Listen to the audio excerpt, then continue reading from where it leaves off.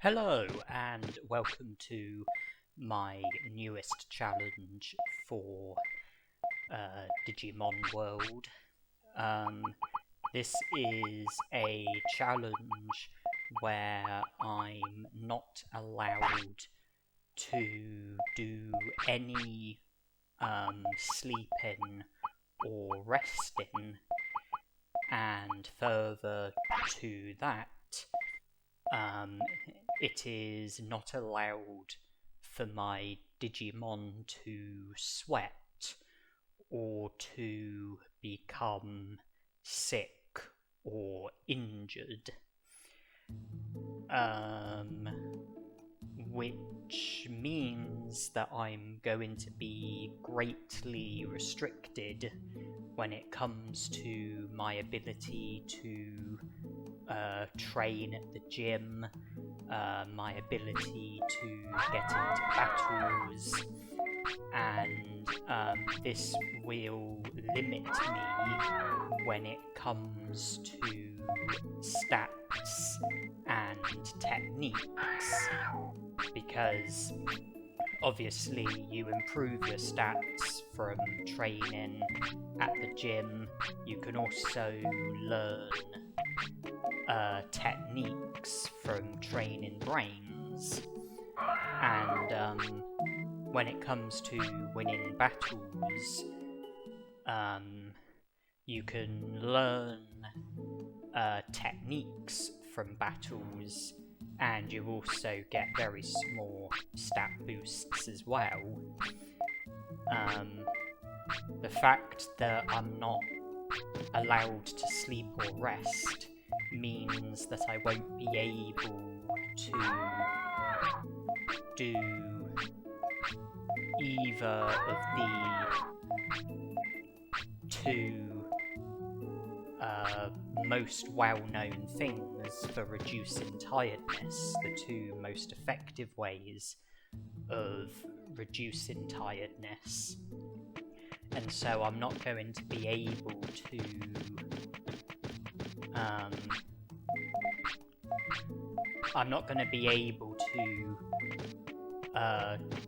train to the extent where the sweat bubble shows. I won't be able to get into battles to the extent where the sweat bubble shows.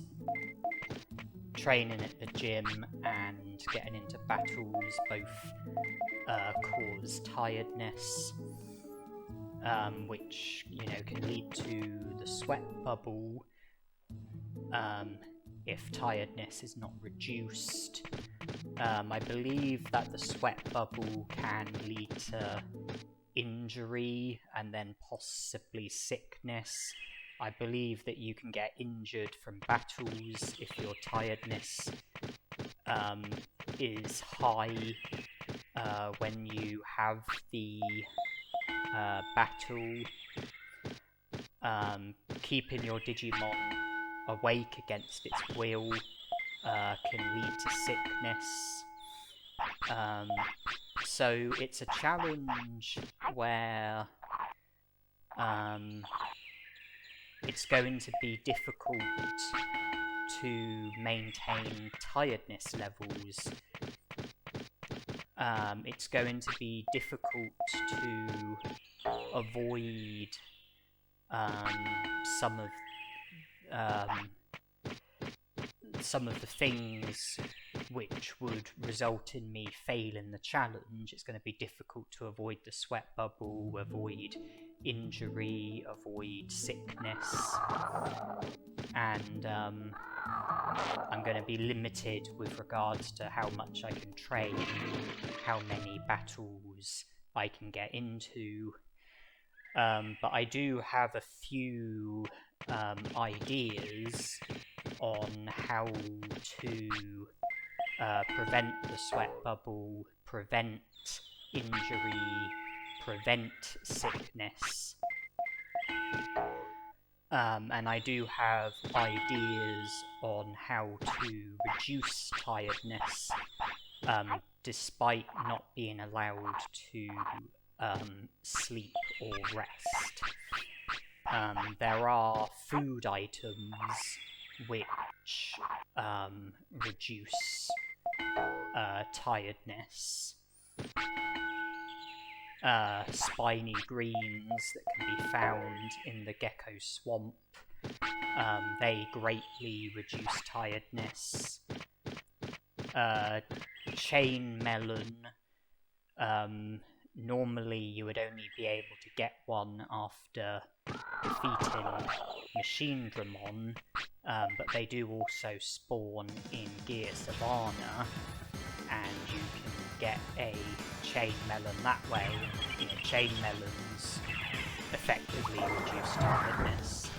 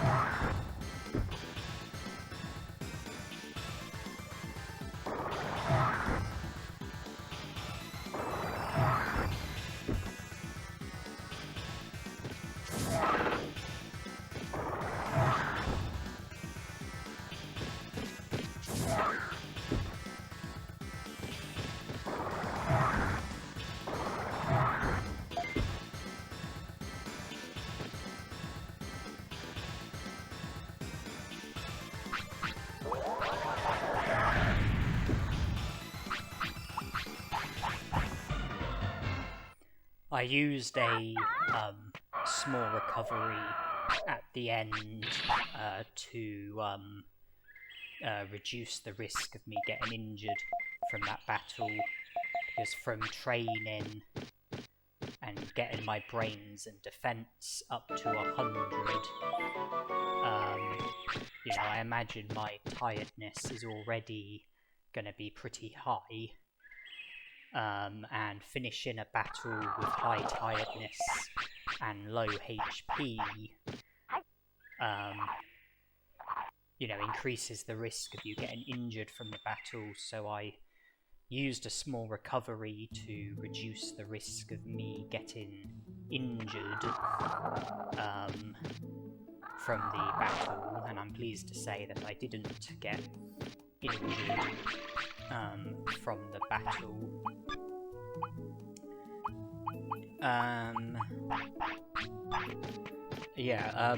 Talking about food items that reduce tiredness, sirloins, they reduce tiredness, but only by a very small amount. The restaurant food reduces tiredness, but only by a very small amount. HappyMushrooms, they reduce tiredness by a fair amount.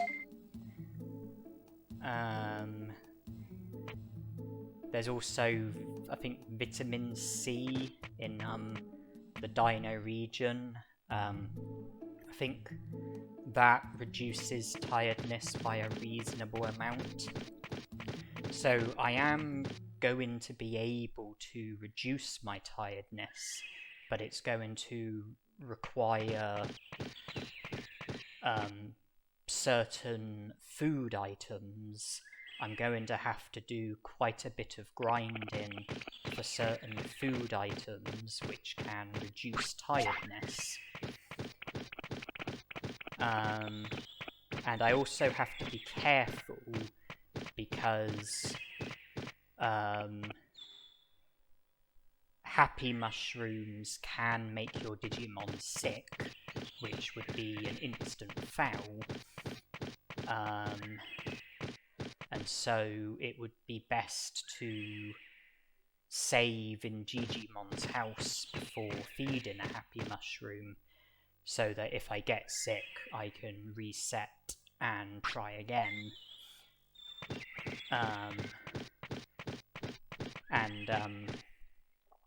You know, ensure that I, you know, don't get sick from feeding a Happy Mushroom to my Digimon. Chain Melon, I think, has a small risk of causing sickness. But Vitamin C, sirloins, restaurant food, I don't think there's any risk of sickness from any of that.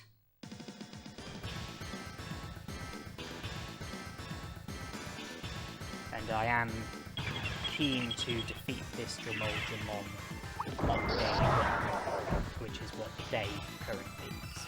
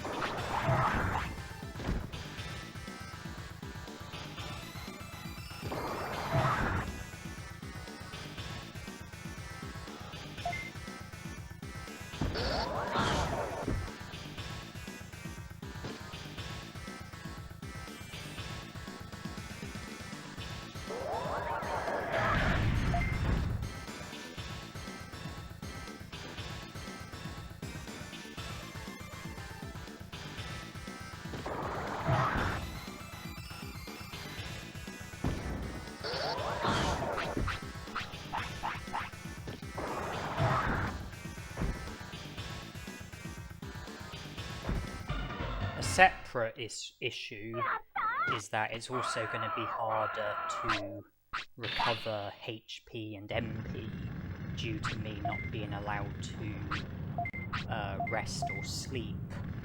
I'm going to have to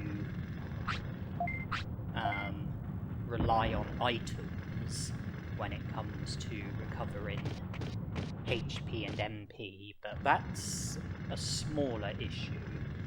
The main issue is tiredness and, you know, the need to grind for certain food items that can reduce tiredness and trying to avoid getting sickness from such items.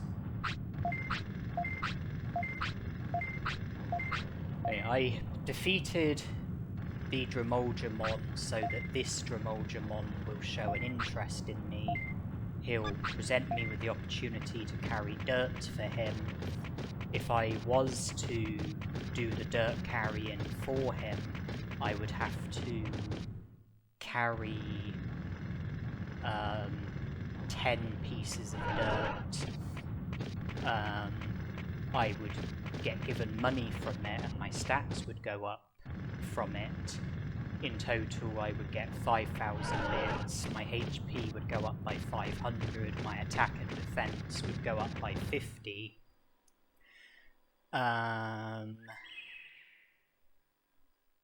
But carrying dirt is very tiring, and so I've decided not to do the dirt carrying. If you speak to him and agree to do the dirt carrying, then you'll be able to access the next part of the drill tunnel as soon as you finish carrying the dirt. If you just leave and re-enter, you'll have a clear path. And if you don't do the dirt carrying, then he will still, you know, dig through to the next area, but it won't happen until 5 days after you speak to him. It's day 1 today, which means that day 6 is when I'll have access to the next part of the drill tunnel. You know, I didn't want to have to have the tiresome job of doing the dirt carrying. I wanted to, you know, do it the way that I've chosen to do it. And I wanted to make sure that I defeated the Drimogemon on the first day, so that I could speak to the other Drimogemon on the first day, so that I would have access to the next part of the drill tunnel on day 6, the earliest that it would be possible under these circumstances.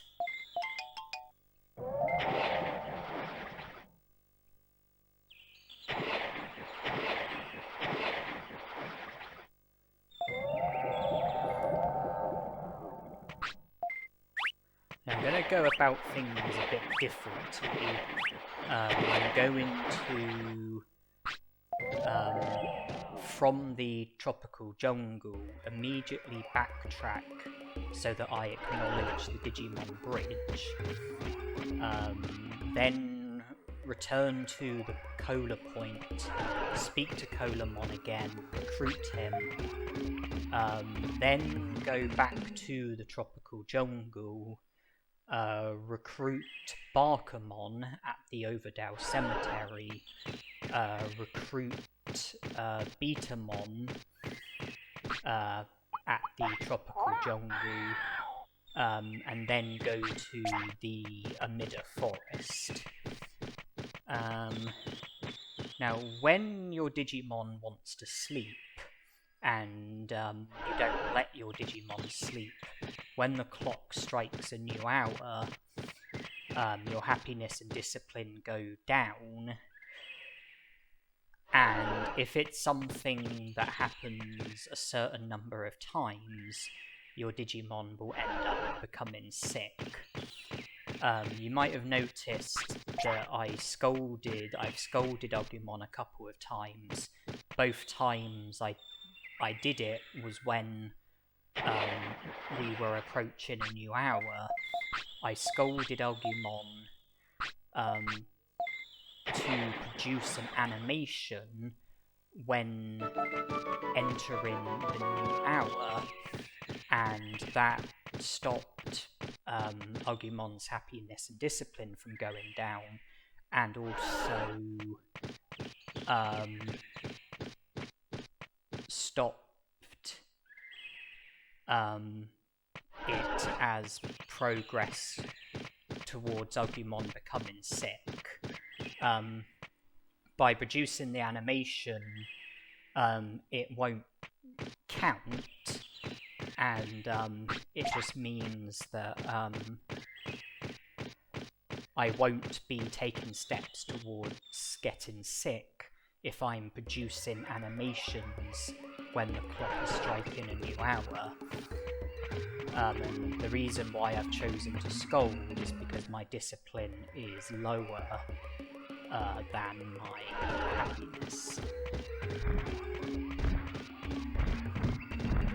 Because I could praise and increase happiness while lowering discipline, or scold and increase discipline while lowering happiness. Okay, there's the animation, what I'm talking about. And you know, with my discipline being lower than my happiness, to me it makes more sense, at least for the time being, to scold rather than praise. But praising and scolding isn't the only way of producing animations. Feeding your Digimon when the clock strikes a new hour is a good way to produce an animation. Offering an item to your Digimon is a good way of going about it. So I'm not solely dependent on praising and scolding. You know, there are other ways of being able to produce animations.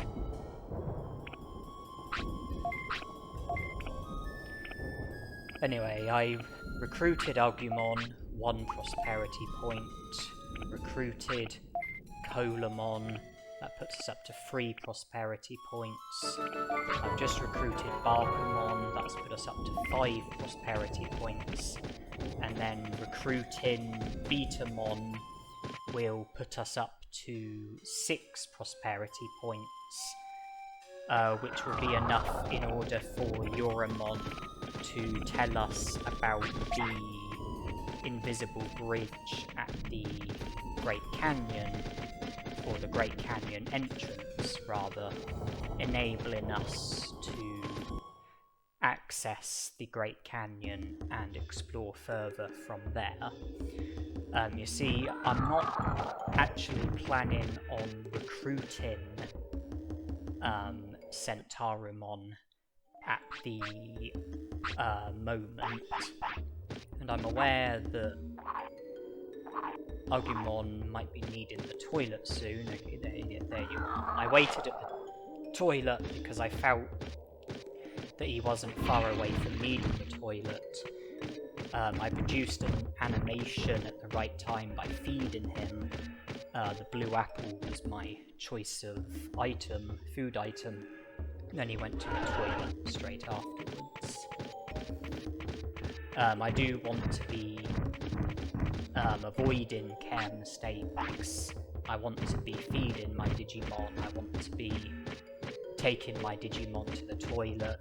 I want to be, you know, having good happiness and discipline. I have a feeling that repeatedly failing to feed your Digimon can also lead to sickness. So there's importance with, you know, making sure that my Digimon is well fed. That puts us up to 6 prosperity points. I'm now going to go to the Amida Forest, but my intention is not to recruit Centarumon here and now. Instead, my intention is to grind for HappyMushrooms. There are a variety of different items in the Amida Forest prior to you recruiting Centarumon, and I want to use this as an opportunity to grind for HappyMushrooms. And I would like to try and get a total of 6 HappyMushrooms. One of them will be intended for Moldgemon in Friesland, the Moldgemon trade.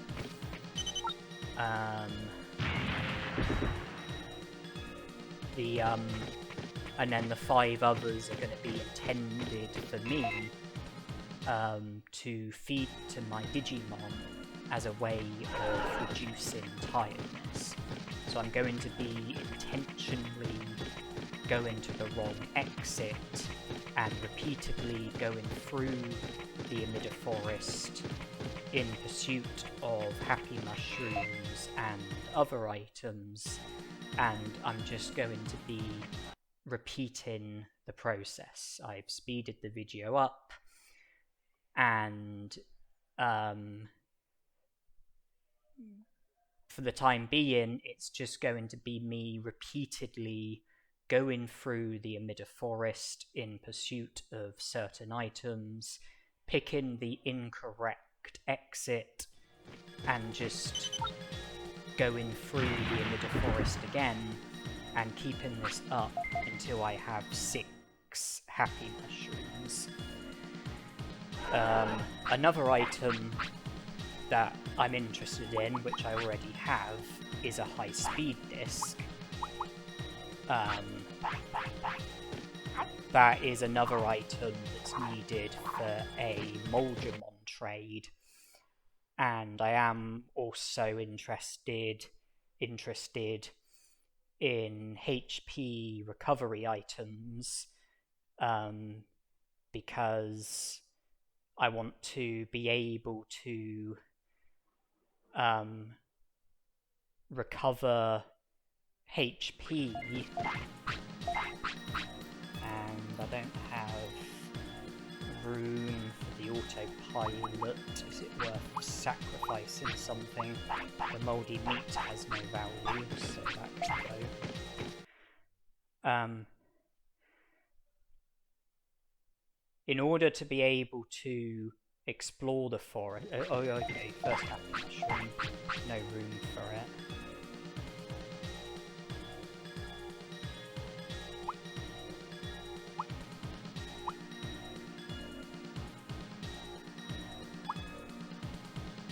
I think the MP floppy has the least value, and I'll use it rather than discard it so that I can at least recover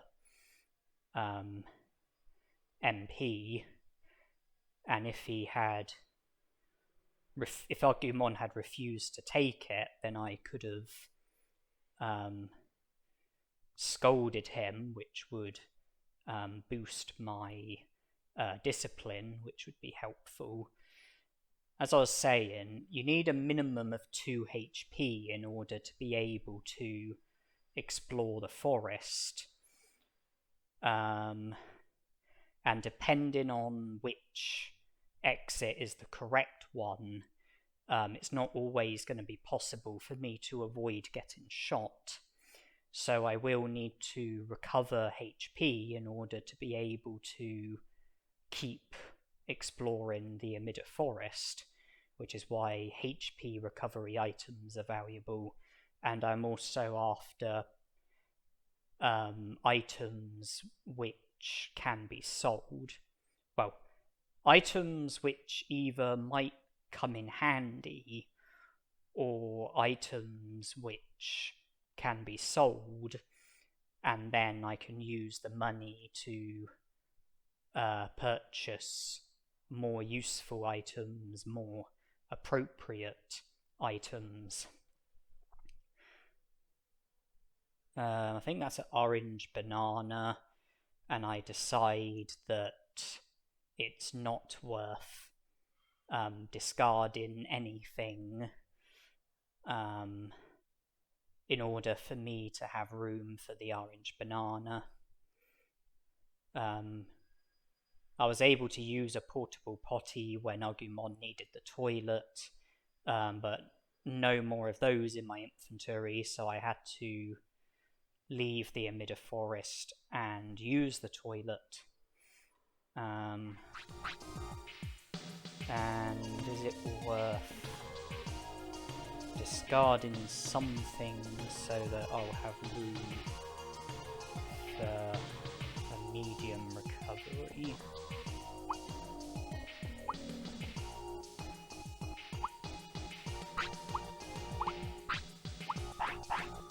I decide to discard the Omnidisc.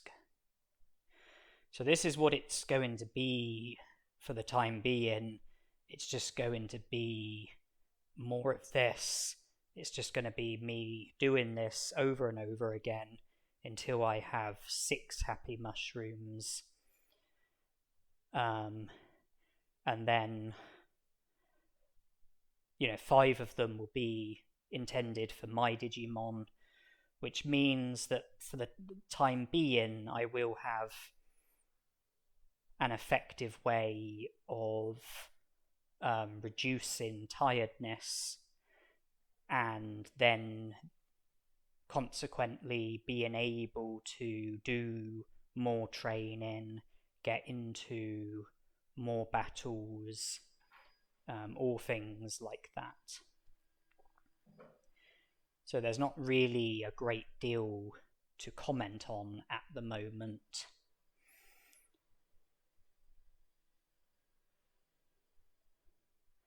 And the reason why I don't want to recruit Centarumon is because I don't want to lose the opportunity to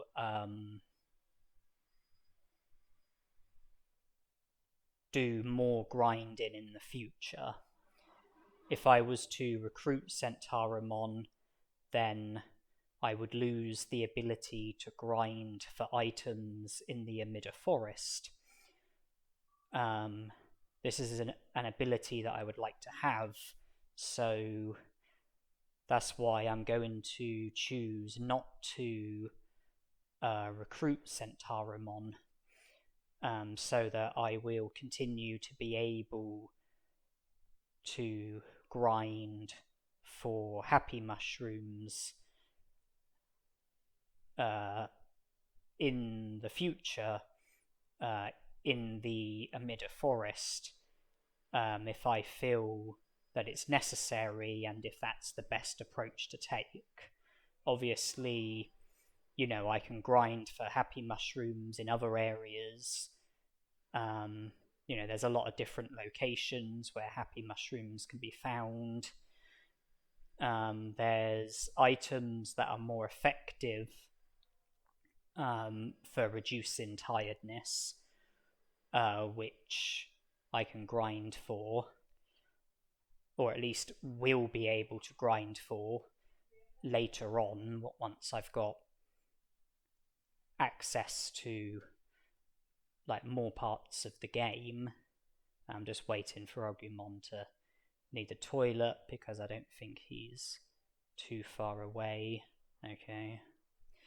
But yeah, I'm like grinding for chain melons at Gear Savannah, grinding for spiny greens at the Gecko Swamp. You know, these reduce more tiredness than HappyMushrooms. Chain melons have a smaller risk of causing sickness, a much smaller risk, and spiny greens I don't think have any risk. Usually when I grind in the Amida Forest, I would also grind for a mouldy meat to help with recruiting Frigimon, because if you go to Friesland with a Digimon who can't tolerate cold weather very well, and the Digimon becomes sick, you get rescued by Frigimon. Oh, and we're up to the target of 6 HappyMushrooms. And now I'm just going to autopilot back to the city. What was I saying? I was saying something and then I got distracted.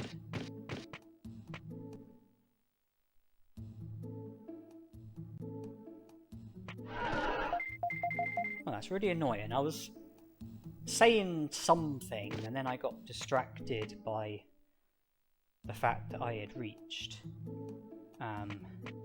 6 HappyMushrooms, and now I've completely forgotten what it was that I was saying.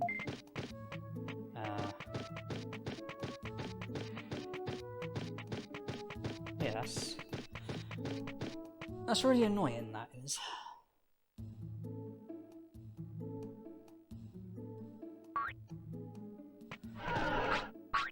But I've got HappyMushrooms, and if I save in Digimon's house before giving HappyMushrooms to Agumon, then that way, if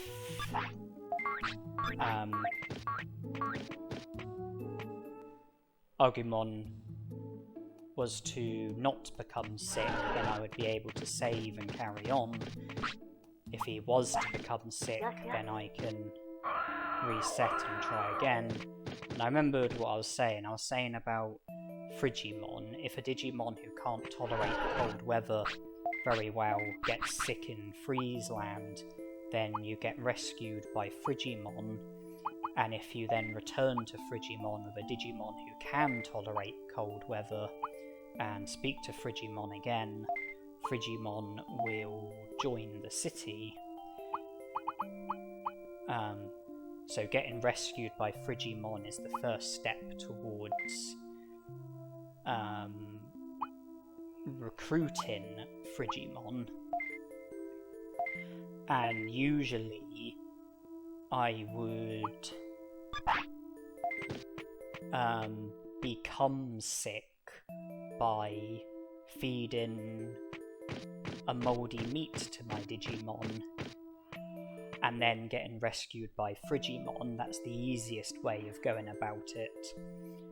But obviously one of the restrictions of this challenge is that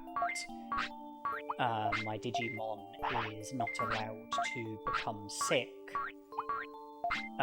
Therefore, it's not going to be possible to recruit Frigimon. That's 2 prosperity points which won't be achievable, which means that the most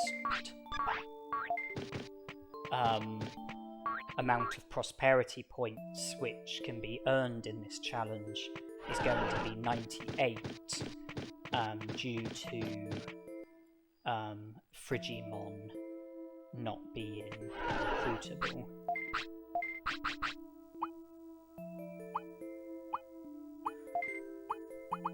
Okay, well, with the items that I collected at the Amida Forest, which I didn't consider to be that useful, I sold them, and I've been able to use the money to max out on meat and also purchase some small recoveries and medium recoveries. And I might as well increase my discipline and lower my happiness, because giving a happy mushroom to Agumon will increase happiness. So the happiness that was lost can be recovered from feeding a happy mushroom to Agumon.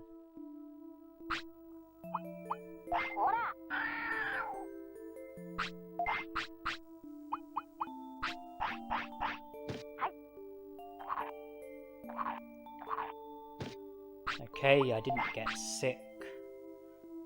Tiredness has gone down. Happiness has gone up.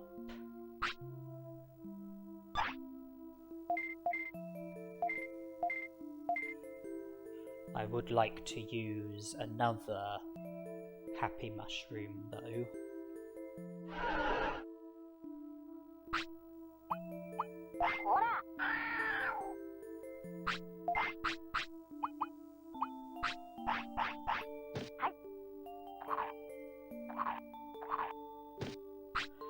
Alright, tiredness should now be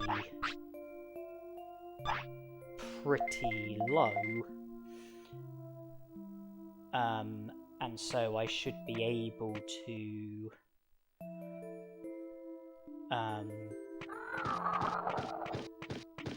do more training and get into more battles without needing to worry about the sweat bubble. The only problem is that training when Agumon wants to sleep is not a good idea,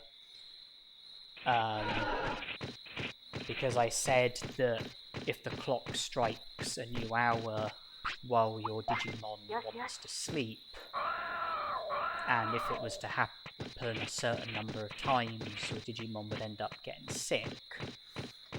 And, okay, Agumon wants to eat, so I think I'm actually going to go back to Digimon's house and give him one more Happy Mushroom. That should reduce tiredness to the minimum, putting me in the best possible position.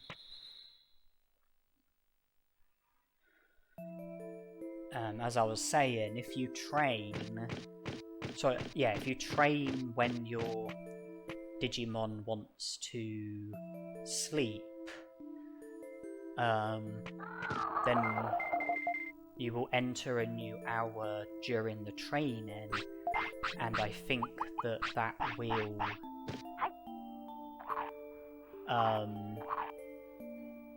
count towards your Digimon becoming sick, and if you were to do it a certain number of times, then your Digimon would end up becoming sick. So I want to only be training when my Digimon doesn't want to sleep. As for getting into battles, each battle that you get into lasts 20 minutes, and it's okay as long as you don't enter the next hour during the battle. So if you enter the battle when the next hour is less than 20 minutes away, then you would enter the next hour during the battle, which I think is a problem. But if you enter the battle where the next hour is more than 20 minutes away, and you finish the battle on the same hour, that won't be a problem.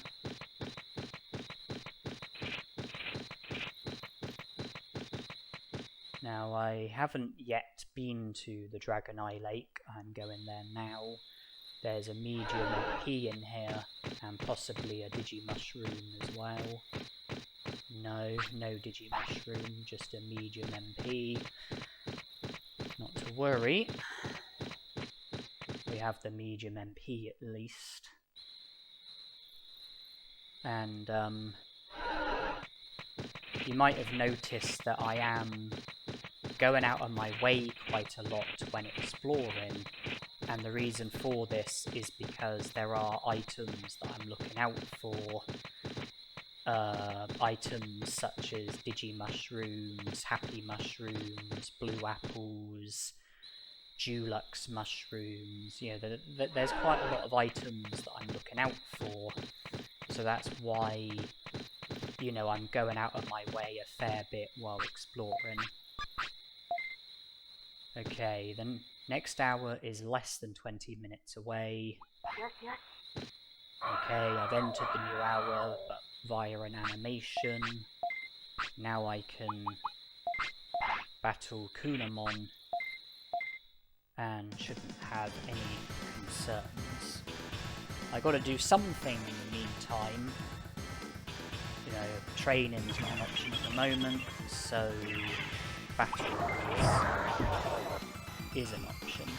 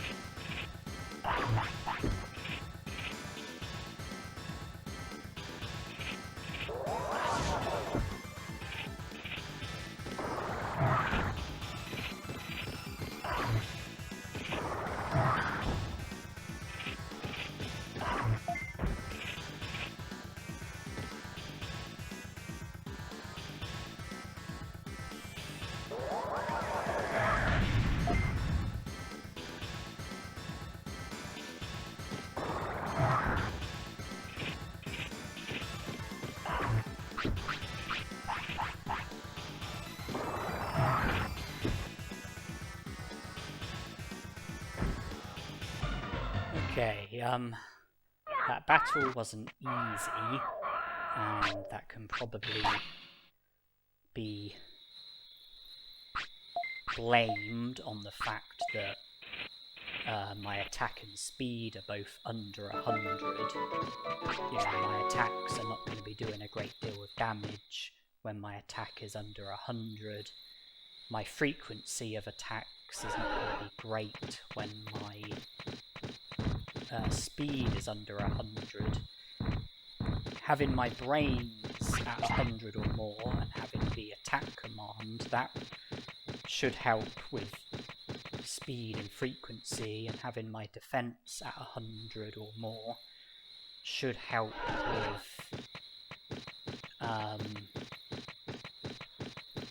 you know, attacks doing less damage against me. But it can't be denied that the battles are not going great. Right, I want to wait till the next hour. Enter via an animation. I now have the battle against Palmon. This will put us up to 8 prosperity points, I believe.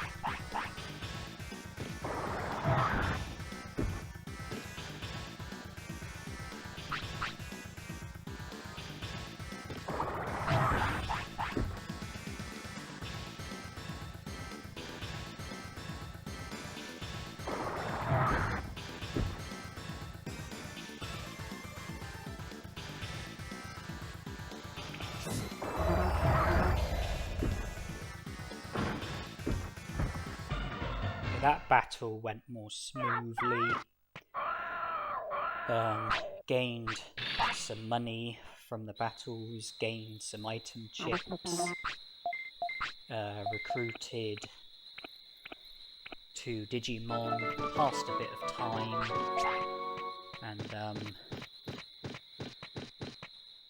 the Kunemon recruitment is good, because I now have the shortcut that he's created, the shortcut from the city to the Digimon bridge. As for Palmon, I now have giant meat. Obviously she upgrades the meat farm. It's going to be giant meat instead of standard meat. Giant meat is one of the items that's needed for a Drimogemon trade in Friesland, and you have to recruit Palmon in order to be able to recruit Frigimon, because when you recruit Palmon, Tainamon moves to a different area. And if you speak to Tainamon when you have a minimum of 9 prosperity points, she'll say about a strange plant that's growing in the tropical jungle. And also, when Tainamon moves to the new area, a rain plant will grow next to her on the 15th day of each year, and the rain plant is needed in order to be able to recruit Frigimon. I think it's 2 AM. I think Agumon no longer wants to sleep once it gets to 4 AM. So we don't have too much longer before we will be able to do more training.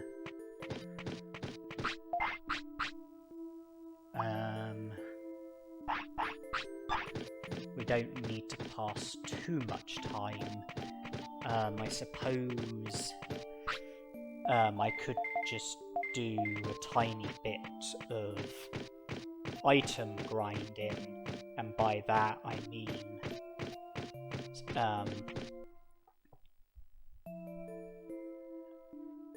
like going through the native forest looking for like Digimushrooms, HappyMushrooms,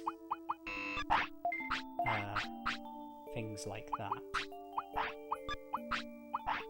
Decided to put one giant meat into the item bank because I want to have one giant meat safe for the Moldgemons. Yeah, for the Moldgemon trade. And yeah, I suppose I can do just a bit of basic item grinding until 4 AM. Digimushrooms are useful because they're one of the items that's needed for a Moldgemon trade. And in exchange you get a medium recovery, which is a very good trade. Medium recoveries cost 500 bits to purchase. They recover HP by 1500.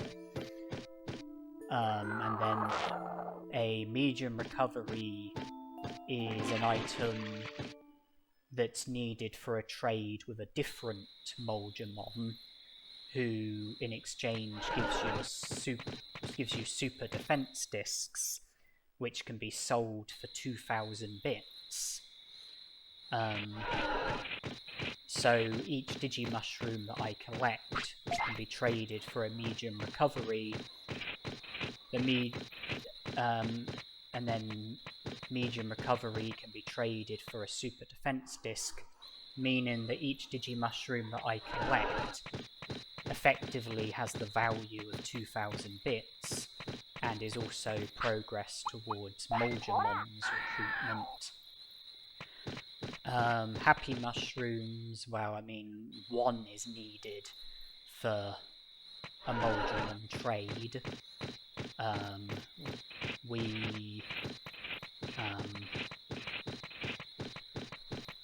We already have more than one, but HappyMushrooms in this challenge are particularly useful because of their ability to reduce tiredness.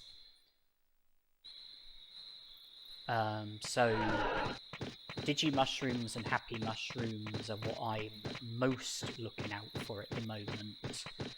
But there are other items that can come in handy. Not necessarily available in the native forest, but certainly available in the game. Spiny greens greatly reduce tiredness. Chain melons greatly reduce tiredness. Vitamin C reduces tiredness by a fair amount. Blue apples boost happiness by a fair amount. Ice mushrooms greatly boost discipline. Dulux mushrooms increase all of your stats by a small amount. So, there's definitely items worth looking out for. At the moment, the focus is mostly on Digimushrooms and HappyMushrooms, and we have now entered 4 AM, so I can do more training, and it would be nice to get my attack and speed both up to a minimum of 100.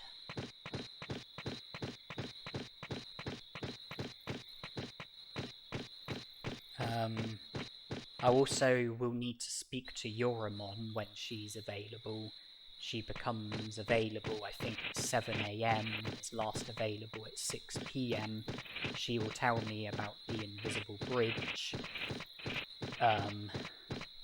enabling me to go to the Great Canyon and the areas beyond that.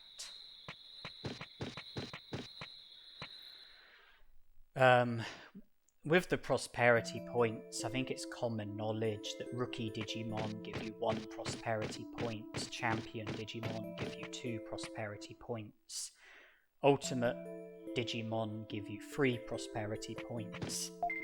The only exception is that there are 3 champion Digimon who aren't considered to be very good, and because of this they only score you 1 prosperity point.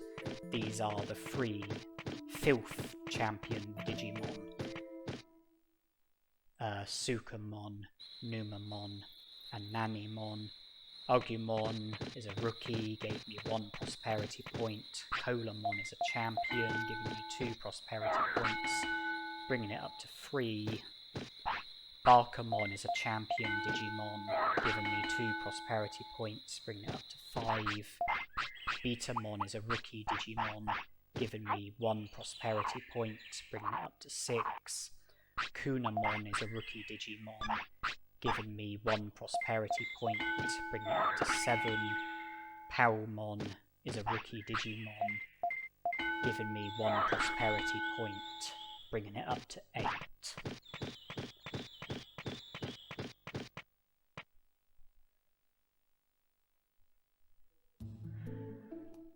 I've certainly got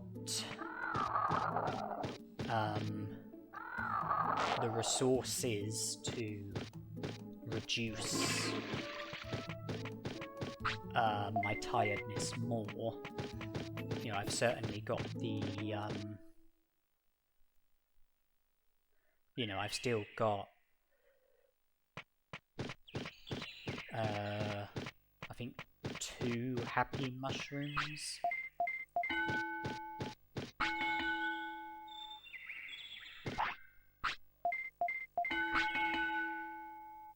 But I do also want to be thinking about entering the Great Canyon and exploring areas beyond that. Going to Friesland. There's a defense chip at the Great Canyon Bridge. I can do some of the Mulgemon trades, most significantly trade in Digimushrooms for medium recoveries, trade in medium recoveries for super defense discs and selling them at a very nice profit. Attempt to recruit Penguinmon, attempt to defeat Otamamon and have access to the Volume Villa.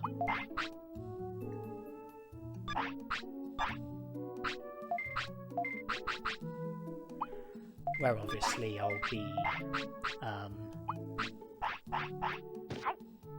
told about the Cherrymon in the Misty Trees, collecting the old rod at Trash Mountain, recruiting Sukamon, recruiting Biyomon, recruiting Elecmon.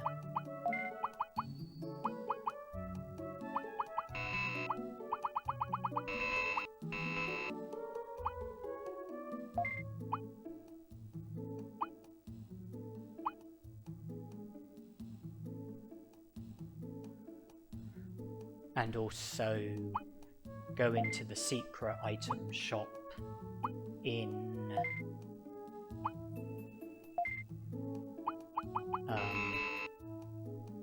Gear Savannah and purchasing Digimon cards to the value of 300 merit points,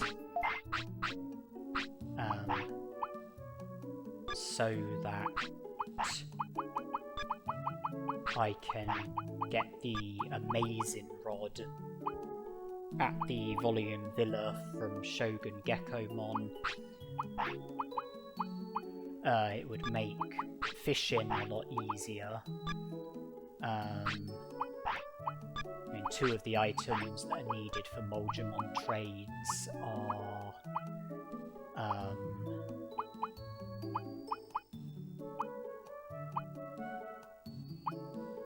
fish. One is a Digi-Anchovy, one is a black trout.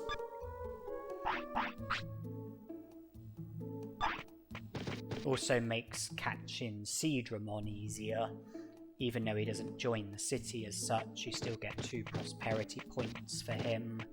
He gives you access to Beetle Land, where you can immediately recruit Coelamon, and if you've already recruited Greymon, then you'll be able to recruit Cherrymon as well.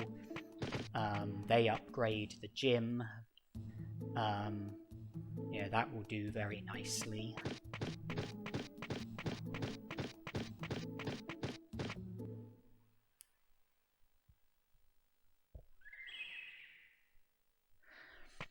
And the blue flute that Centarumon gives you, that would come in handy, because if I have it in my inventory and my Digimon wants to sleep and I'm approaching the next hour, I can produce an animation by offering my Digimon the blue flute. My Digimon will decline it, but the animation will still do its job. There won't be any progress towards getting sick, and my happiness and discipline won't be affected. Because if you produce an animation by scolding, then, you know, your discipline goes up, but your happiness goes down. If you produce an animation by praising, then your happiness goes up, but your discipline goes down. If you produce an animation by offering your Digimon an item, and it's an item that they definitely can't take, then your happiness and discipline won't be affected in any sort of way. So it's just a sort of preferable way of producing an animation. I know that you can produce an animation by offering food items to your Digimon when your Digimon wants to eat, but you're dependent on timing, you know, you're dependent on your Digimon wanting to eat, so that, you know, you can feed them at the right time. And, you know, you can feed you can offer different items to a Digimon, maybe small recovery, maybe MP floppy, but your Digimon might take the item. With the discipline that we've got, I think it's a certainty that our Digimon would take the item, and unless we need to recover HP or MP, then, you know, the use of like a small recovery or MP floppy could be seen as wasteful.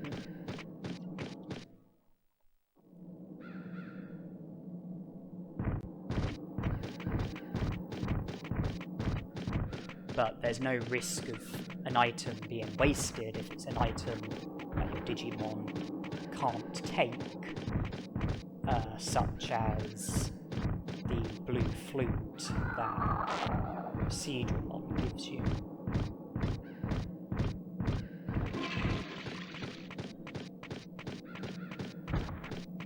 So yes, I'm in the Great Canyon and I'm making progress towards, you know, the progress that I mentioned, which I, you know, intend to pursue, you know, Freeze Land, the Mulgemon trades, all the other stuff that I mentioned, and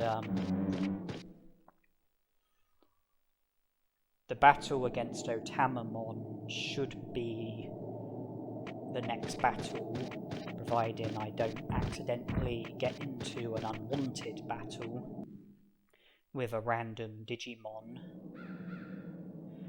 And I was, concerned about infantry space, which is why I don't have any small recoveries or MP floppies in my inventory. And, I did feed one of each to my Digimon to, recover HP and MP. But I don't have any small recoveries or MP floppies in my inventory, to try and help with inventory space. I knew that I was going to need Digimushrooms in my inventory for trades. I knew I was going to need HappyMushrooms in my inventory for trades. I knew the high-speed discs were going to be needed. I knew medium recoveries were going to be needed for trading.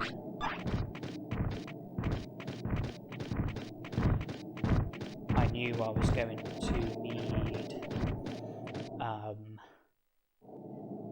meat so that I could feed my Digimon. I knew I was going to be collecting a defense chip. And I knew that I would be looking out for items while exploring, and that I might end up collecting items that would fill up my inventory even more, be it ice mushrooms, blue apples, deluxe mushrooms, prickly pears, whatever it might be. I wanted to have enough inventory space. And let's put that aside and let's focus on curling. You have to win a curling match against Penguinmon in order for him to join the city. If you lose the match, then in order to be able to have a rematch against him, you have to return with a fish. And he will challenge you again. If you beat him, he'll join the city. If you lose again, then you'll have to return with another fish and just keep going like that until you eventually win. I tend to... If I have any pegged stones, I tend to use the pegged stones first, because if you can land them on a good spot, then they'll be stuck there for the rest of the match, and your opponent won't be able to knock them off. And then, that aside, pegged stones aside, my general rule is use heavier stones first, because it's harder for your opponent to knock heavier stones off of good spots. It's harder to knock heavier stones onto bad spots. So I feel safer, using sort of heavier stones early on, and then lighter stones, it's much easier for your opponent to knock them about. It's much easier for light stones to get knocked off of good spots, much easier for them to get knocked onto bad spots. And further to that, if you end up in a position where you might need to knock one of your opponent's stones off of a good spot or onto a bad spot, then the lighter stones are much better for this than the heavier stones. So I use the heavier stones first. And this is not looking good.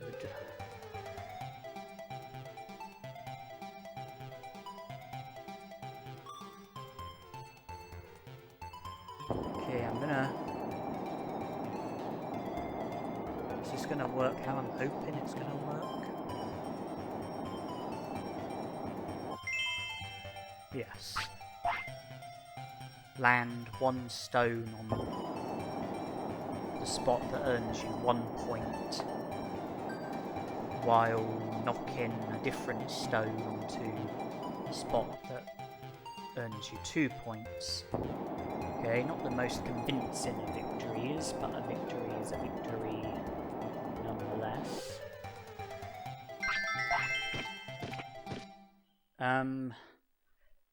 The Otamamon battle might seem like a bit of a concern because I don't have any MP floppies on me or small recoveries. I do have medium recoveries, but they're going to be traded for super defense discs. Well, before I battle Otamamon, I plan to go to Gear Savannah first, go to the secret item shop, sell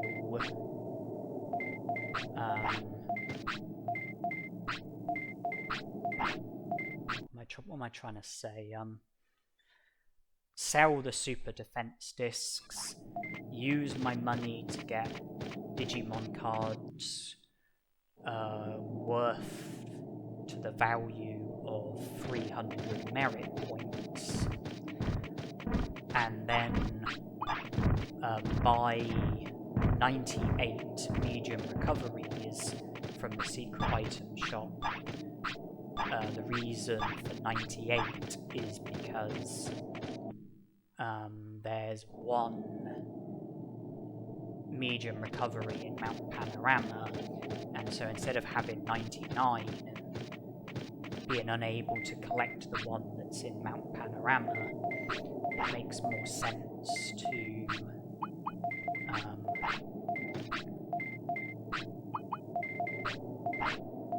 have 98 and then be able to collect the one in Mount Panorama, bringing it up to 99.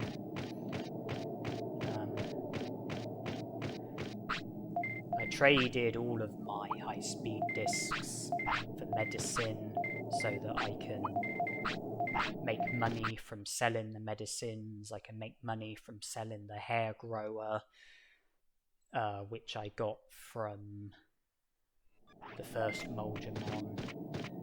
The super defense discs will be responsible for the majority of money that I make. And yes, after the secret item shop, I can then battle Otamamon. I can use medium recoveries to restore HP. I mean, it is a bit wasteful, using items that restore HP by 1500 when the HP that I've got is well under 1500. But, I was all about wanting to have enough inventory space. So I didn't want small recoveries in my inventory. And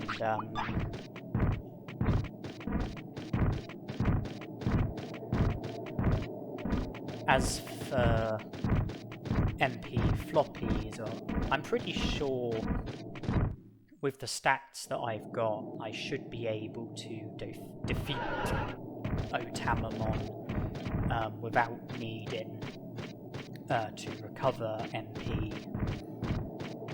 So I'm not hugely concerned about MP or having the ability to recover MP, but HP is definitely a concern.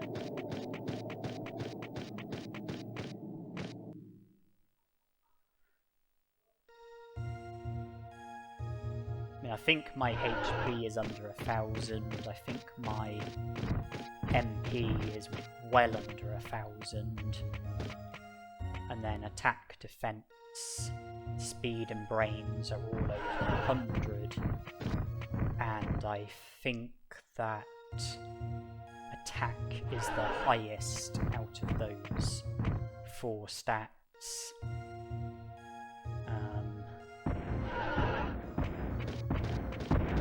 With that in mind, and the fact that I'm using Spitfire, the speed of my attacks should be pretty good. The amount of damage that I inflict upon Otamamon should be okay, considering, you know, he's of basic opposition. The attack command will definitely help with the speed and frequency of my attacks, and the defense that I've got should be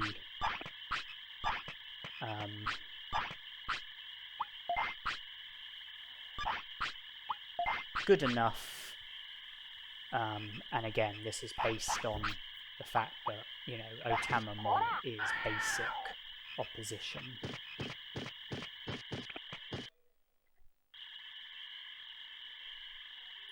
Yeah, and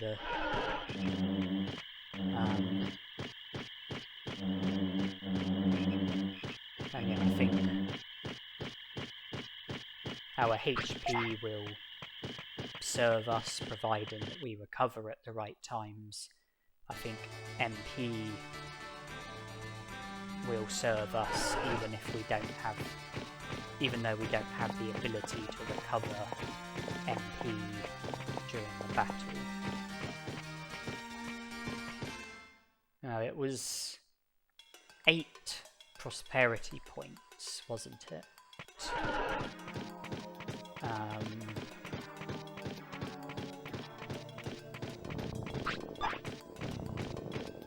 Because we haven't recruited Centarumon.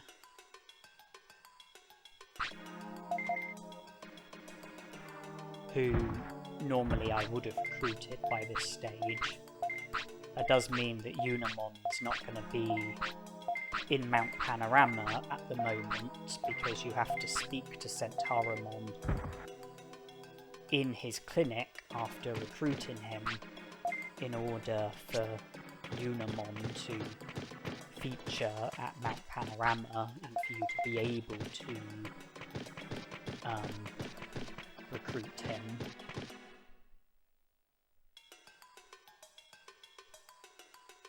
But I think it was 8 prosperity points. I think Penguinmon made it 9. I think Sukamon made it 10. We do at least have enough prosperity points for Tainamon to tell us about the strange plant that's growing in the tropical jungle.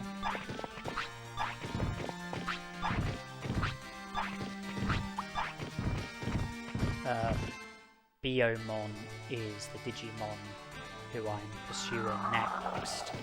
She will bring us up to 11 prosperity points.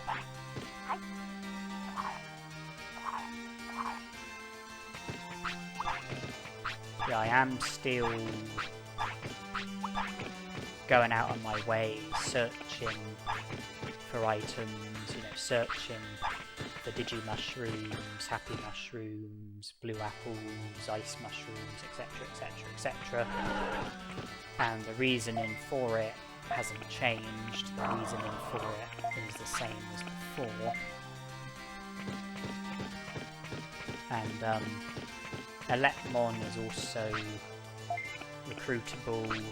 He will bring us up to 12 prosperity points. But I'm not going to recruit him at the first opportunity. I'm going to wait a bit because in order to get to where the secret item shop is, I have to pass through where Elecmon is, and then when returning to the Gecko Swamp for the Otamamon battle, I'll have to, you know, again pass through the area where Elecmon is, and then when I'm done at the Volume Villa, I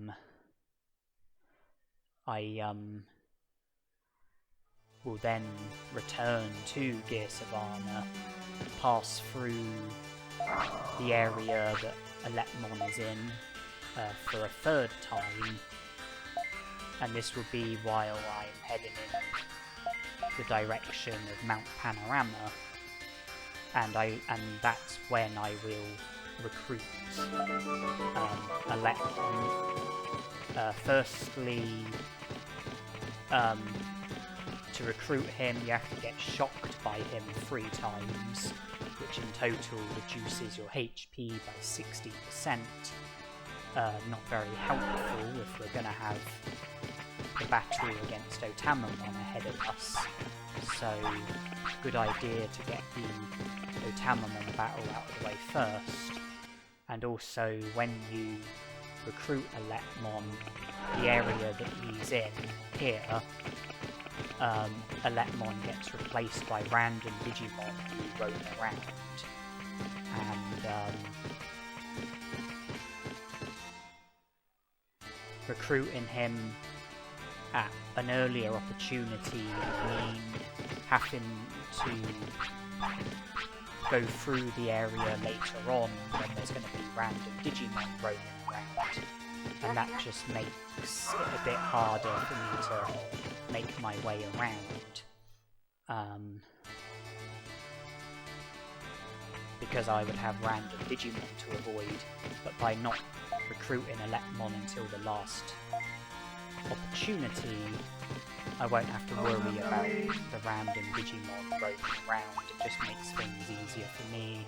I am very bad at avoiding random Digimon roaming around.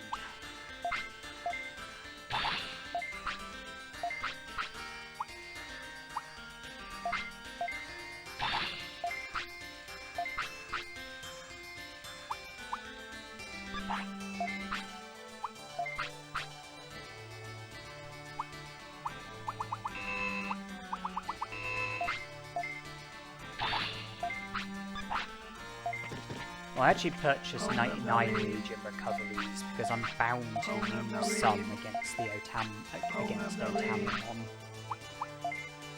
And so the one in... And so I'm bound to be able to collect the one in Mount Panorama. Okay, we're up to 160 merit points. Got the value of it. Not interested in any of that, so let's now buy packs of 3.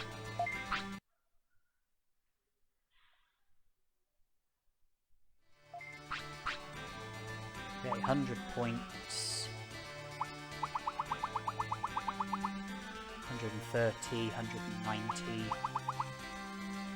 250, 260, 270, 280, 285, 290, 295, 300, 310,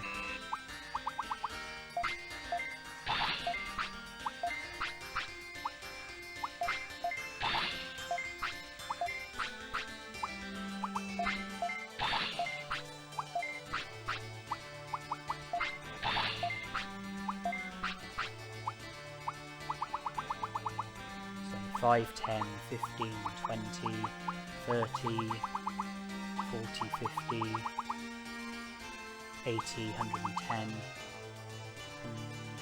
140, 170, 200, 300. I've actually chosen not to sell the hair grower just yet, because when I digivolve from Agumon to a champion Digimon, it's possible that I might not have the blue flute by that point.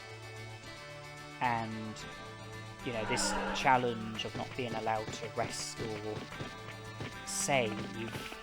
rest or sleep, you know, not being allowed to get sick or injured or have the sweat bubble, you know, it's a challenge which, you know, I have to abide by from start to finish. You know, it's not just the case with Agumon, it's going to be the case with any other Digimon that I have. And, you know, I'm going to want to, at times, produce animations when entering new hours. And if I have a champion Digimon and I offer them the hair grower, they won't be able to take it, they will reject it, and it's an easy way of getting an animation without any potential downfalls. So I'm holding on to the hair grower for now, just in case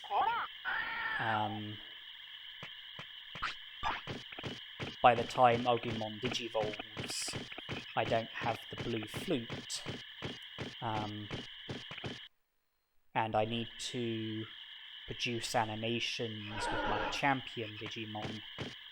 You know, I can do it with the hair grower.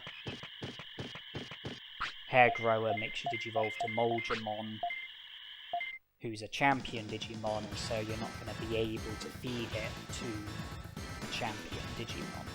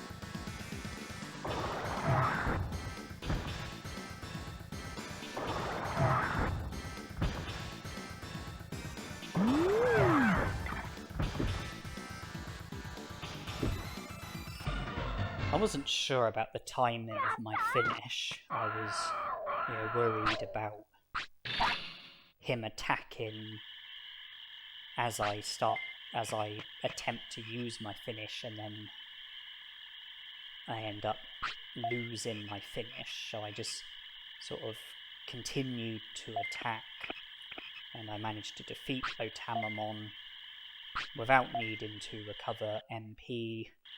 And I think I used 2 medium recoveries in total, and finished the battle with a very healthy amount of HP left over, which would have gone a long way with reducing the risk of injury, and I'm pleased to say that Agumon did not get injured.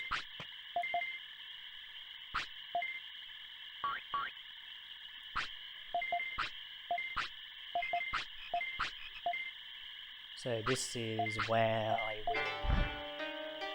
Well, I mean, because of this interaction, I can now easily go to Cherrymon in the Misty Trees and have access to Toy Town. And by trading in the Digimon cards that I've got, I will be able to purchase the amazing rod, and now I shouldn't have any trouble with fishing. It should be easy for me to catch fish. It should be easier to catch Centarumon than what it would be with the standard old rod. I'm now going to be going back to the Gear Savannah, but only to travel through it. You know, I'm heading for Mount Panorama. I can recruit Elecmon, which I think puts us up to 12 prosperity points. And then go through Mount Panorama, collect the items that are there, acknowledge the crop circle that's there as progress towards Vedamon's recruit. Continue to look out for food items lying around. Continue to look for food items lying around. Kunemon won't be there, but by travelling from Mount Panorama to the native forest, it will clear the boulders, meaning that there will be clear access from the native forest to Mount Panorama and vice versa. Similar to how we have quick and easy access from the city to the Digimon Bridge, and vice versa. Now, I'm choosing to recover HP because I don't want to get into an accidental battle and get defeated. And Agumon needs the toilet.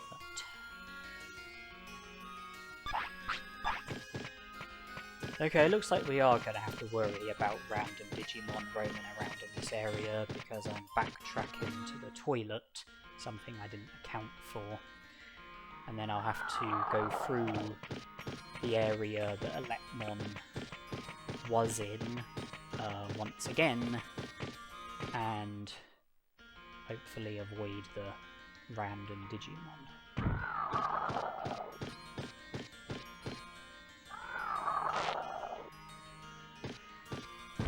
And yeah, I don't want to get into an accidental battle with low HP and then get defeated. I would want to enter a battle with a healthy amount of HP so that I've got chance to run away from the battle if I feel that it's a battle that's not worth having, which probably is how I would feel, to be honest. And even if it's a battle that I choose to proceed with, you know, it's much safer to enter the battle with a larger amount of HP than a lower amount of HP, because I could get defeated before I get the chance to recover HP in the battle if it's a battle that I want to see through. And I've already explained, you know, with running away from battles,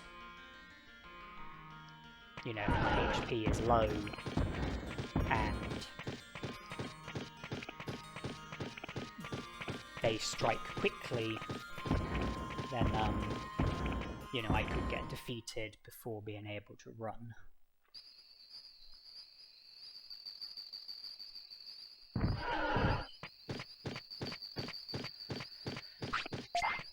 Yes, we're pretty much just about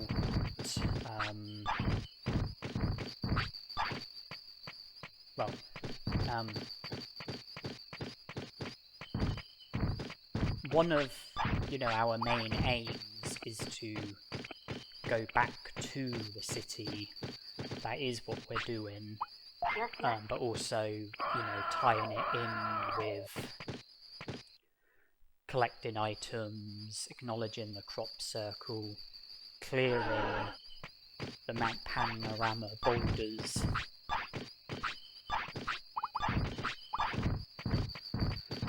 I'll be able to catch a Digianchovy and black trout for Moldramon trades, and I think that would be 6 of the items.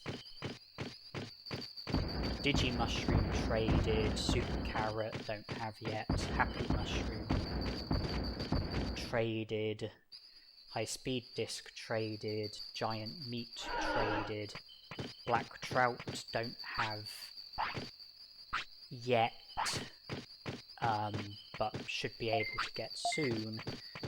Medium Recovery traded, Omnifloppy not traded, Digianchovy not traded, but should be able to have soon. Yeah, in order to recruit Moldramon, you just have to trade at least one of every item with every Moldramon. 3 Moldramons in total, each want to trade 3 items, that's 9 items between them. You just have to trade at least one of the 3 items with each Moldramon, trade at least one of the 9 items in total, and then the Moldramon that you do the 9th and final trade with is the Moldramon who will join the city, whereas the other 2 Moldramons will remain in Friesland. This means that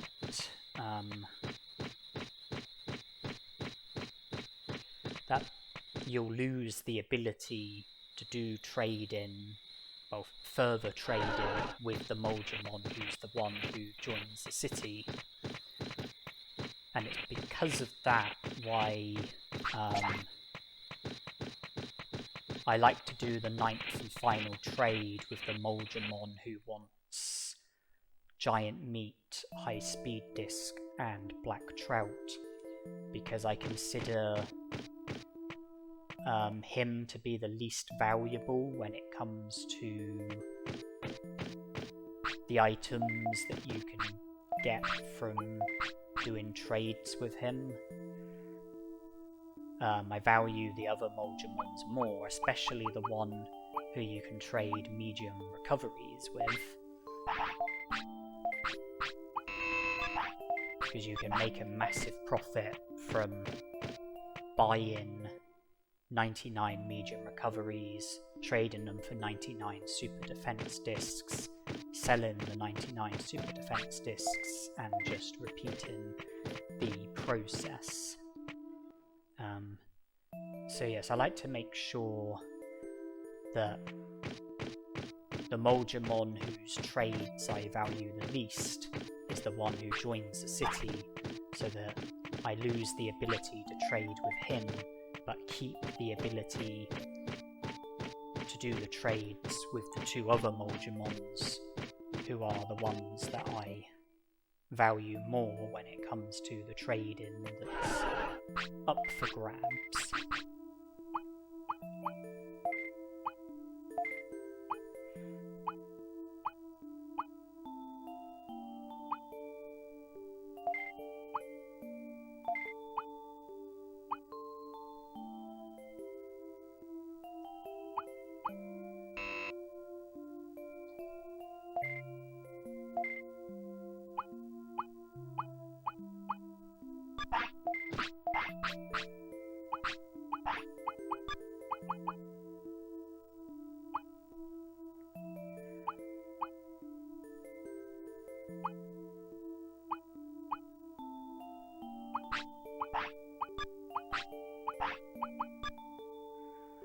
My money isn't spectacular, my items is not spectacular, but I have easy access to Friesland, where I can do more trades with the Molgemons, trade in medium recoveries for super defense discs, selling the super defense discs, making a big profit from it, repeating the process until, you know, I've got enough money in order to be satisfied with the money that I've got, as well as the items that I'm able to buy with it.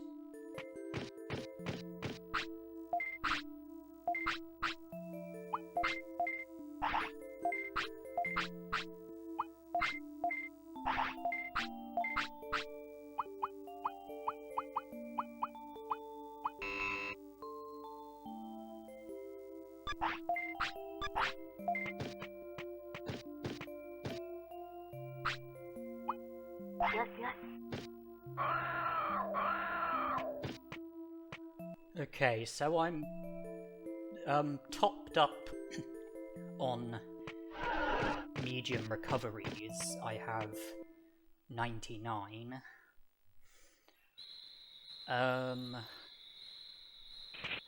What I'm gonna do from here is go to the Dragon Eye Lake and catch a Digianchovy and black trout in preparation for the Molgemon trades. And I will head to Friesland shortly afterwards. But I won't go straight to Friesland. I won't take the black trout with me to Friesland. I will take the Digianchovy, but I will put the black trout in the item bank.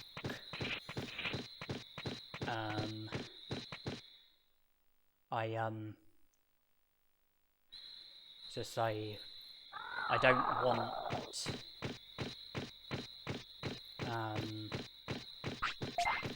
to do all 3 trades.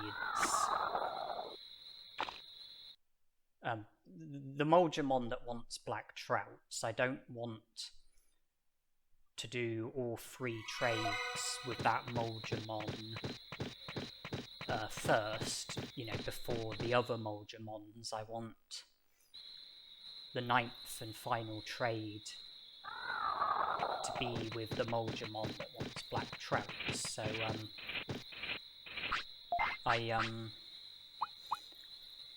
I'll put the black trout into the item bank and won't trade it with the Molgemon that wants the black trout until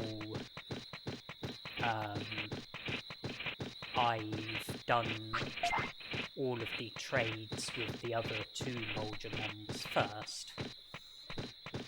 I will take the Digianchovy to Friesland. I will trade that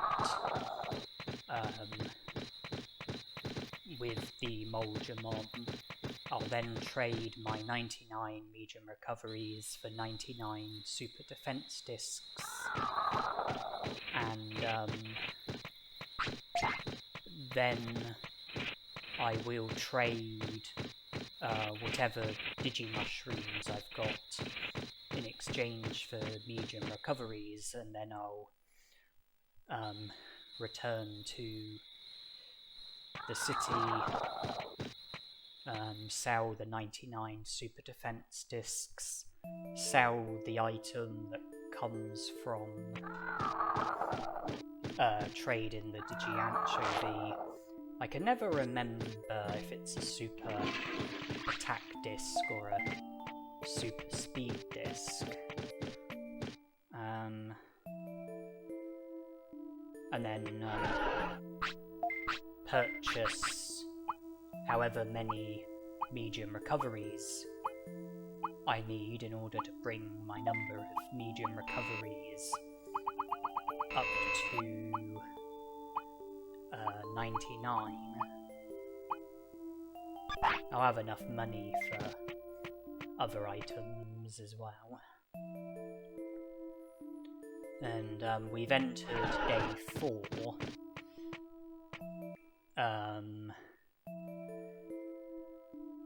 Which means that today is the day that Agumon is going to Digivolve.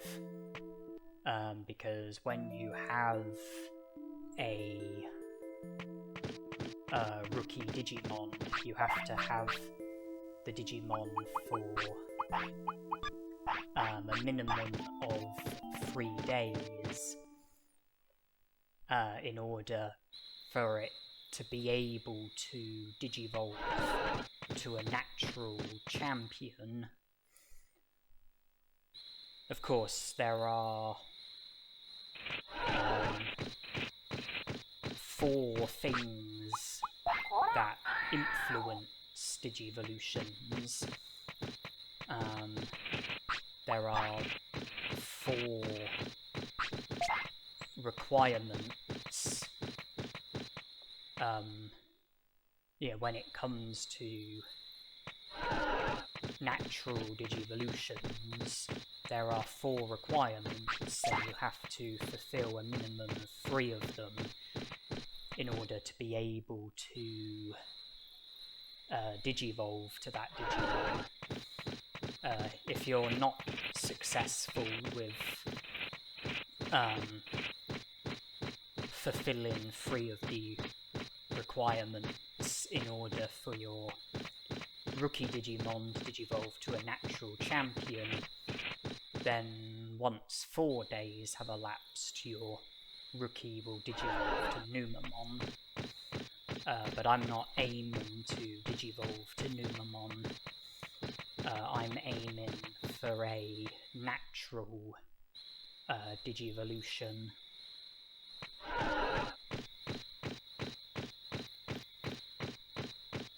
So this would be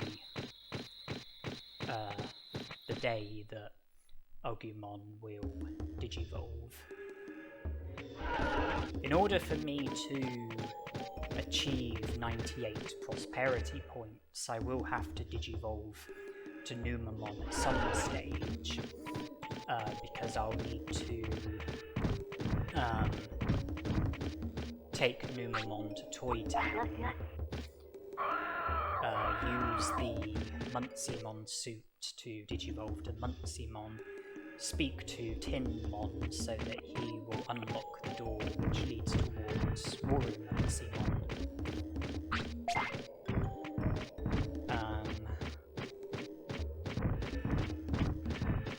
And then it will be possible to battle Muncymon, which leads to you being able to recruit Muncymon. It's also part of the requirement for recruiting Nanimon, because one of the areas that Nanimon spawns at is the room that you battle Muncymon in. But I'm gonna leave that until my following lifespan. I'm going to aim for a natural Digivolution in this lifespan and aim to see to everything apart from Toy Town, and then fade away, and then in the next lifespan Digivolve from a rookie to Numamon, and then Digivolve from Numamon to Muncymon, and then see to Toy Town.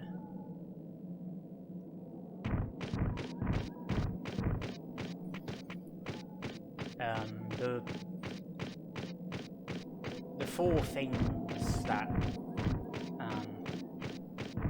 influence Digivolutions, there's stats, care mistakes, weight, and bonus condition.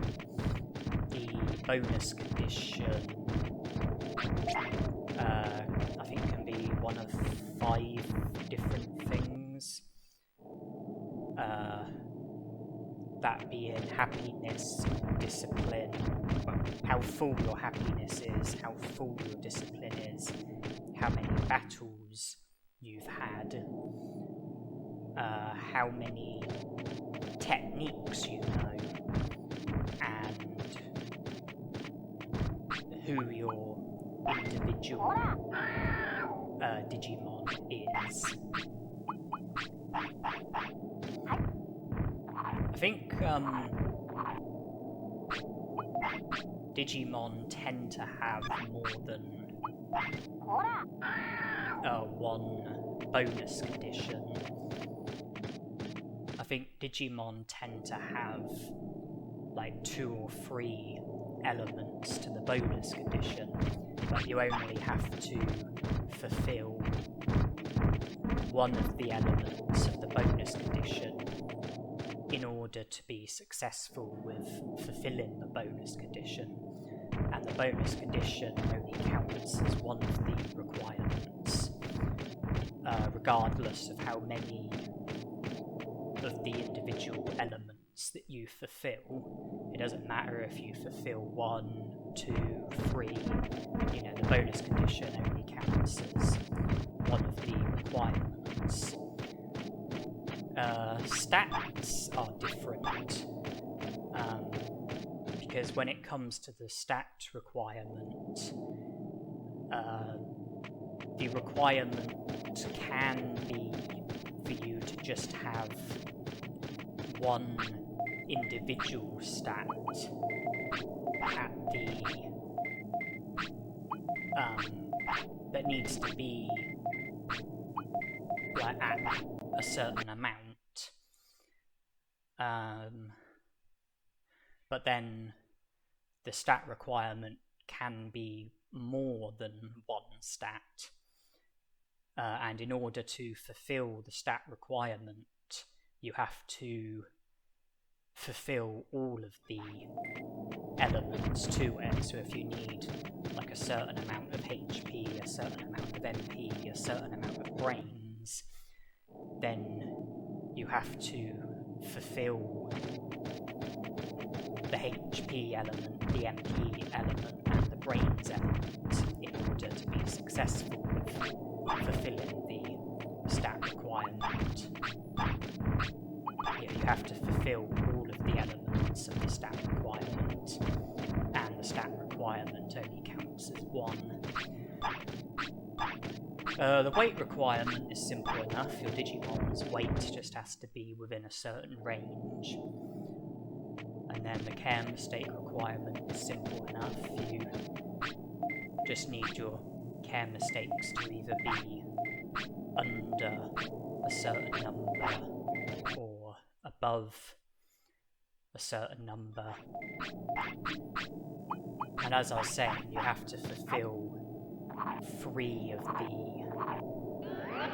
requirements, so you can only afford to foul one of the requirements. If you foul at stats, then you can't foul at anything else. If you foul at the weight requirement, then you can't foul at anything else. If you foul at the bonus condition, then you can't foul at anything else. If you foul at the care mistake requirement, then you can't foul at anything else.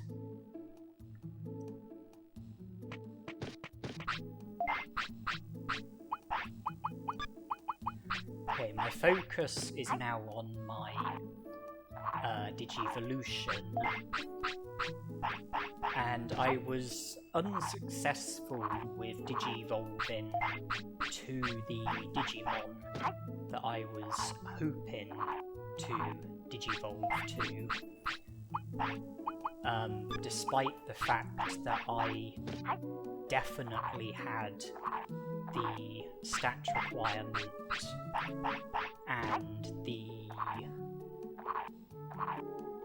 bonus condition,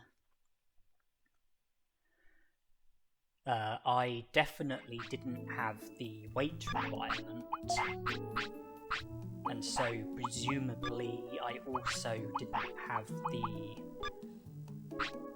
care mistake requirement, and so I force-fed Agumon, as you saw, because I wanted to get his weight up to be within the range of 25 and 35, which I've done. And now I'm offering him small recoveries. Well, was offering him small recoveries in the hope that he would decline, so that I can then scold him in the interest of boosting his discipline, so that I would be fulfilling the bonus condition for the Digimon that I'm aiming for. And I also need to get my attack a tiny bit higher. Well, it doesn't have to be attack, either attack or defense or speed. Because I was digivolving to Centarumon, who's not the Digimon that I wanted, Greymon. Digivolution is happening, and Greymon is the Digimon that I've digivolved to. The care mistake requirement for Greymon is a maximum of 1. The weight requirement is 25 to 35. One of the elements of the bonus condition is for your discipline to be at a minimum of 90%, and the stat requirement is for attack, defense, speed and brains to all be at a minimum of 100. I clearly had the stat requirement and the bonus condition. I clearly didn't have the weight requirement, and so it has to be assumed that I also didn't have the care mistake requirement. It has to be assumed that I only had 2 of the requirements, but by force-feeding Agumon, I managed to get my weight up so that I did have the weight requirement for Greymon. That caused my happiness and discipline to go down, meaning that I no longer had the bonus condition, but by putting my discipline back up, I did then have the bonus condition. And even after doing that, I still digivolved to Centarumon. And the stat requirement for Centarumon is 100 brains, and brains is a very significant stat when it comes to Centarumon. And so I needed, out of attack, defense, speed and brains, I needed brains to be comparatively lower. So I needed to improve either attack or defense or speed, and I chose attack.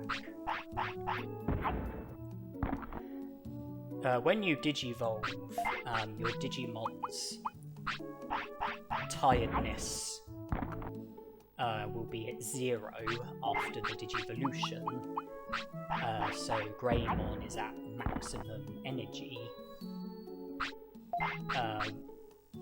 So that's helpful,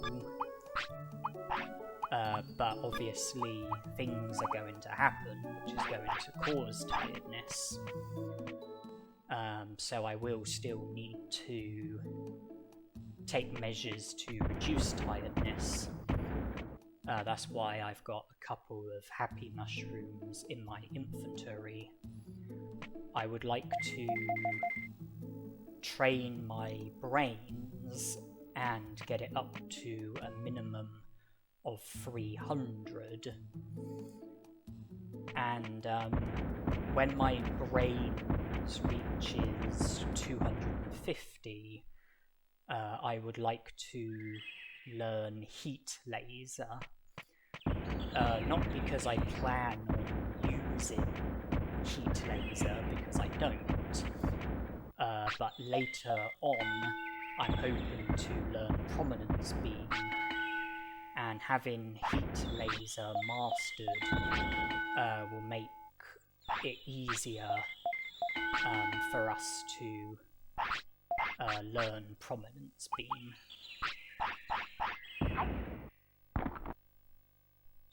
In the Dino region, the Monochromon lookalikes use Prominence Beam, which Greymon can learn, Heat Laser, which Greymon can learn, and Megaton Punch, which Greymon can't learn. And I hope to learn Prominence Beam from battling those Digimon. Okay, I'm one away. I hope to learn Prominence Beam from battling those Digimon. And if I don't have Heat Laser mastered, then Heat Laser can interfere with my attempts to learn Prominence Beam, because I might end up learning Heat Laser from the battle instead of Prominence Beam by having... If Heat Laser is already mastered, then Prominence Beam is the only technique I'll be able to learn. And there's Heat Laser.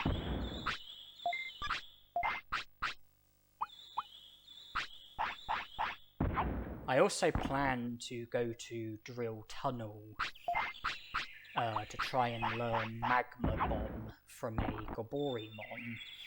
And once again, my focus isn't really on the individual technique that I'm going to learn. You know, my focus wasn't really on Heat Laser, and my focus isn't really on Magma Bomb either. I want to learn Magma Bomb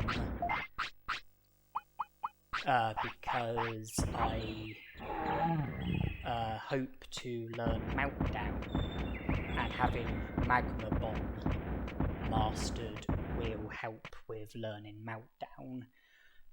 My plan is to learn Meltdown from the battle against Meteormon in the Dino region, and out of the techniques that Meteormon uses, Meltdown and Magma Bomb are techniques that Greymon is able to learn and use, which means that Magma Bomb can interfere with learning Meltdown the same way that Heat Laser can interfere with learning Prominence Beam. But by already having Magma Bomb mastered, it means that Meltdown will be the only technique that I'll be able to learn for the battle against Meteormon.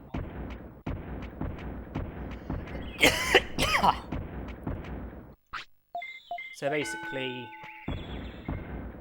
I'm not really interested in Heat Laser or Magma Bomb. It's just about helping with learning Prominence Beam and Meltdown, two techniques that I am interested in. Now usually I wouldn't train when my Digimon wants to sleep, and I've already explained why that is, because I think it will be progress towards sickness, but I'm very eager to get my brains up to 300, because I want to have the distance command.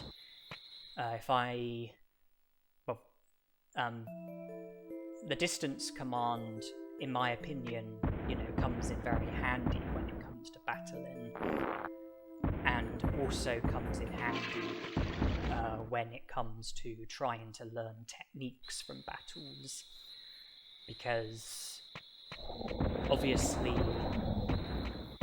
to learn a technique from battle, your Digimon has to be capable of learning the technique that you're trying to learn, and the Digimon that you're battling has to be capable of using the technique, because the technique has to get used in battle in order for you to be able to learn it. And the technique doesn't have to strike you, nor does the technique have to get performed properly. All there needs to be is an attempt to use it. And if you get into a battle intent on learning a technique, then there's no point in defeating the Digimon before it uses the technique or attempts to use the technique, and so by picking the distance command you can stop yourself from attacking the Digimon, and then you can wait for the technique to get used. Then you can defeat the Digimon and have a chance of learning the technique that you're hoping to learn. I have got my brains up to 300. I do have the distance command.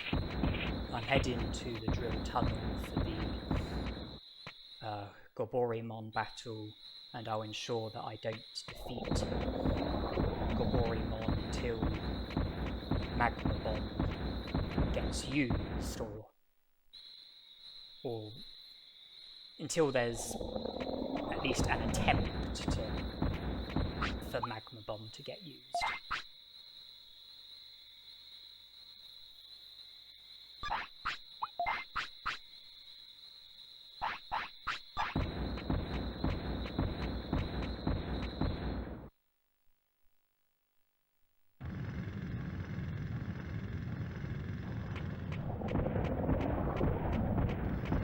I don't want to enter the battle just yet, because I'll enter the next hour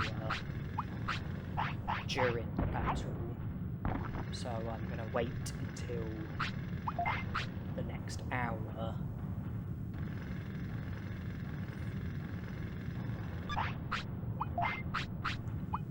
And rather than twiddle my thumbs, I guess it makes sense to spend the time recovering HP and MP ahead of the battle. Okay, that's pretty good.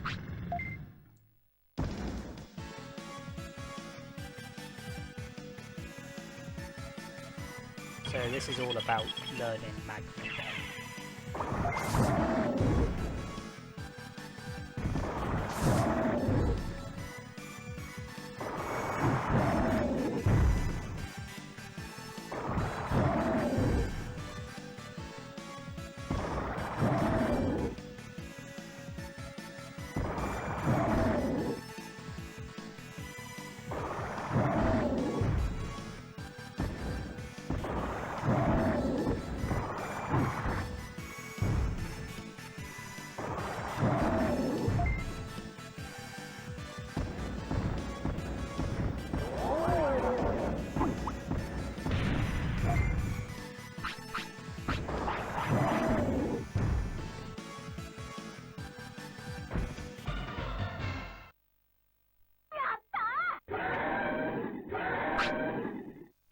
I get it on my first try?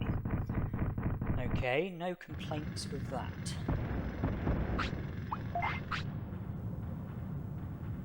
If I just check the guide that I'm using, apparently the chances of Greymon learning Heat Laser were 28%.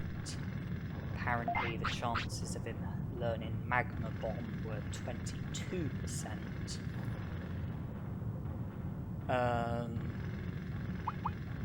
And I aim to learn Prominence Beam before Meltdown. Apparently the chances of Prominence Beam being learned are 17%, and the chances of Meltdown being learned are 14%.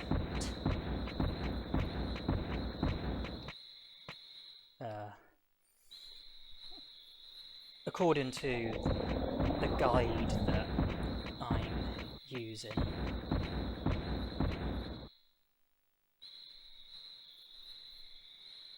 Going back to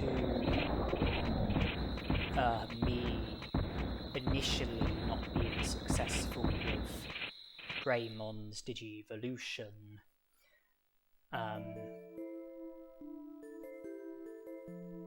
it has to be assumed that I had more than one care mistake, and to the best of my knowledge, I didn't fail to feed Agumon at any point. And I also don't think that Agumon messed on the ground at any point. Because those are both care mistakes, failing to feed your Digimon and having your Digimon mess on the floor. So I guess not letting Agumon sleep must be where the care mistake came from.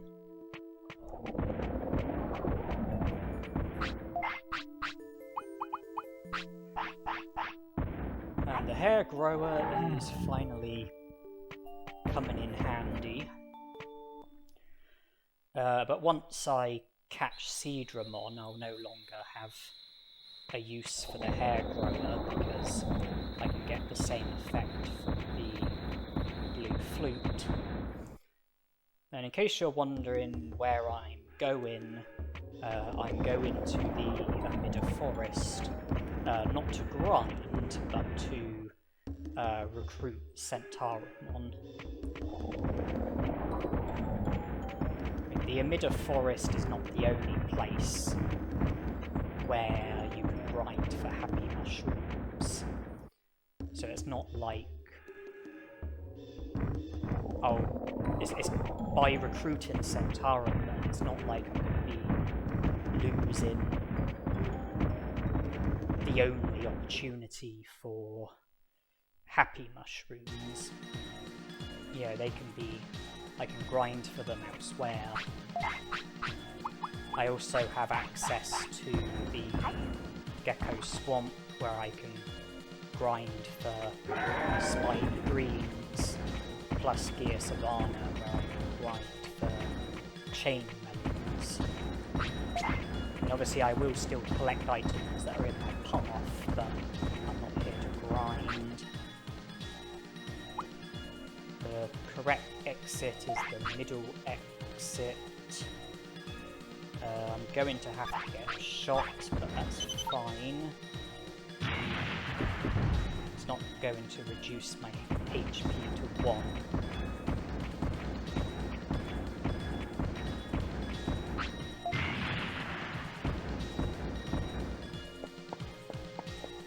And even though I can't rest, I will still go to the clinic and speak to Centarumon just to acknowledge the clinic so that Unimon will feature in Mount Panorama.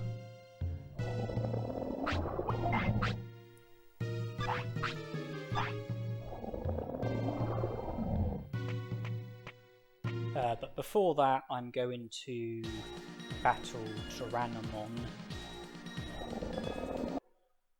Not until I enter the next hour, though.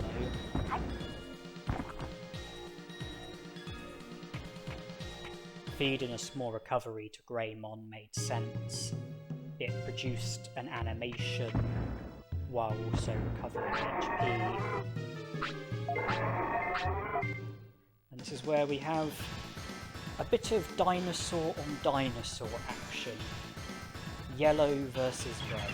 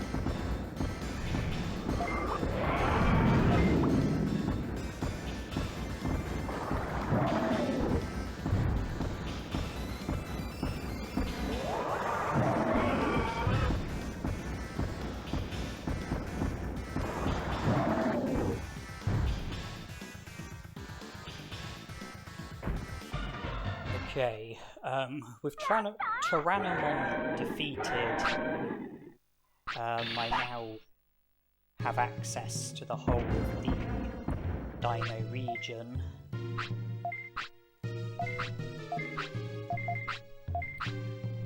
I also have a HP chip, happy me. But I'm not going to go any further with the Dino region at the moment. I just wanted to get Tyrannomon out of the way, get a HP chip, and when I return to the Dino region, the first thing that I will want to do is to try and learn Prominence Beam from the Monochromon lookalikes.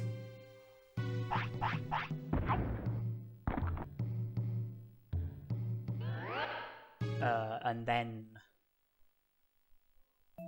it will be about defeating Meteormon and learning Mountdown.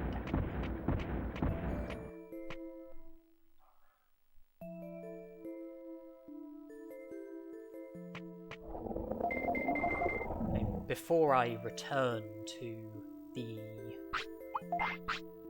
Dino region, I would save first, because battles consume energy, and if I have dreadful luck with learning Prominence Beam, then, you know, every battle that I get into is going to increase tiredness, so I would want to... the learning of Prominence Beam, I wouldn't want it to take too many battles, because I wouldn't want to get too tired from it.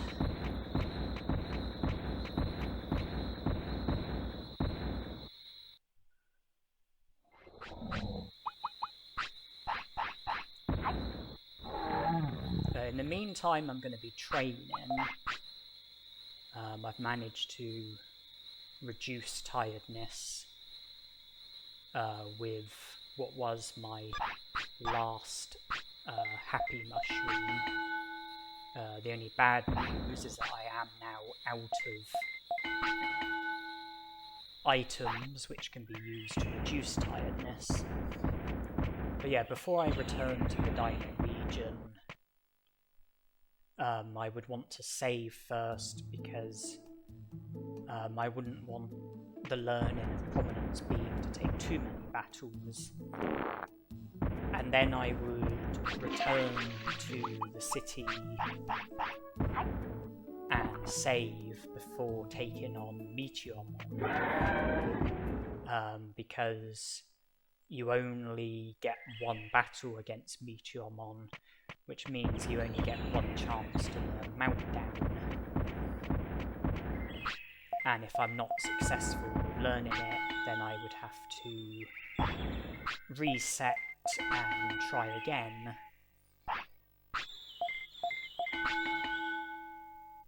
So obviously the progress of learning Prominence Beam, I would want that to be safe, which is why I would want to save in between learning Prominence Beam and learning Mountdown.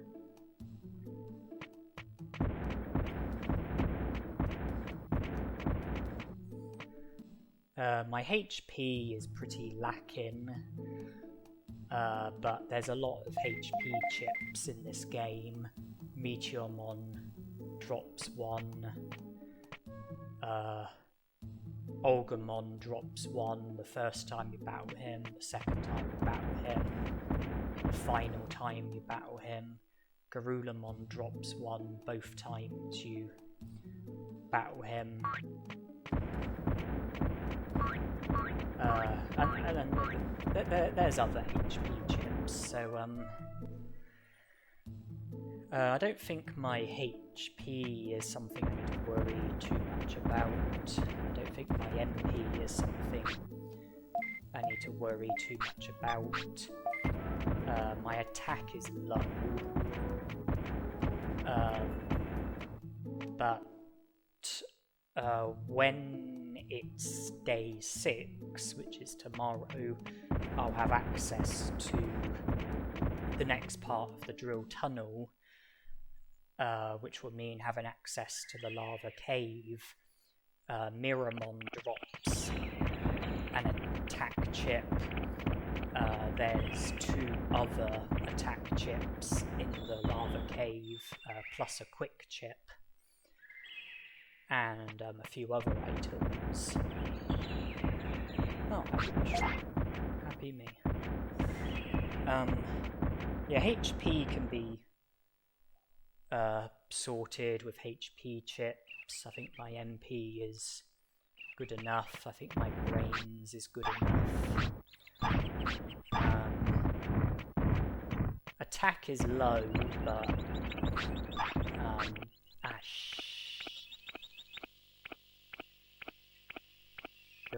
sugar. Well, I didn't want this battle, but I guess I'll have to see it through.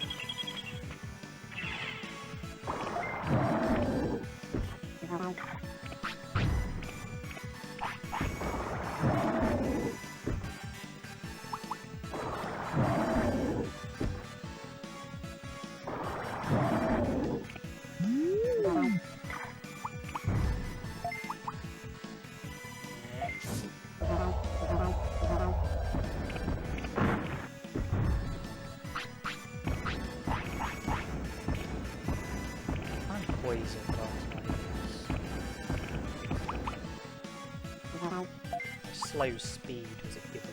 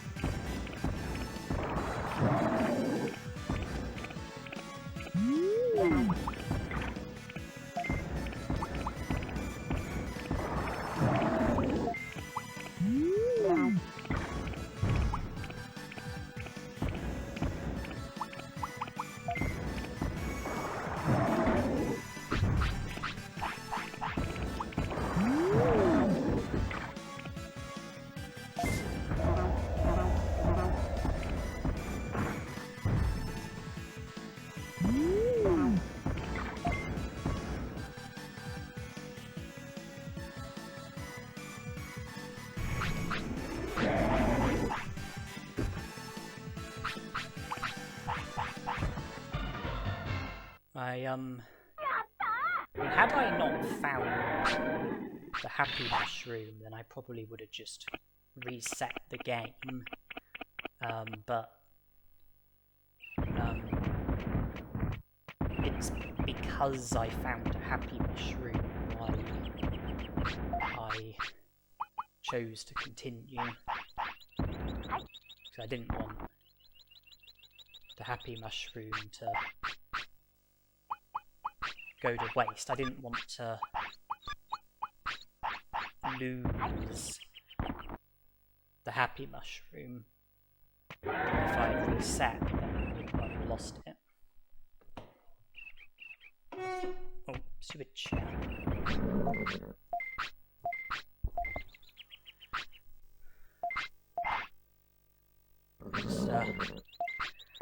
I'm just trying to adjust my sit-in position because I'm getting a bit of discomfort in my back, and I ended up sliding a bit. As I was saying, I said about HP, MP, brains. I'm not hugely worried about defense. I think defense is one of the less significant stats. Attack. There are quite a lot of attack chips in the game, offense chips. I'll be able to get free from the lava cave, so I want to be going to the lava cave sooner rather than later. Further to that, Cherrymon is one of the Digimon who runs a restaurant. I haven't currently recruited any of the restaurant Digimon, but if I was to recruit Cherrymon, then that would result in the restaurant getting opened. Cherrymon's most expensive food increases attack by 5 and brains by 3. That will help with improving my attack, and it will also help with lowering tiredness. I don't know if all of the restaurant food lowers tiredness, but I know certainly some of it does. I know that Miramon's most expensive food item lowers tiredness, so the restaurant will be valuable for reducing tiredness and increasing stats. That makes Miramon more of an appealing recruit, but it's not day 6 yet, but we're only about half a day away. I recruited Unamon when journeying through Mount Panorama. I think I was at 12 prosperity points prior to Centarumon's recruitment, in which case we would now be at 16, with the addition of Centarumon and Unamon.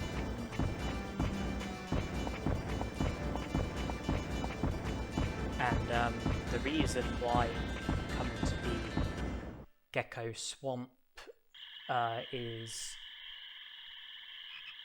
But I mean, I'm mostly just passing the time till day 6, and in this instance I'm going to grind for spiny greens. So I'm pretty much just going to be here grinding for spiny greens until day 6. So this is pretty much what I'm going to be doing for the time being. Not hugely exciting, hence the speed up. I do edit my videos and I do speed up the bits that are long and tedious and repetitive and boring. And yeah, there's not really much to comment on apart from I'm grinding for spiny greens while waiting for day 6.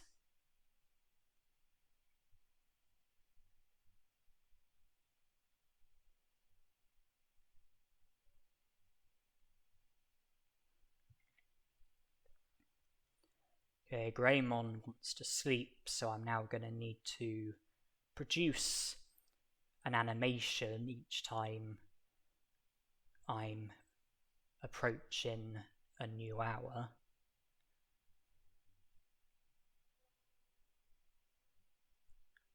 And I produced the animation by feeding him because he conveniently wanted to eat.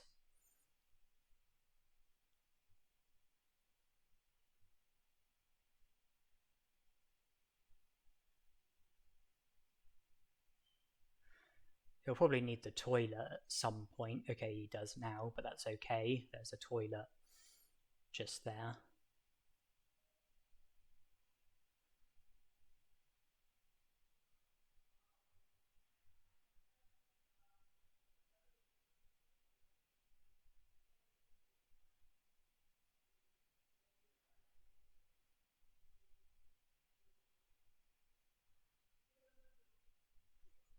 Only 4 hours. Oh, spiny green. I was about to say it's only 4 hours until midnight, and that so far I had no luck with spiny greens, but I did find one.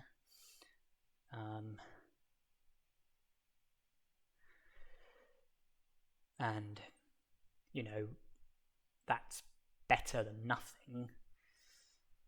Spiny green, it's not exactly the most common item in the world. It is one of the rarer finds. So, you know, finding one, I mean, it's not great, but it's better than not having any. And this will be the final hour.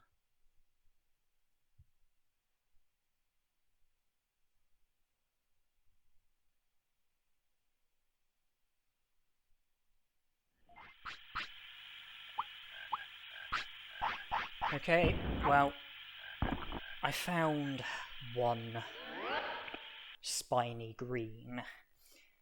Is that a success or is that a fail? I'm not too sure, I might let you viewers decide.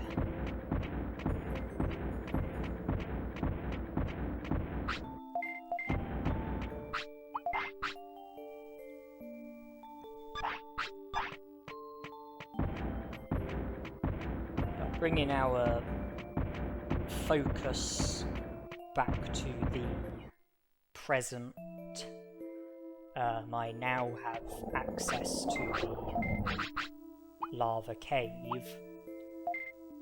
and there's quite a lot of items in there, so I'm going to want to create some inventory space. Well, technically I don't actually have access to the lava cave at the moment, but rather the next part of the drill tunnel, the part that the Drimogemon drills through to, and there's a large boulder blocking the drill tunnel from the lava cave, but it's not a problem because Greymon will be able to move it.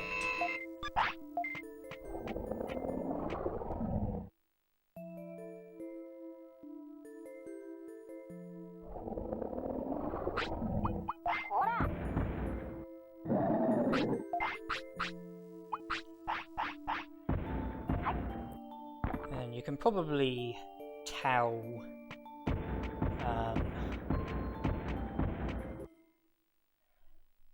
that my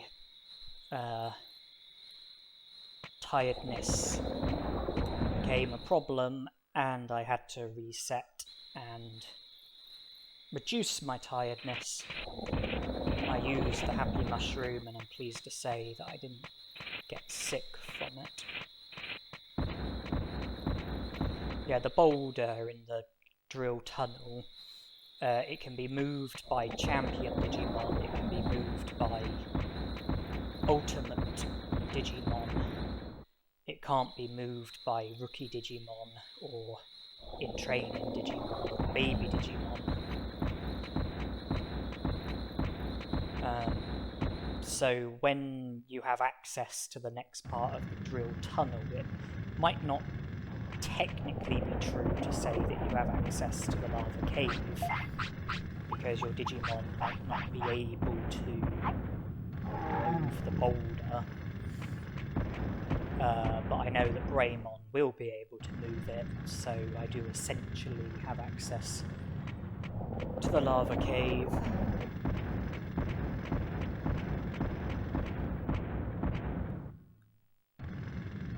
I think Miramon will bring us up to 18 prosperity points. He'll drop an offense chip. And from looting the lava cave, I'll be able to get 2 more offense chips, plus a quick chip, plus a medicine, plus a protective floppy, plus a super defense disc. I'll be able to take the next step towards recruiting Drimogemon, because after you defeat Miramon, you can then explore the whole of the lava cave, something that you can't do prior to defeating Miramon.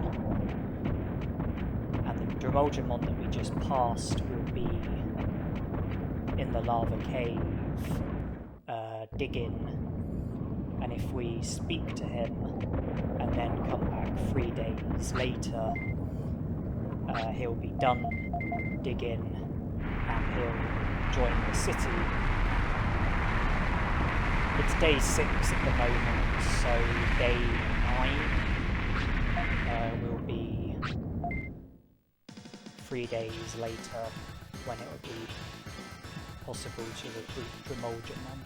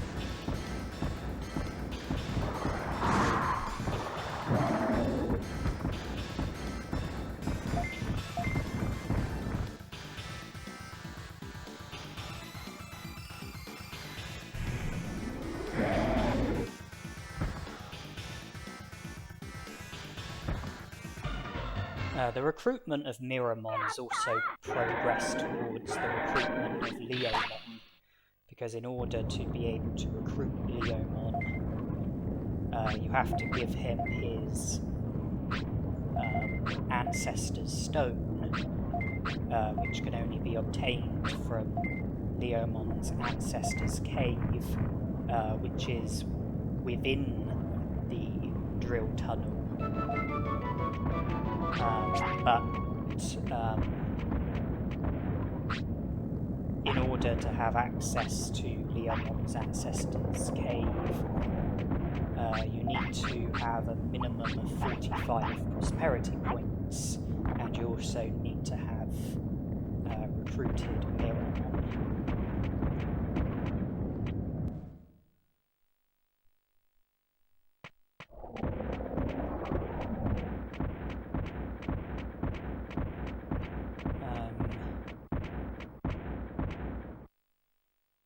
As for Greymon, not my Greymon, but the Greymon that joins the city, in order for him to show up, you have to speak to Digimon when you have a minimum of 15 prosperity points, and you also need your partner Digimon to be at least a champion. You need your partner Digimon to either be a champion or an ultimate. A rookie is no good. Yeah, a rookie Digimon is no good. In training Digimon is no good. A baby Digimon is no good. We have a champion Digimon, and I think we have 18 prosperity points, which means that if we speak to Digimon, it will trigger the battle against Greymon. He drops an attack chip, a fence chip, should I say. And his recruitment makes Cherrymon's recruitment possible. I haven't yet caught Centarumon or gone to Beetle Land.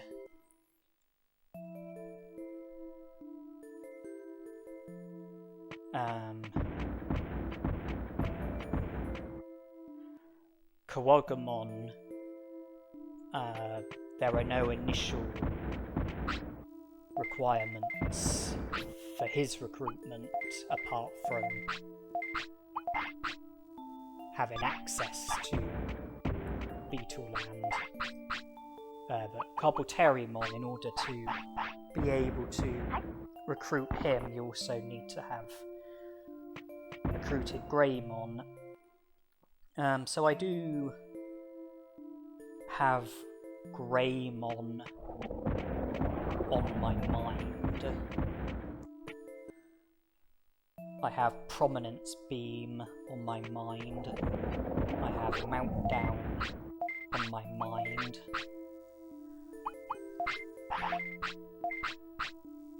I have Seedramon in mind. I have Beetle Land in mind. I have Coelamon and Cherrymon in mind.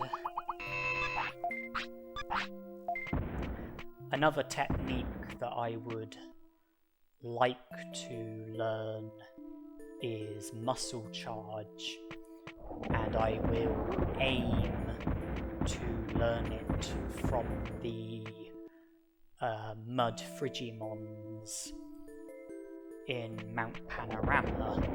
And if I check the statistics, apparently Greymon has a 9% chance of learning Muscle Charge. Greymon has fire as his first nature, which means that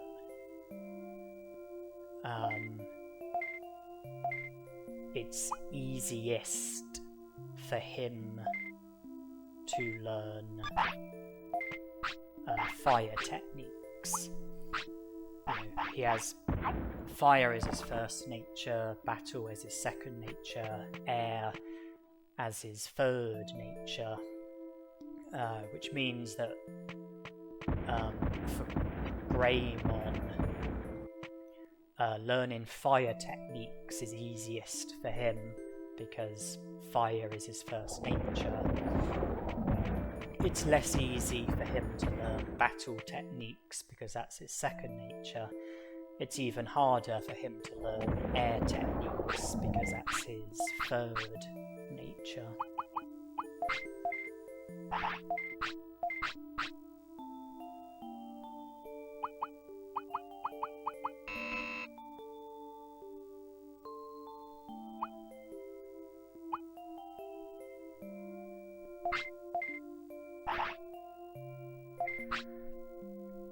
Yeah, that's why statistically Greymon has a smaller chance of learning Muscle Charge than any of the fire techniques, because fire is his first nature, whereas battle is his second nature. So learning battle techniques won't be as easy for Greymon as learning fire techniques.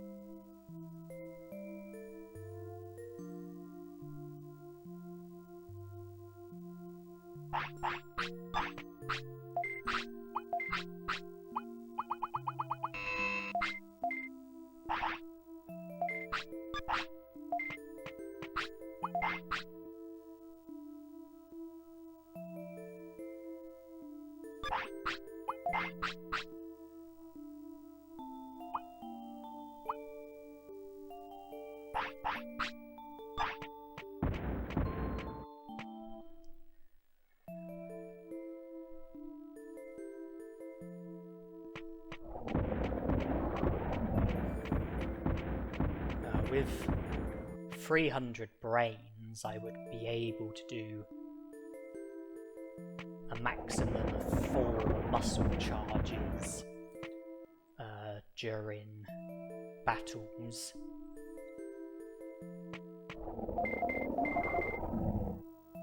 With the moderate command, it will be easy to use muscle charge. With the distance command, it will be easy to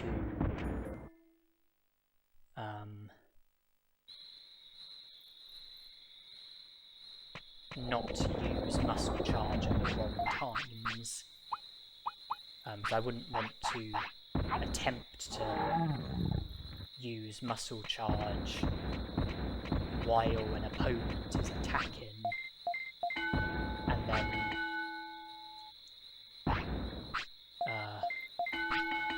I, fail to perform muscle charge and don't get the stat benefit from it. But if I, pick distance, then, my Digimon isn't going to use any technique.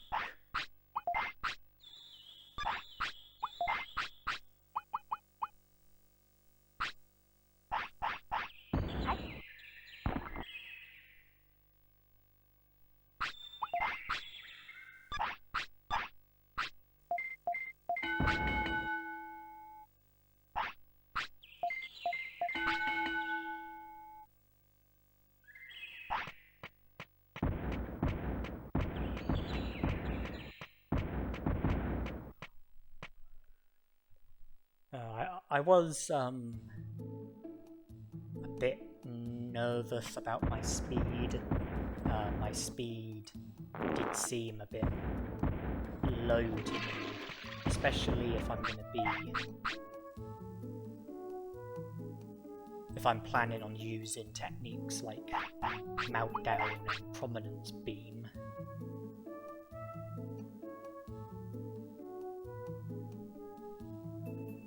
But it's up to 300, which is an improvement. Attack 330, while Greymon will drop an offense chip. Eating at the restaurant will improve our attack.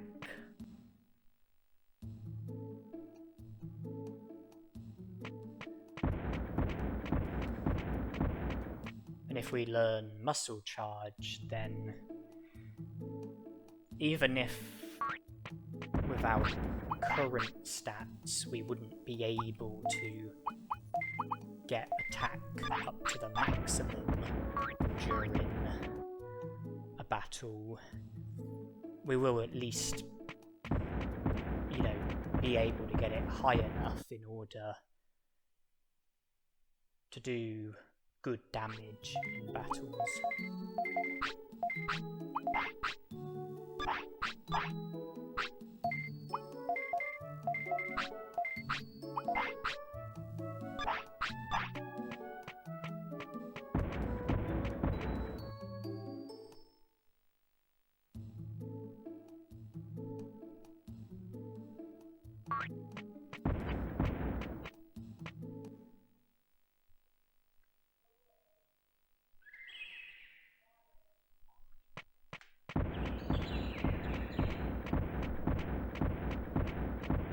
So it's 11 AM.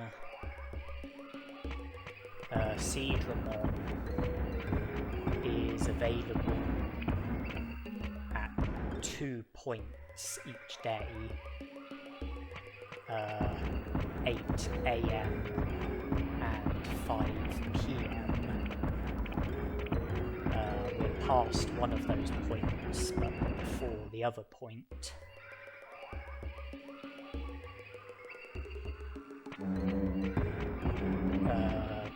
Greymon will pretty much be ready when we are.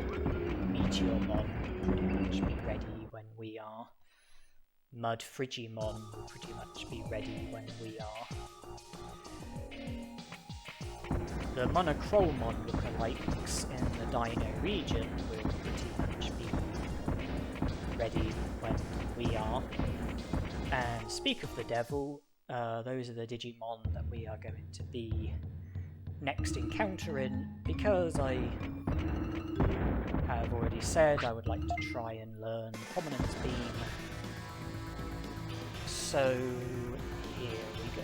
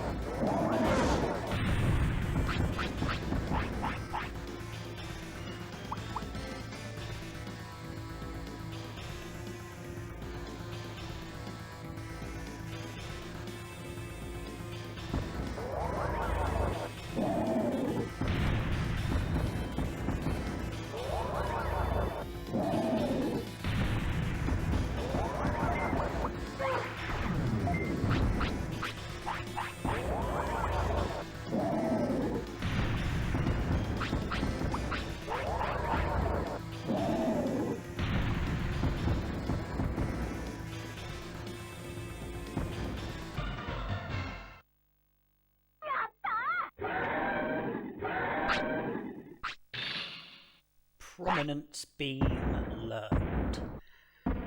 That is the good news that I was hoping for. And the drop-in of the Hercules fruit is also good news.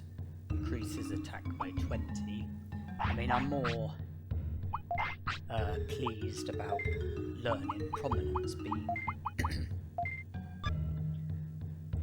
And when I said that I didn't have much interest in Heat Laser or Magma Bomb, and that it was mostly about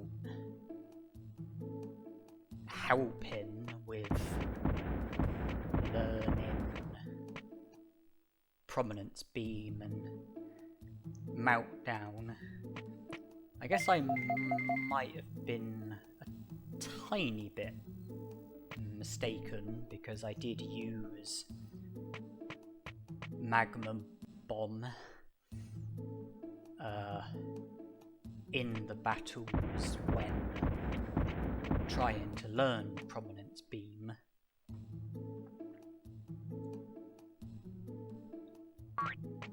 But now that I have Prominence Beam, I can't say that I've got any interest in Magma Bomb. I can't say that I have any use for Magma Bomb.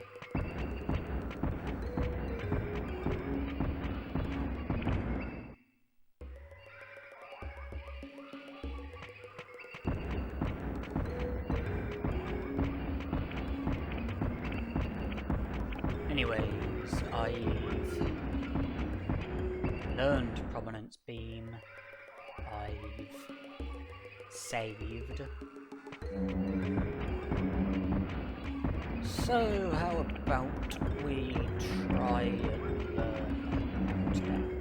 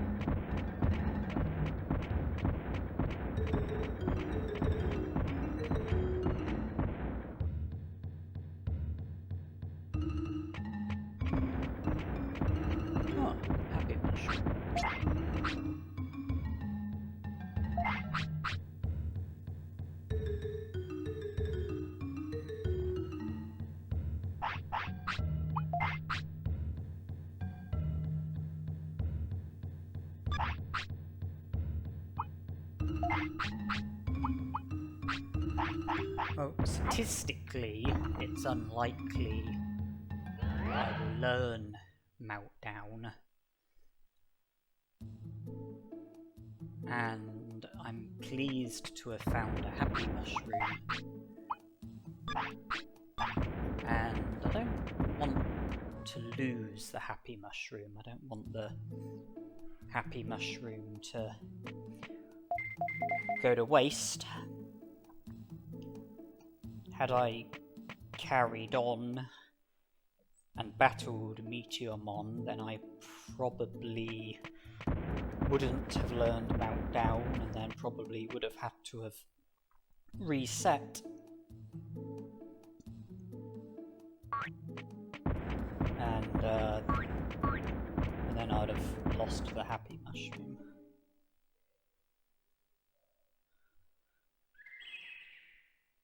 So I decided to teleport back to the city and save. So the Happy Mushroom is safe.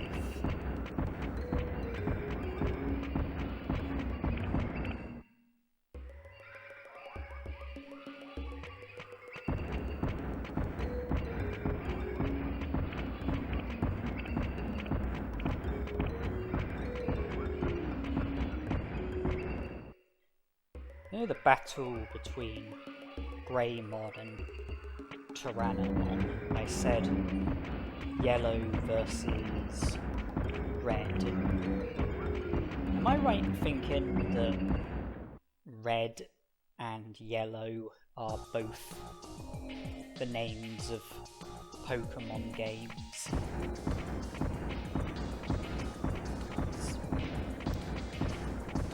Isn't Pokemon Red the name of one of the first generation Pokemon games, where you would choose between Bulbasaur, Charmander and Squirtle?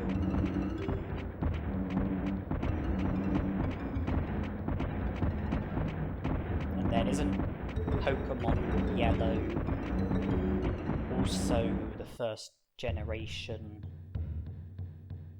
but you start off with Pikachu?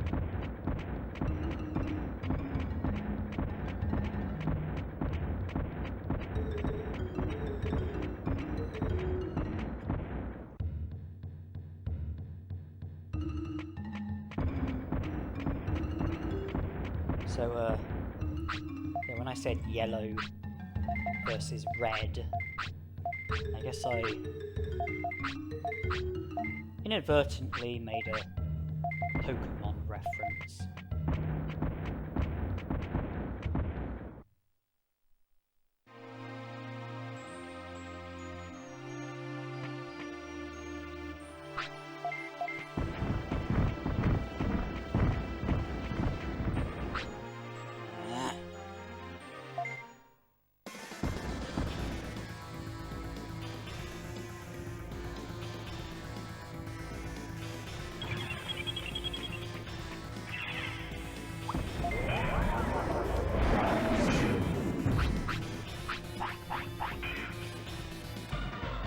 Okay, well that was surprisingly easy, that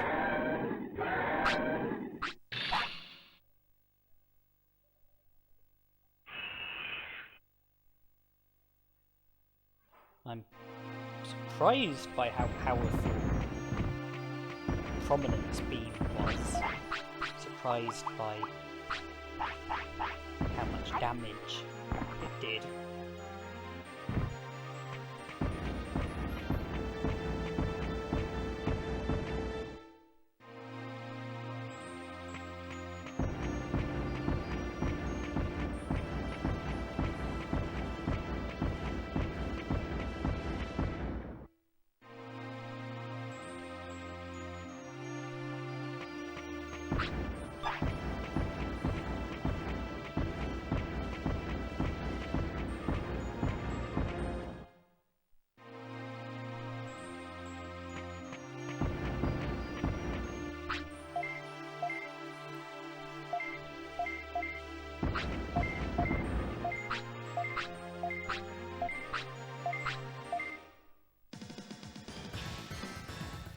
Okay, so it's not just about winning the battle, it's also about learning Meltdown.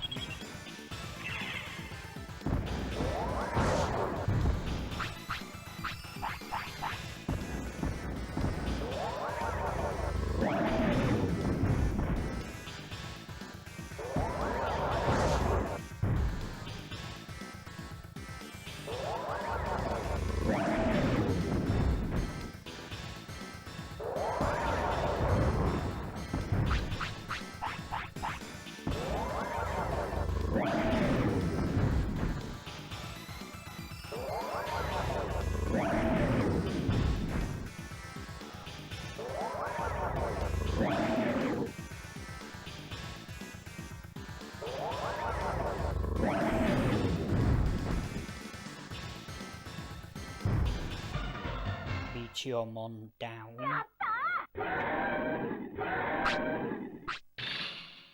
Meltdown learned.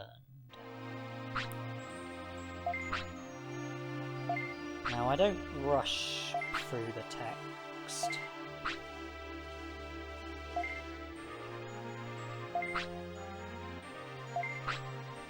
Then I pause on that bit for a while,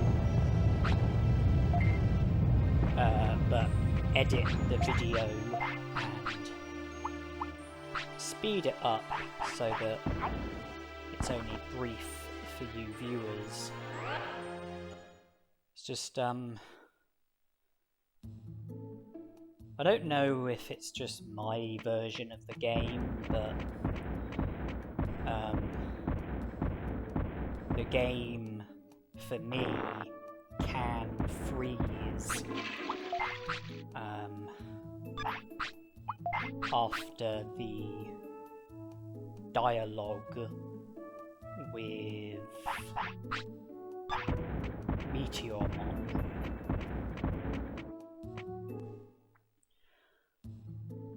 And I find that when he says, I find that the game is less prone to freezing if I don't rush through the text, particularly when he says about checking out the island. You know, I pause on that for a bit, you know, to try and reduce the risk of the game freezing, and when I edit it, you know, I speed it up so it's only brief for you viewers. I have the same problem with Leomon in Gear Savannah and Devimon in Grey Lord's Mansion and Mount Infinity.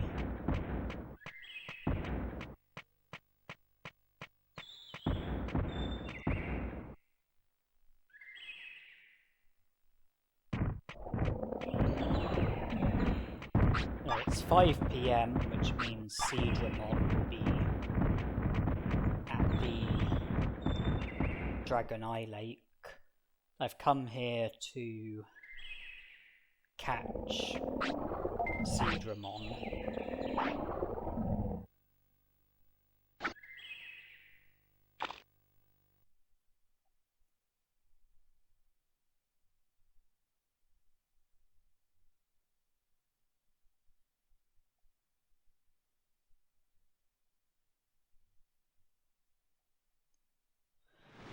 Job done.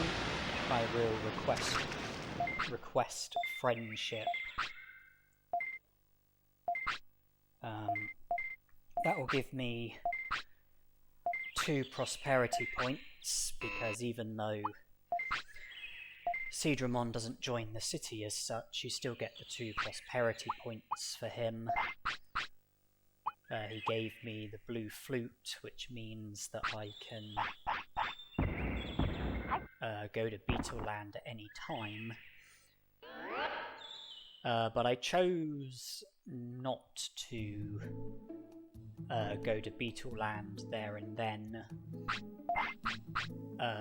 because even though I would be able to recruit Coelamon, I wouldn't be able to recruit Cherrymon, not until I've recruited Greymon. So I'll wait until I can recruit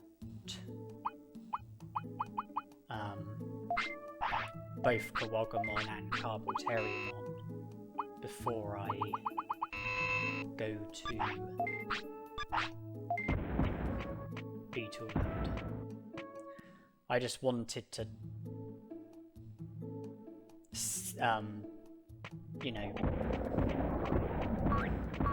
take the opportunity to catch Centarumon so that I would be able to go to Beetle Land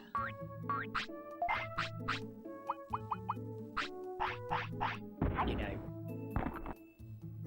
later on.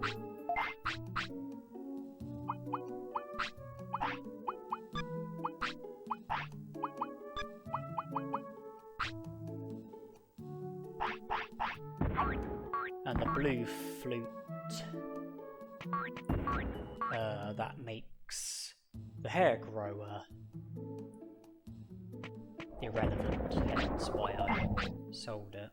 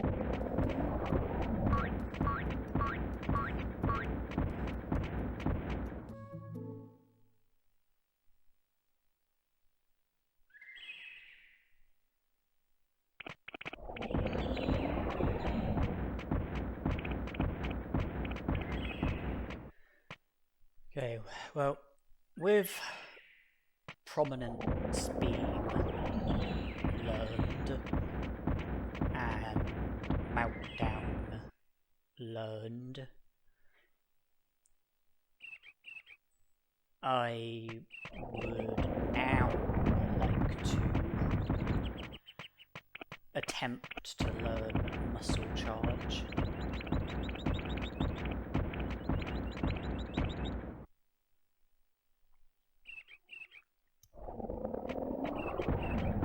So I've come to Mount Panorama to try and learn Muscle Charge from the Mud Frigimons.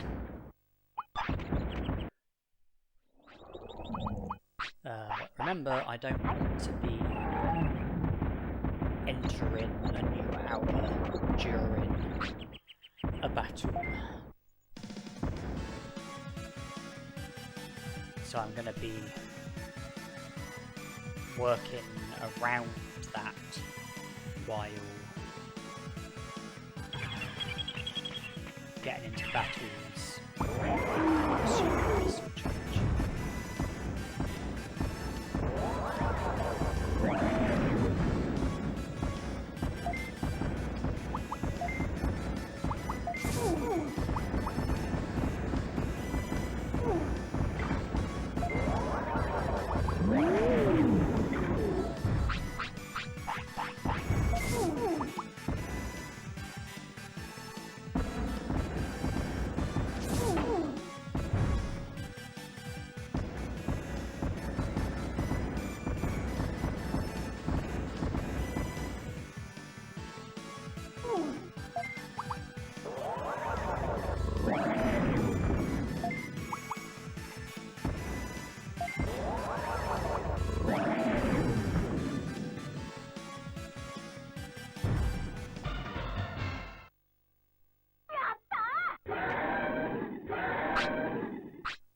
Nothing learned, so I'll just have to keep trying.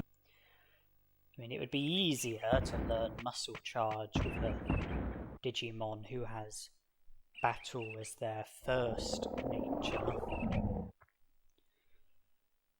But that's not the way of things.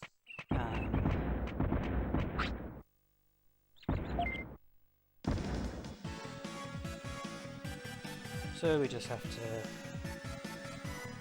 keep trying.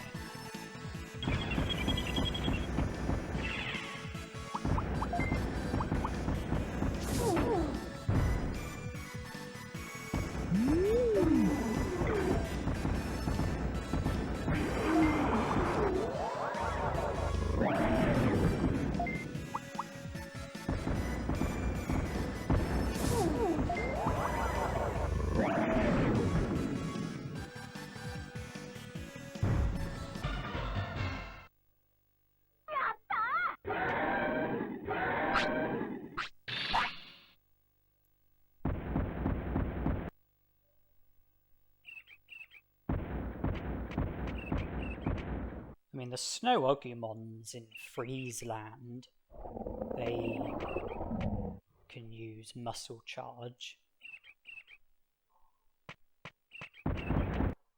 And you get more money for defeating them.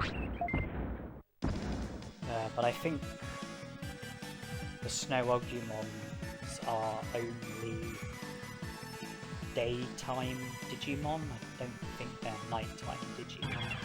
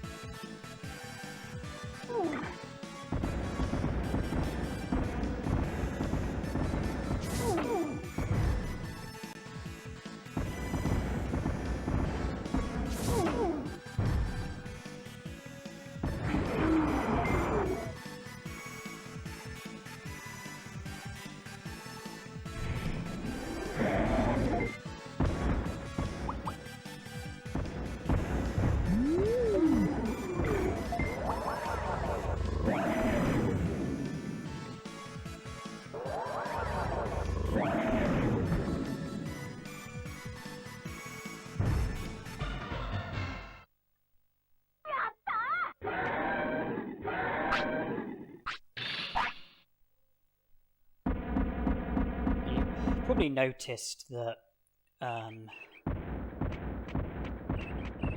you know, when I battle the Mud Frigimon, I'm trying to go up against 2 Mud Frigimon as opposed to just 1. But that's just to increase the chances of muscle charge getting used. And also increase the chances of getting used more quickly.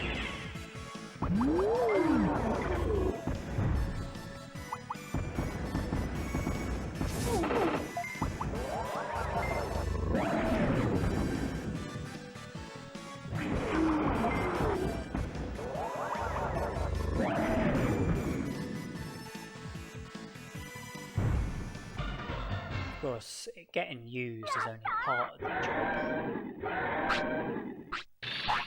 The other part is learning it, which so far I've had no joy with.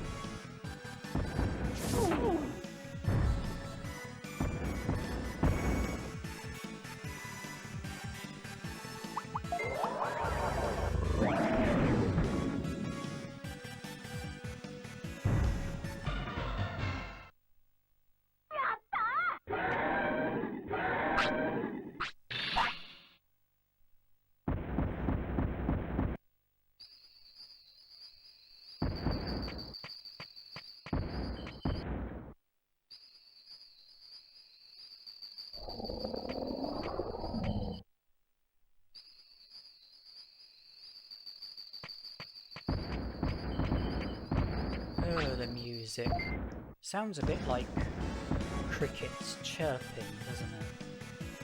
Which is kind of fitting because these battles are kind of...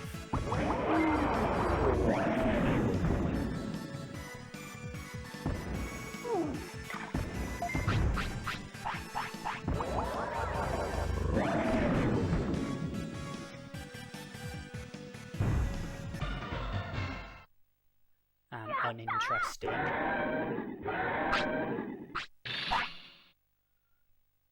Unamusing.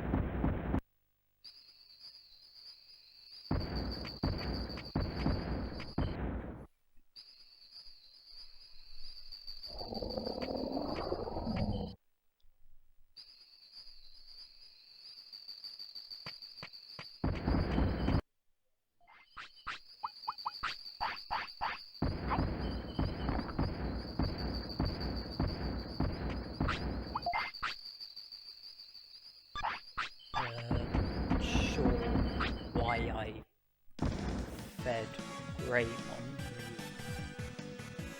who did not want to eat.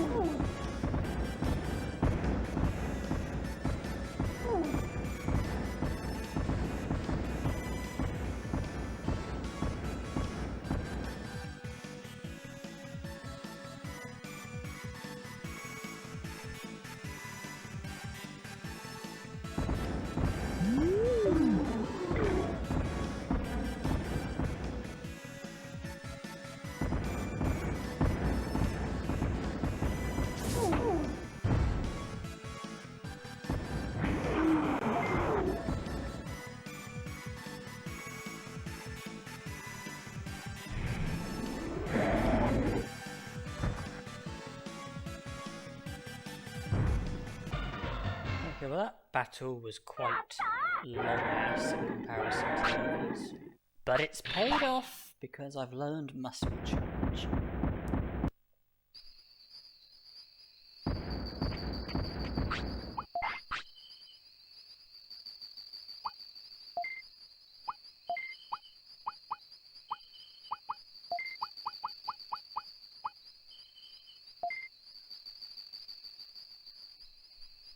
I guess I would rather a battle take longer and me be successful with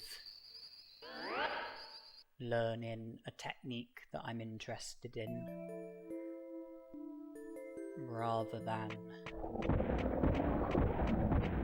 the battle take less time and nothing can come as a result of it.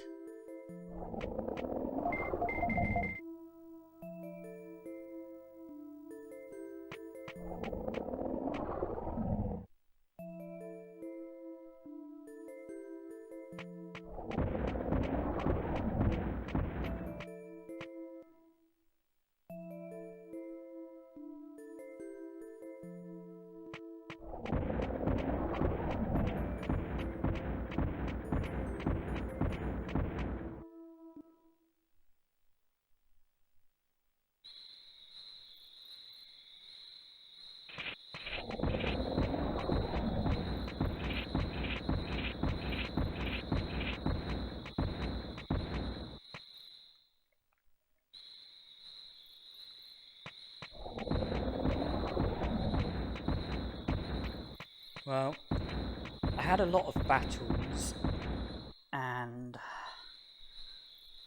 that's going to have somewhat of a toll on my Digimon. So if you're wondering what I'm doing, I'm grinding for HappyMushrooms.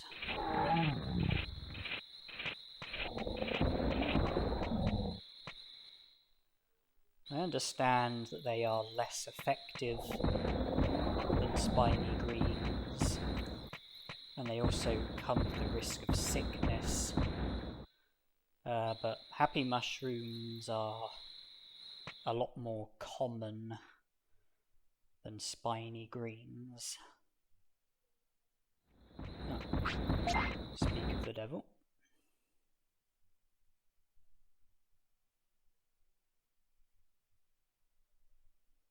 I'm grinding for another one.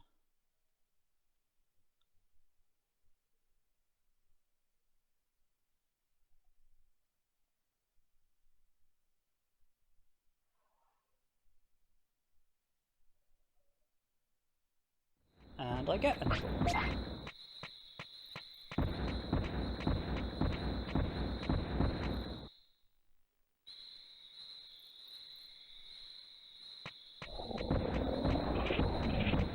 I don't really know how the game works exactly when it comes to tiredness, but what I do know, if I'm remembering rightly, is that sirloins reduce tiredness by 5, whatever that means. Restaurant food, the ones that reduce tiredness by 5, whatever that means. HappyMushrooms reduce tiredness by 30, whatever that means. Chain melons and spiny greens reduce tiredness by 50, whatever that means. I can't remember how the vitamin C, I can't remember what the tiredness reduction from that is.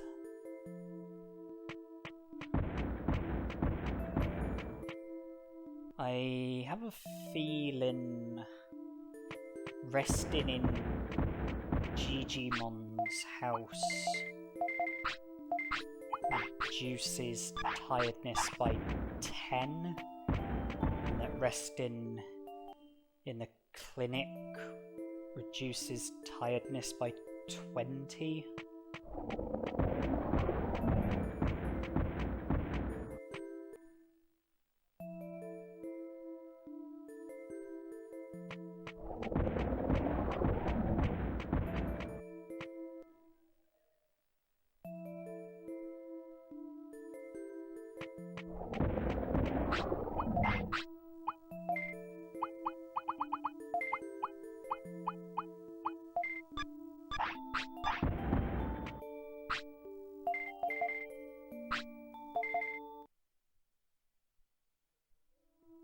$20 prosperity points. We're about to be challenged by Greymon.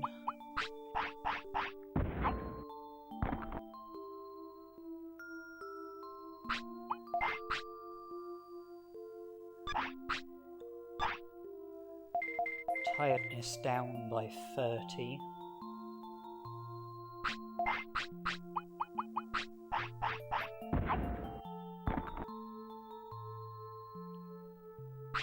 Tiredness down by another 30. So tiredness down by 60.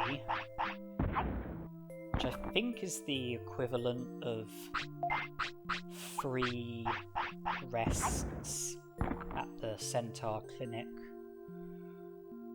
or 6 rests here in Digimon's house.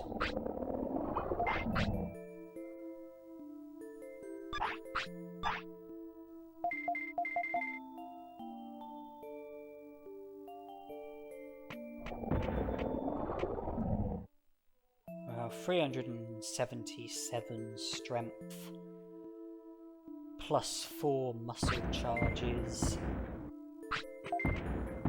plus prominence beam.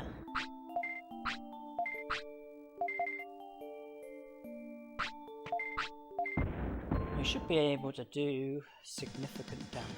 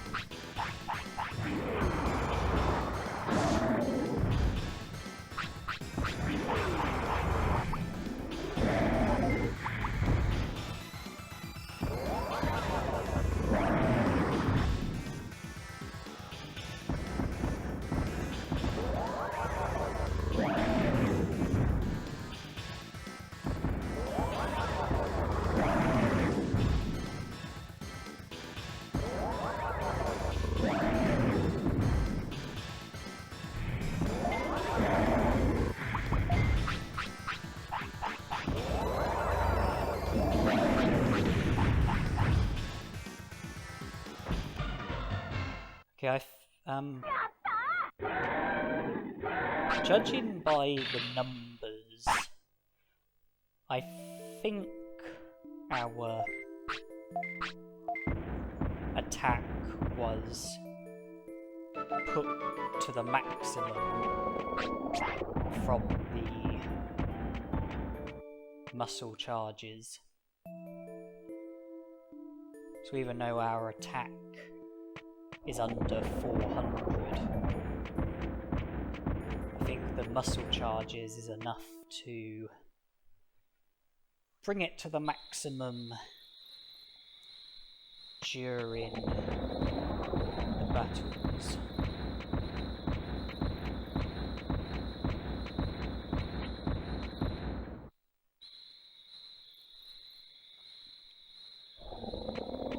Now that Greymon is recruited, I'm heading to Beetle Land to recruit Kunemon and Cherrymon.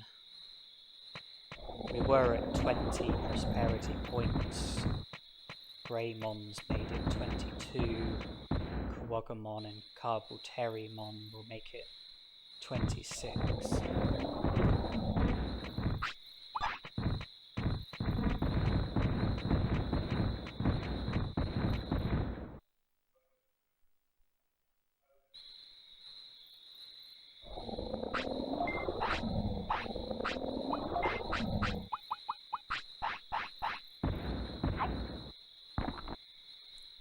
And I don't think I've explained why I haven't recruited Tyrannomon yet,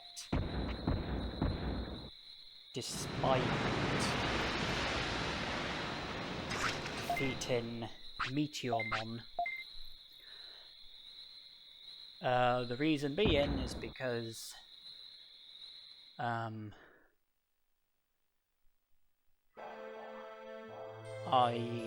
at the time, I wanted Miramon to be the only Digimon working in the restaurant, because I prefer the stat gains that you get from his food to the stat gains that you get from Tyrannomon's food.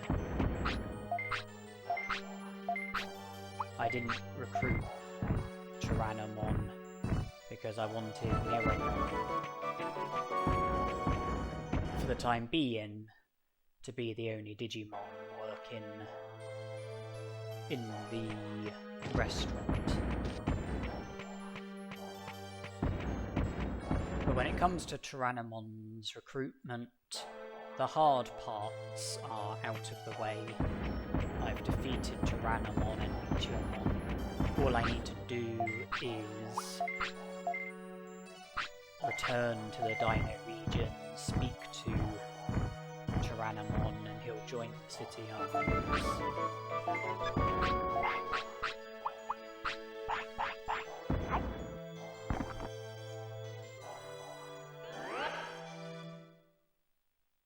I'm feeling pretty optimistic at the moment.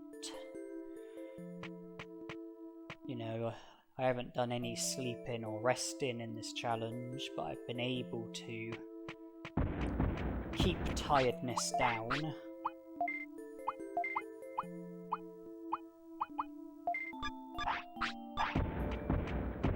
You know, HappyMushrooms have gone a long way.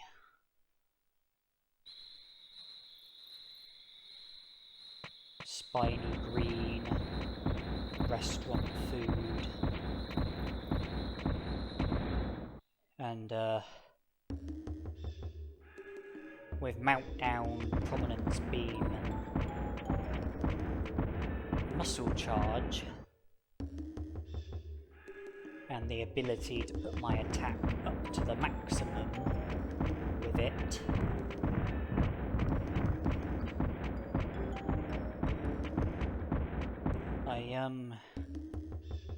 I'm feeling pretty good at the moment. And since I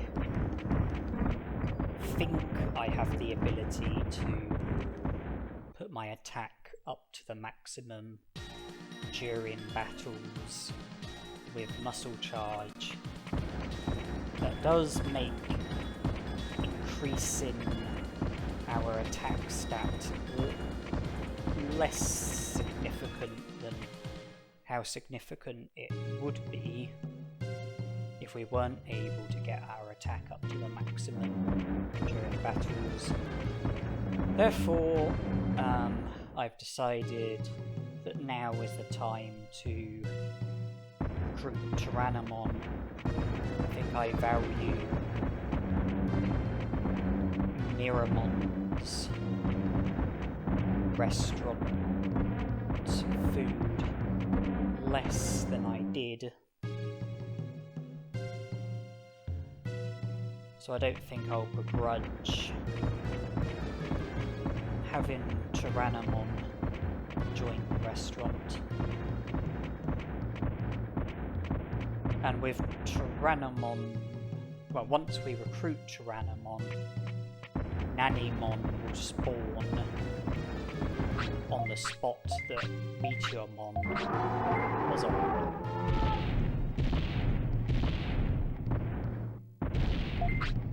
And since it will be our first encounter with him, he'll drop the accessory which will enable us to carry 20 items in our inventory instead of just 10.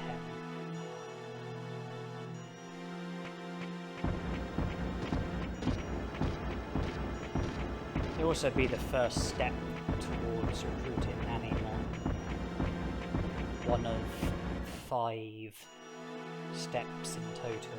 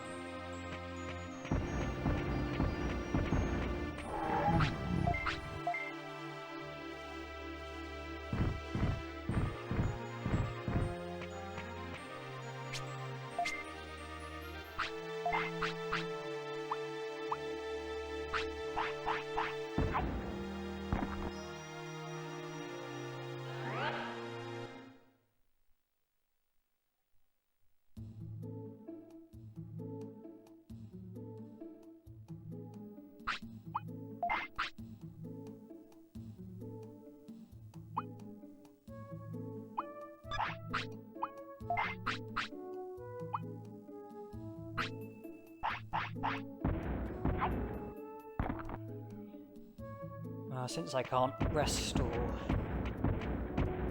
sleep, I'm pretty much dependent on items in order to recover HP and MP.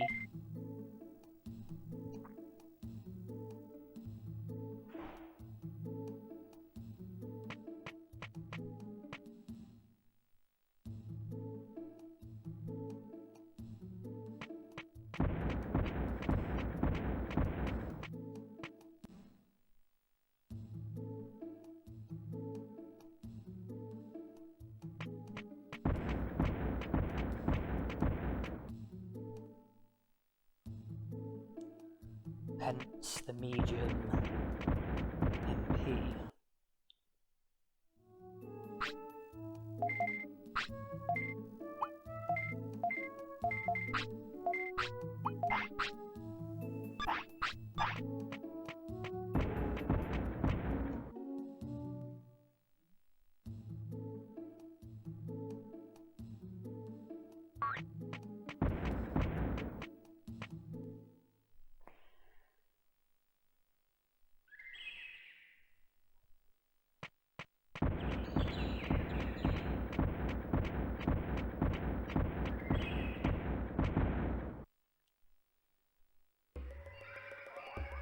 You can't really miss the fact that Greymon wants the toilet, but it's okay, discipline is very high.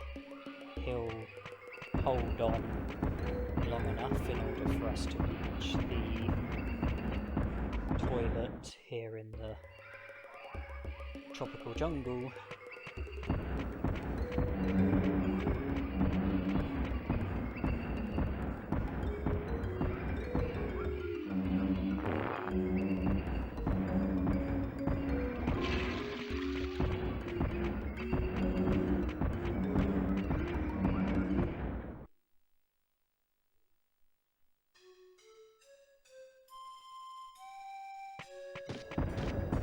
I reckon it's time to make a start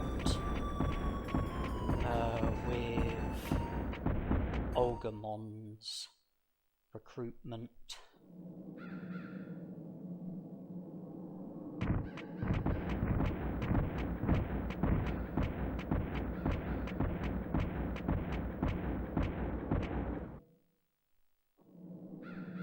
which will also be progress towards Shellmon's recruitment and Waymon's recruitment and all of the Digimon that you can recruit as a result of having them recruited.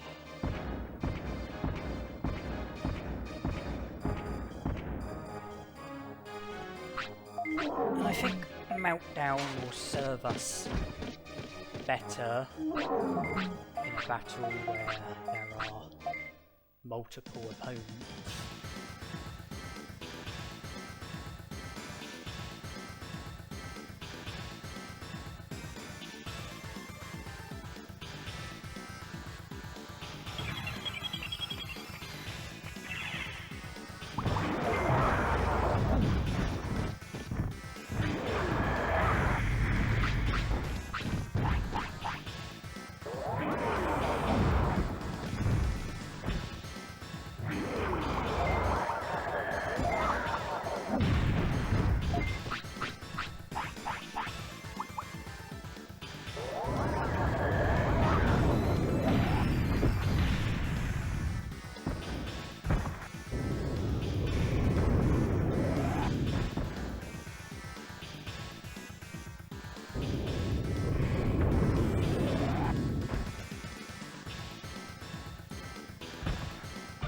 I don't mean to blow my own trumpet, but I think that battle went.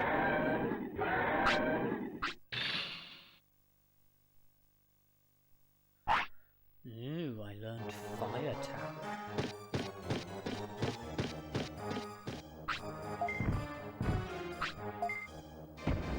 Yes, that's going to be so useful.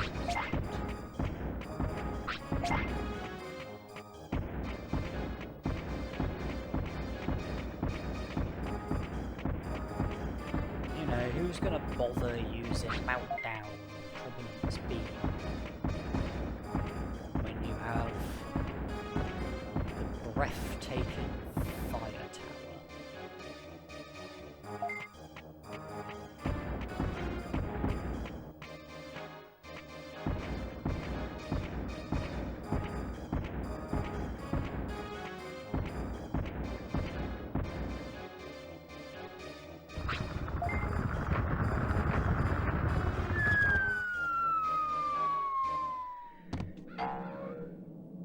You know,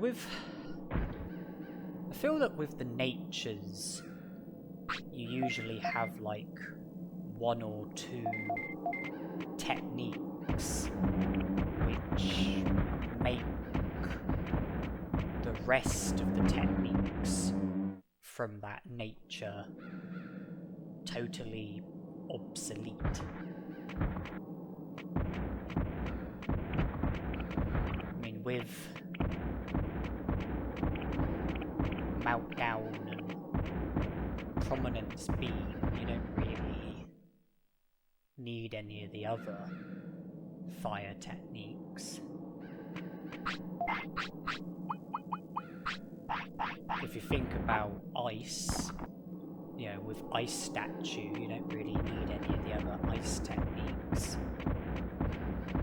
If you think about air, you know, with Thunderbolt and Megalospark, you don't really need any of the other air techniques.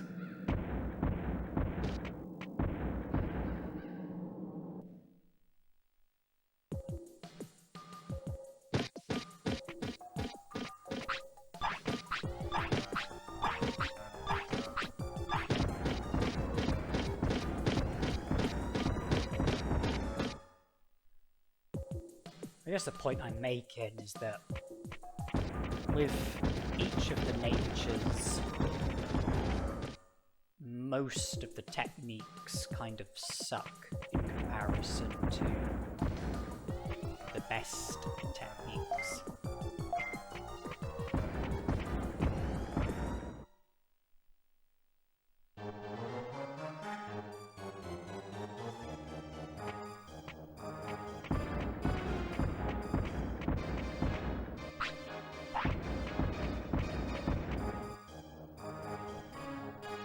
time for round 2 of Agumon.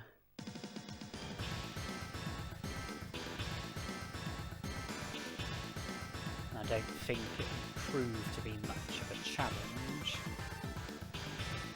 And I'm basing that on how the first battle went.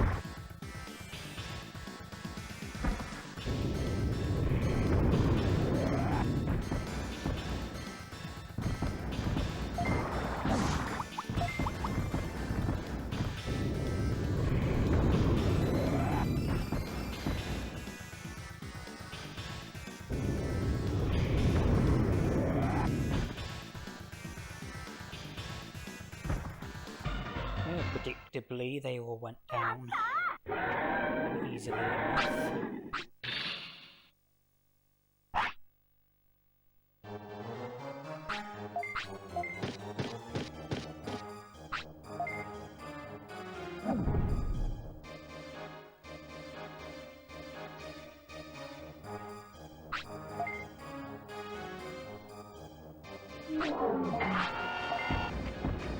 The HP chips are definitely much appreciated.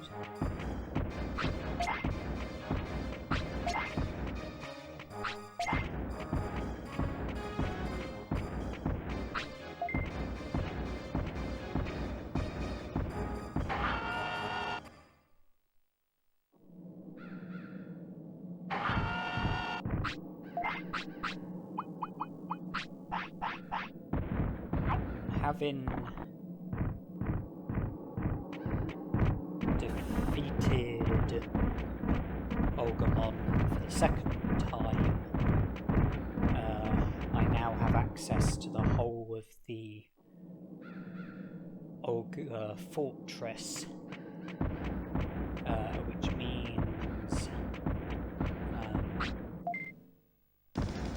being able to loot a room that I didn't previously have access to.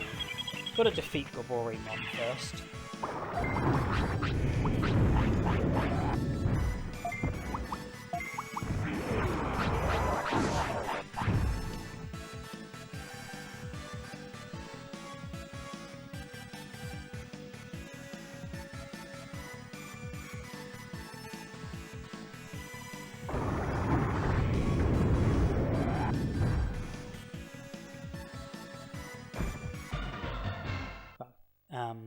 Have to speak to Cherrymon as well.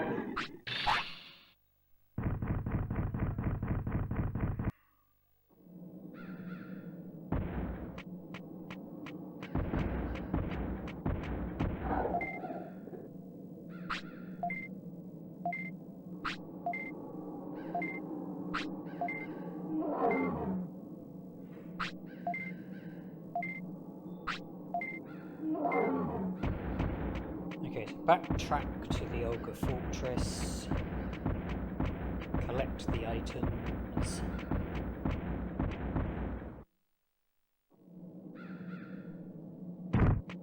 continue to backtrack to the Great Canyon,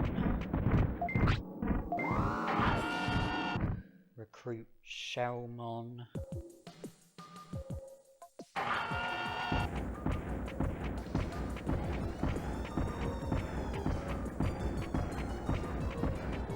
And probably follow that up with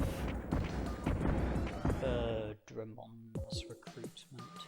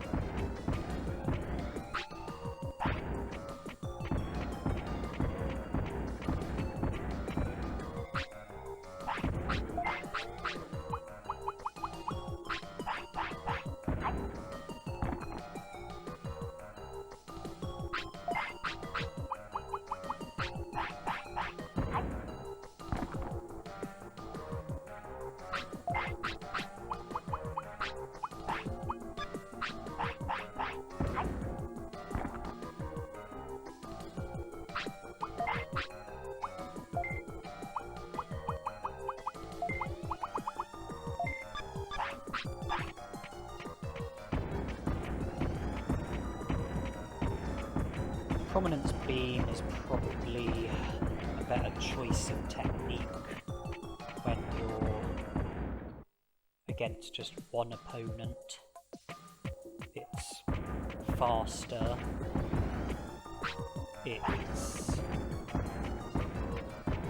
I was going to say that it's harder to interrupt, but that's probably not true. The reverse is probably true.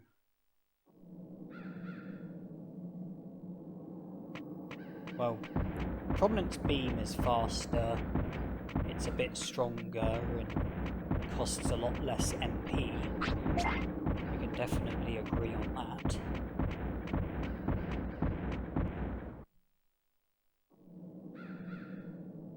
It's probably easier to interrupt, but better at interrupting.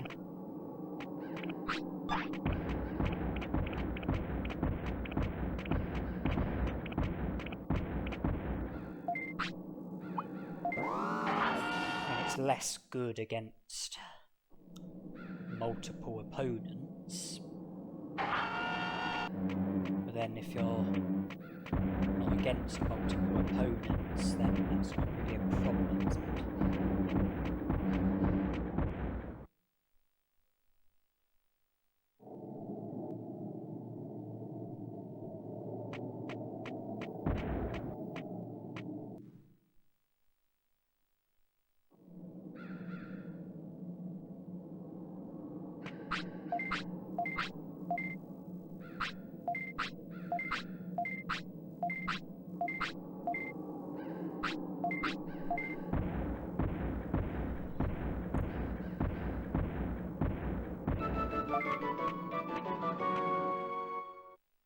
Another advantage that Meltdown has is that it has a fair rate of causing paralysis. I know Prominence Beam can flatten, but the rate isn't very good.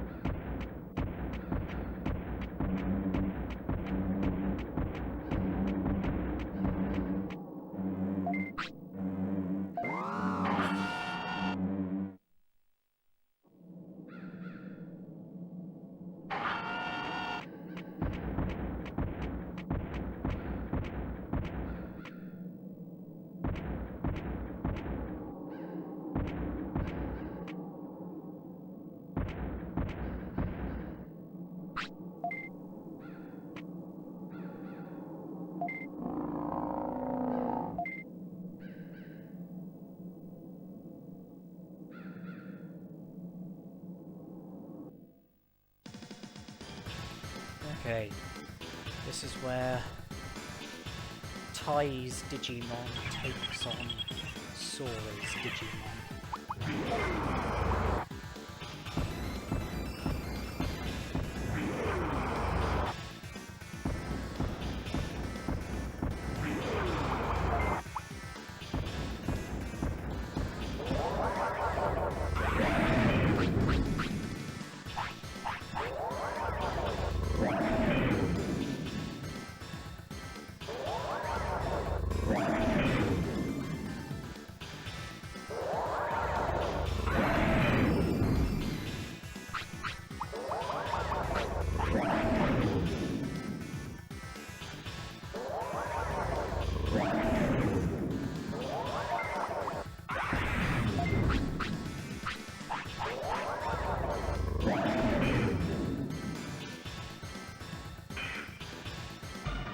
Despite my attack being at the maximum after doing an adequate number of muscle charges, my Prominence Beam against Birdramon wasn't that much more powerful than her Prominence Beam against me.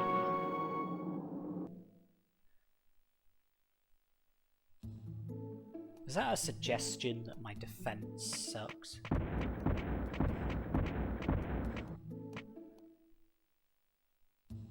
Possibly.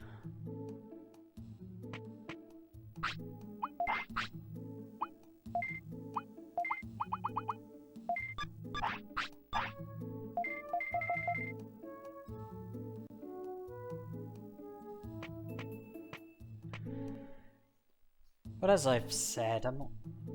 with this game, I don't think...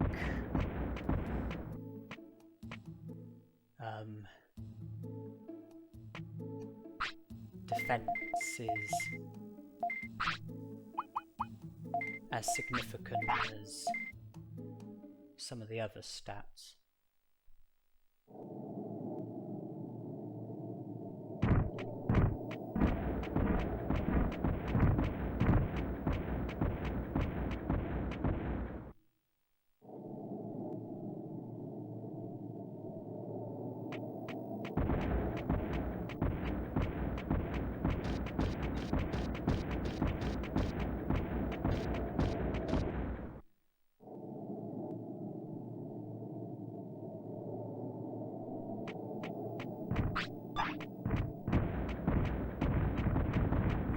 Probably guessed we're going to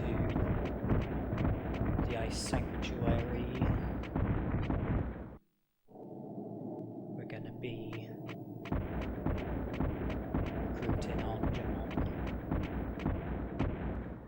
No need to perform the Ice Sanctuary skip because Greymon is vaccine Digimon and can enter the Ice Sanctuary naturally.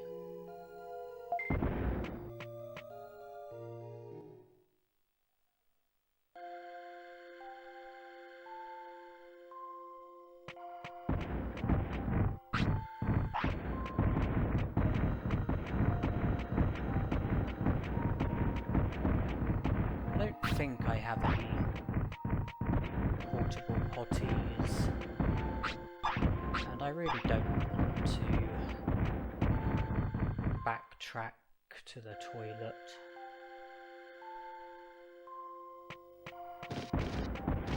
So I guess we might end up... I guess Greymon might end up messing on the floor.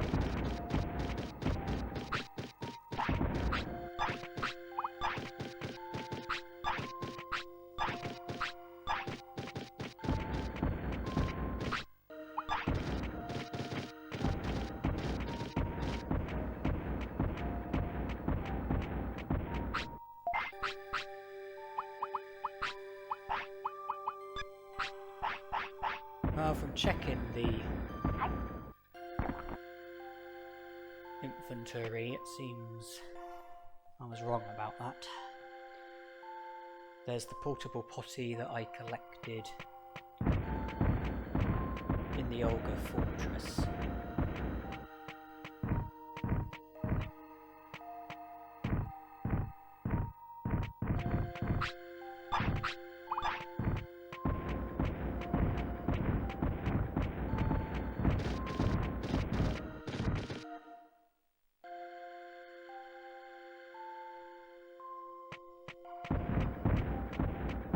Almost at the final room, and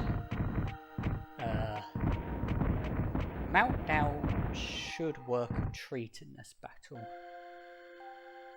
Multiple opponents who are all vulnerable to ice.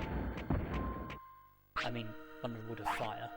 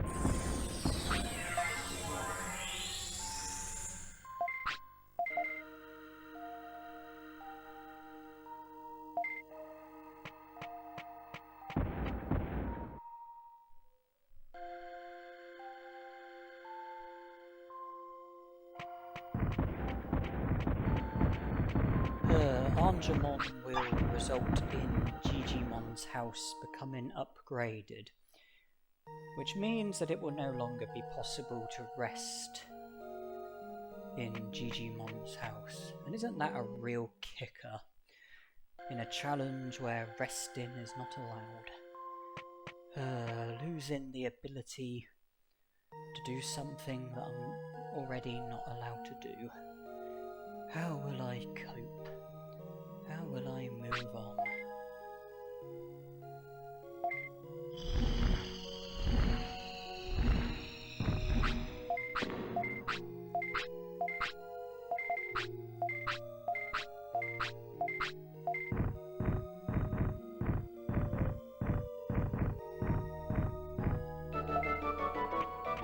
We can tick off Agumon. Of course, we're not done with Friesland. We haven't had the third Agumon battle yet. We haven't had either of the Coelamon battles yet. We haven't recruited Agumon yet. Not much point in mentioning Frigimon because we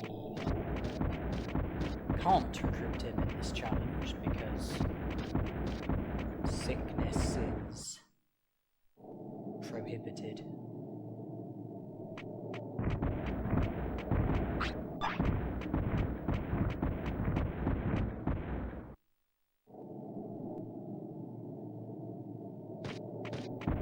It's time to help a WoW in distress.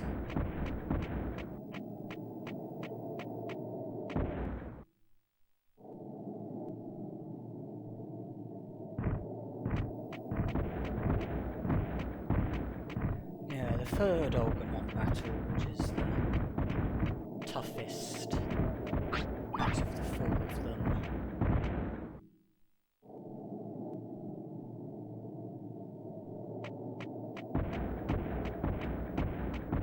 I think your character refers to Cherrymon as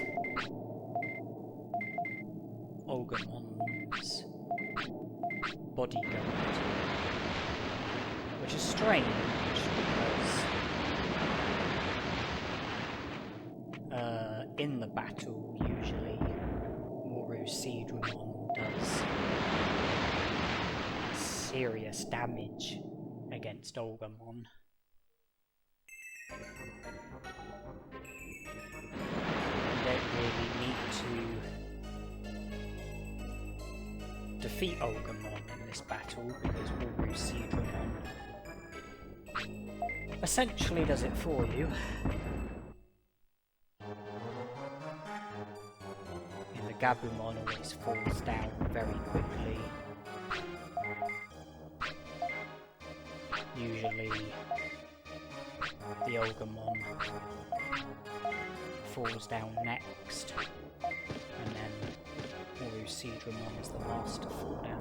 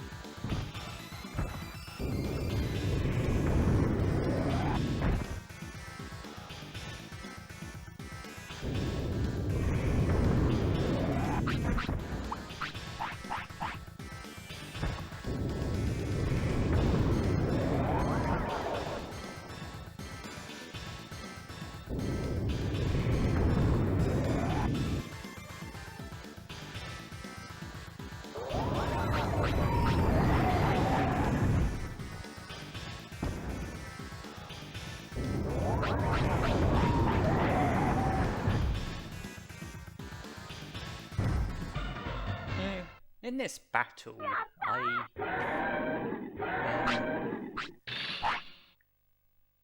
kind of feel sorry for Agumon because of, you know, how he always is quick to get slaughtered by Warusi. And that Megaton punch that Agumon used at the start of the battle when he accidentally struck Warusi, that felt pretty sweet. It was like a tiny bit of payback for all of the damage that Warusi has inflicted upon Agumon. Yeah, all the battles of Agumon getting slaughtered by Warusidramon. And that Megaton punch was just like a tiny bit of payback. It felt really sweet watching it. You know, I felt really good for Agumon.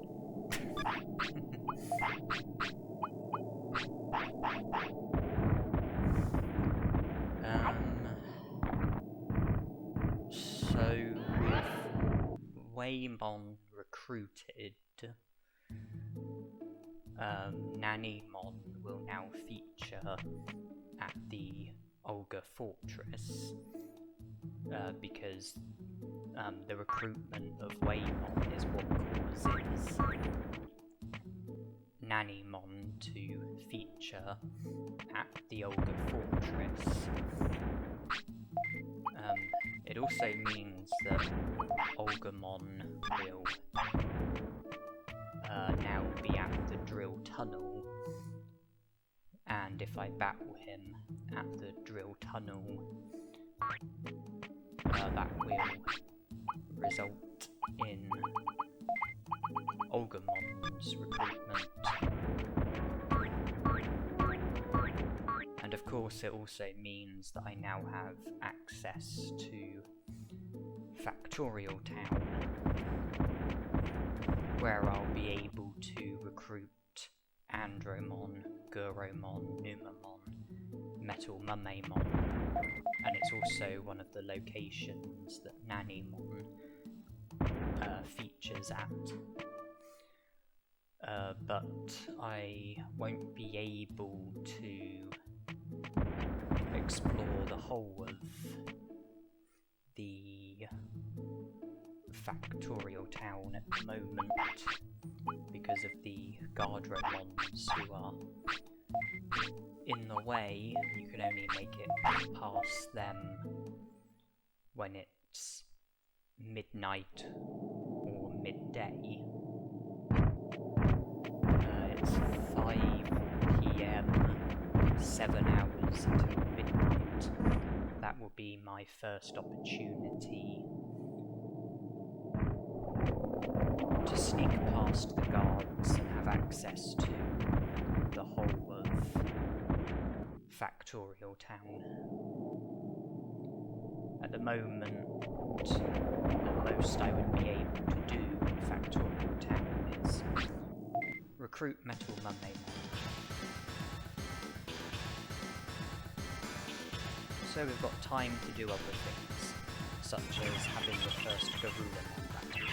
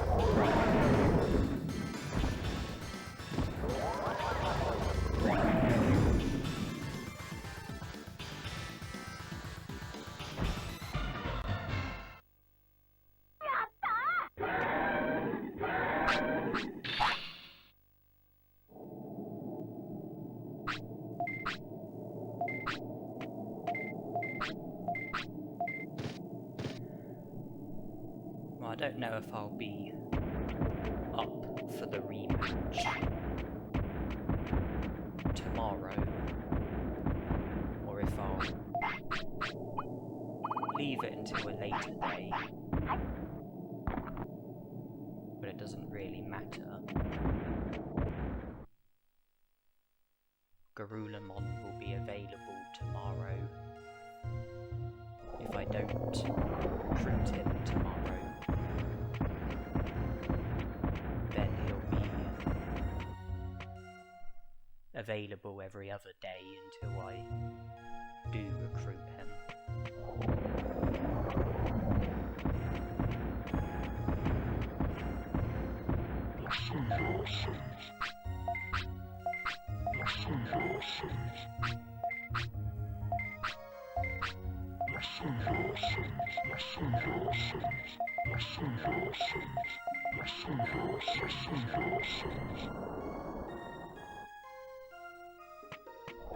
I don't need to go to Toy Town right now, but by at least speaking to Cherrymon, I have access to Toy Town. And Birdramon at the Birdra transport will now be able to take me to Misty Trees now I've spoken to Cherrymon, which will make getting to the Misty Trees a bit easier in the future, particularly Toy Town.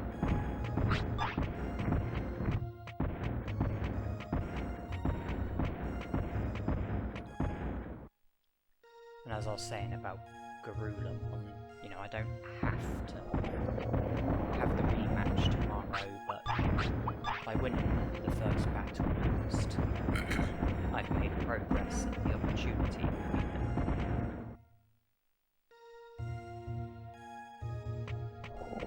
And you can probably guess why I've come here. I've come here to battle Agumon.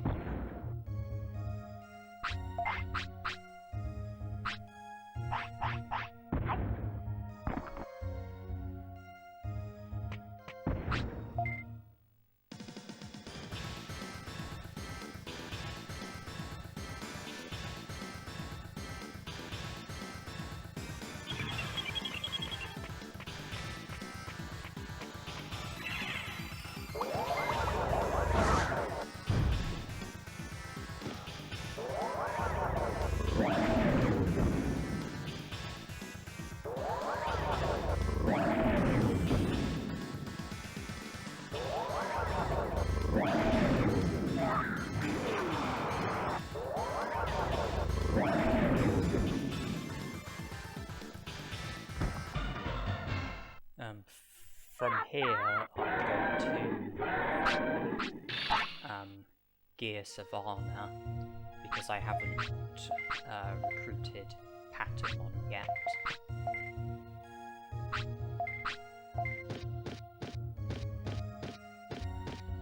And I've kind of lost track with where I'm up to with prosperity points.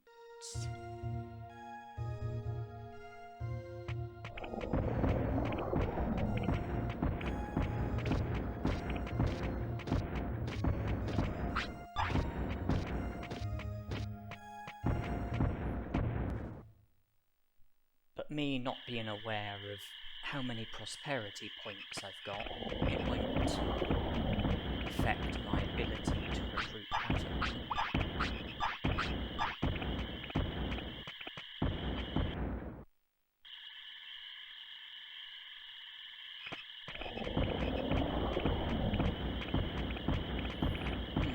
Spiny Green would have made a nice surprise. But predictably there wasn't one.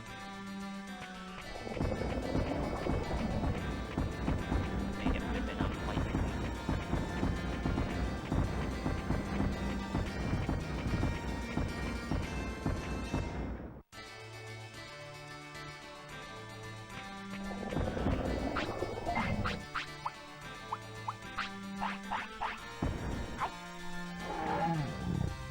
have to battle Patamon 3 times in succession.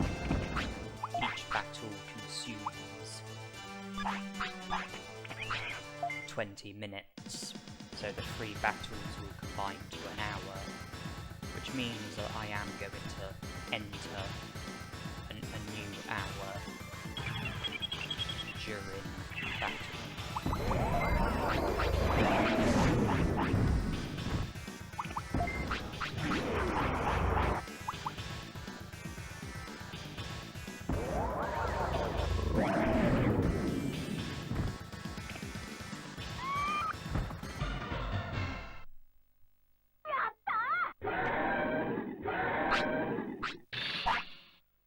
I learned Spin Shot.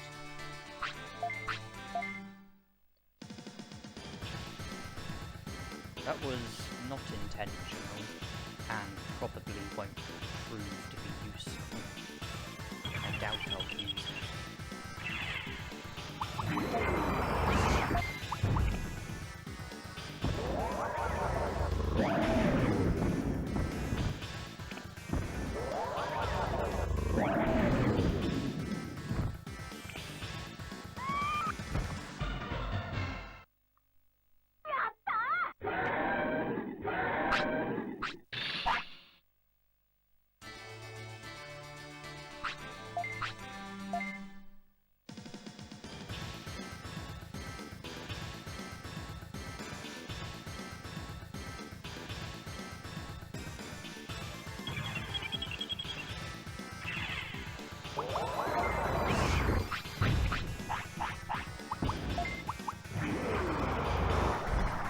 When I pick attack, interpret that as doing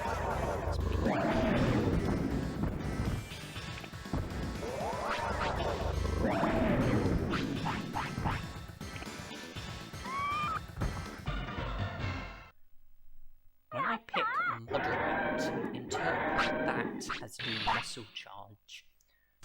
When I pick attack, interpret that as do prominence beam or meltdown, depending on what technique it is that I have equipped.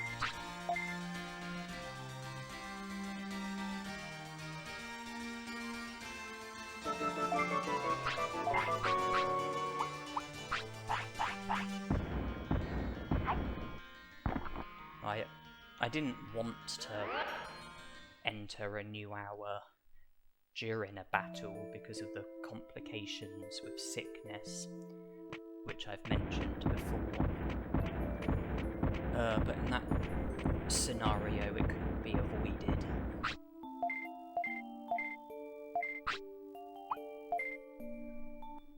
When I first had Greymon, I did a few training sessions where I entered a new hour during training while Greymon wanted to sleep. But I don't think there's any risk of sickness in the near future. Yeah, you can do it quite a lot of times before you have to worry about sickness.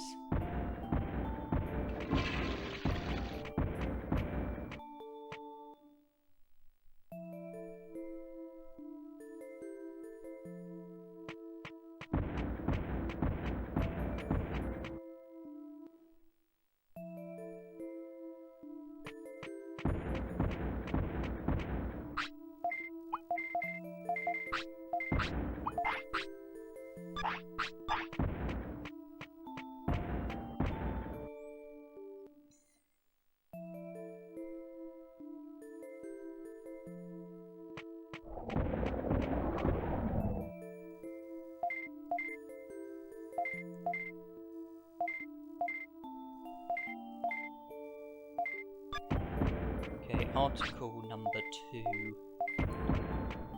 regarding the UFO, that will be progress towards Betamon's recruitment. If I go to Mount Panorama, there'll be a second crop circle. If I acknowledge the crop circle and return to Shelmon's board when I have 45 prosperity points, there'll be another article connected to Betamon. And if I return to Mount Panorama again, there'll be even more crop circles, and Betamon will then show up and join the city.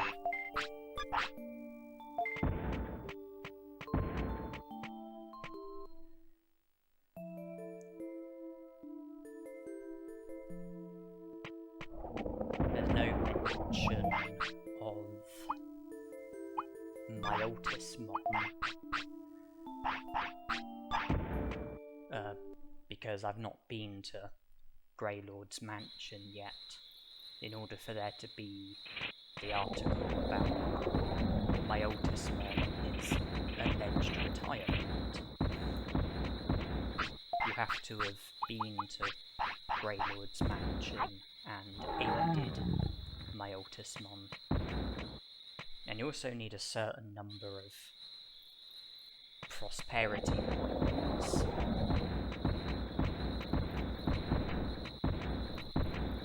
I'm not actually sure what the requirement is, or if I'm fulfilling the requirement. But what I do know is there won't be any article until I've seen to the first part of Greylord's mansion.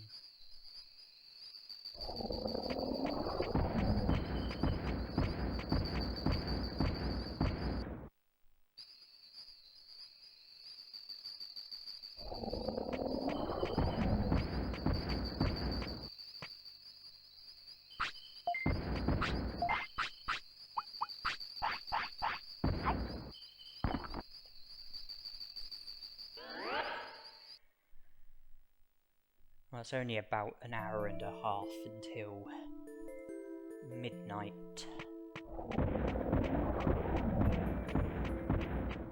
So, Factorial Town is very much on my mind at the moment.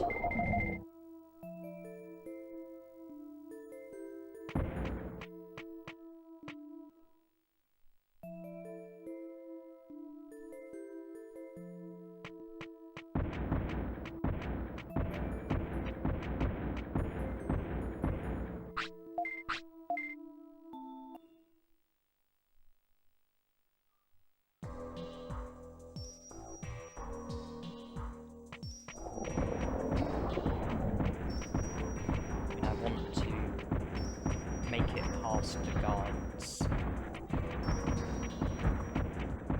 sooner rather than later, so that I can defeat Cherrymon and then sounds like fun. Metal Mermaidmon, isn't it?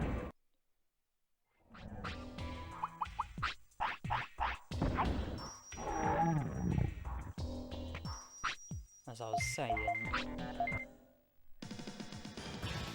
defeat Cherrymon sooner rather than later, so that I can then defeat and recruit Kunemon sooner rather than later.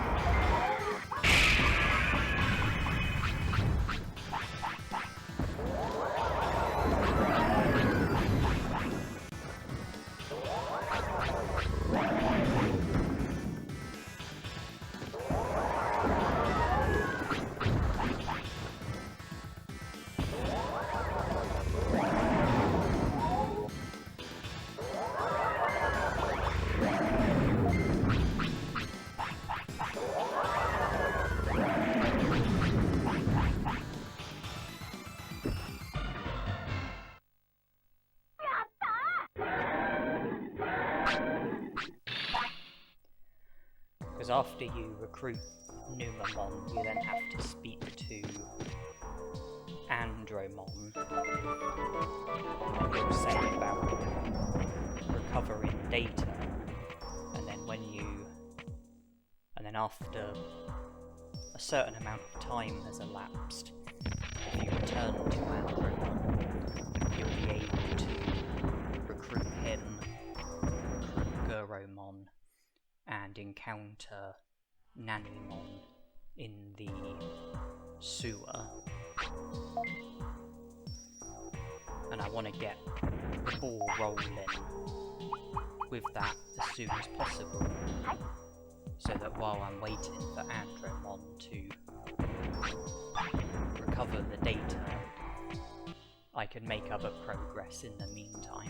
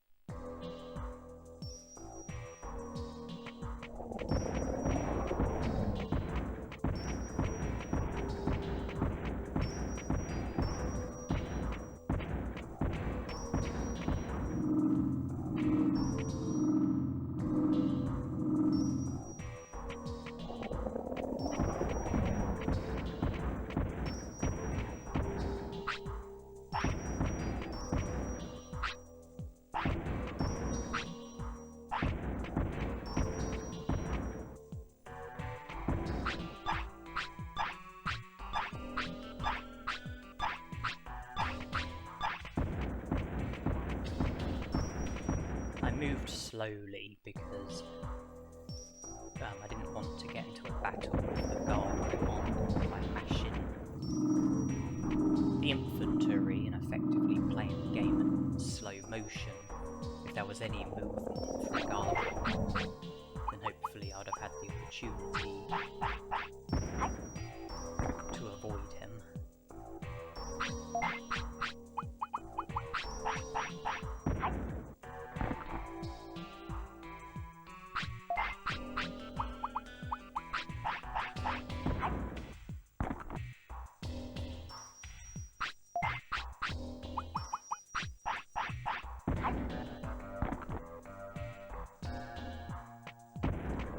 Okay, well the next hour is a lot more than 20 minutes away.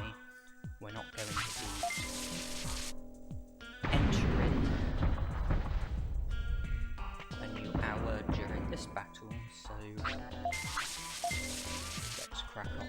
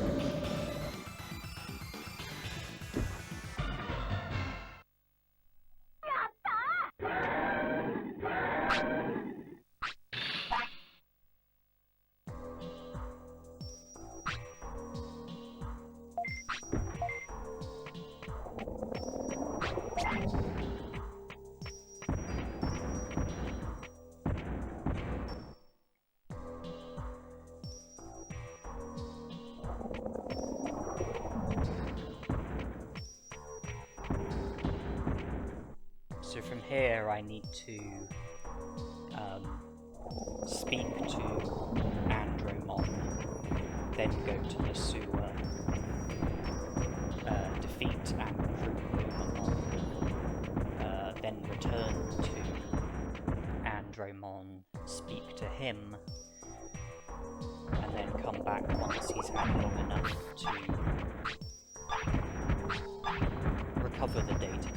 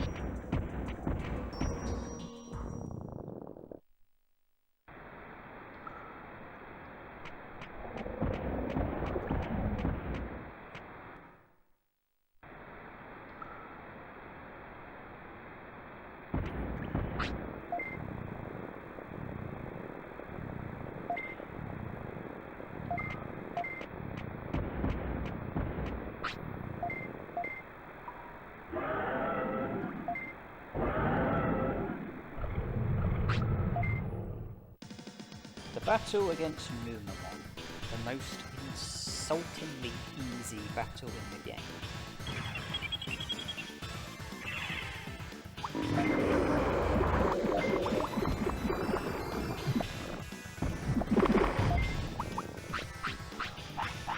Slowed down by me getting flattened.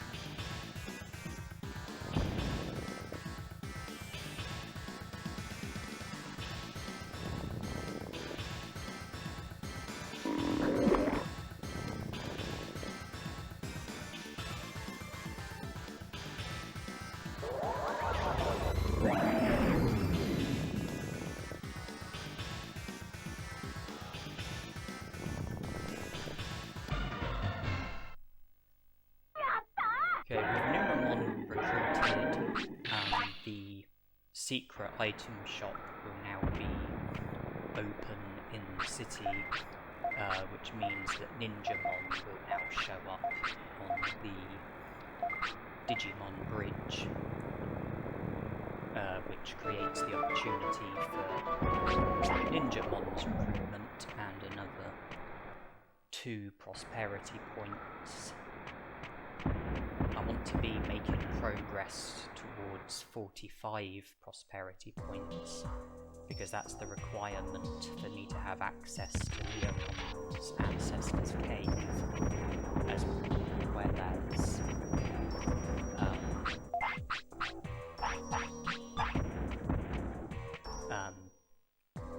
the article about Betamon featuring and me being able to recruit Betamon. 50 prosperity points is also a target, because that's the requirement in order for Drimogemon to show up and for you to have access to Mount Infinity. It's also the requirement in order for Betamon to show up in the native forest.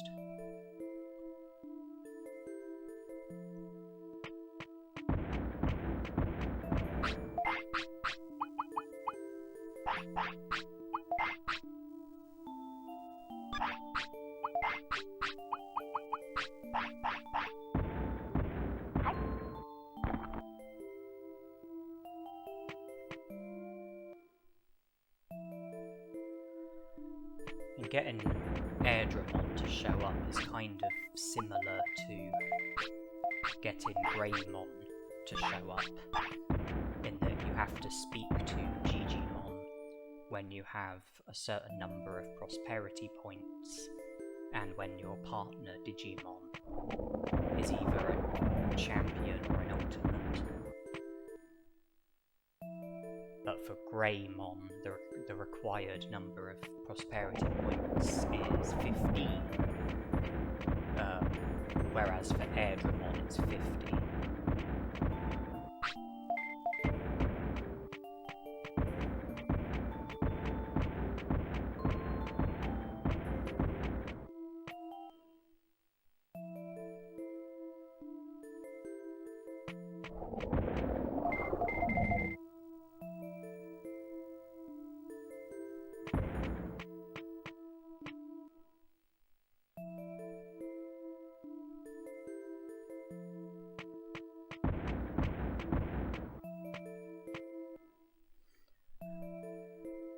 The time is very close to 4 AM.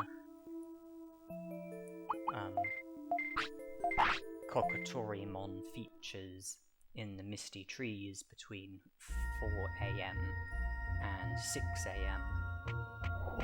It's very almost 4 AM, so I would like to take advantage of the opportunity to encounter Coelamon.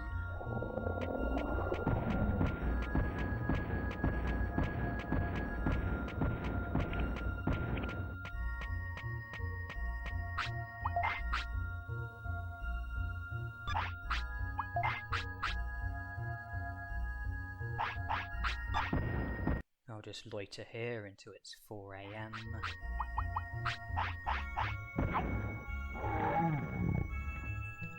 Okay. Coelamon will now be in here.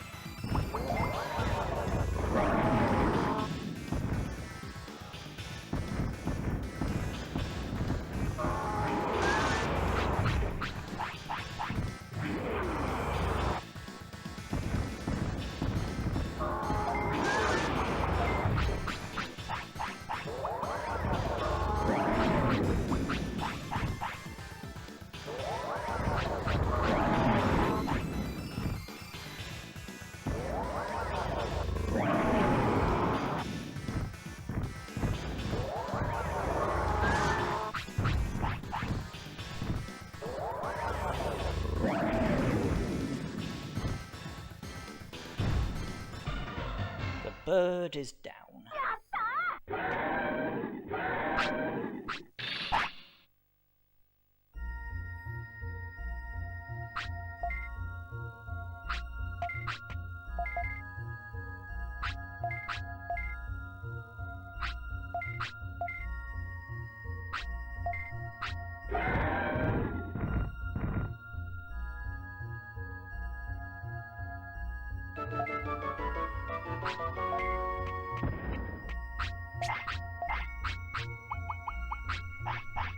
And Greymon no longer needs to sleep.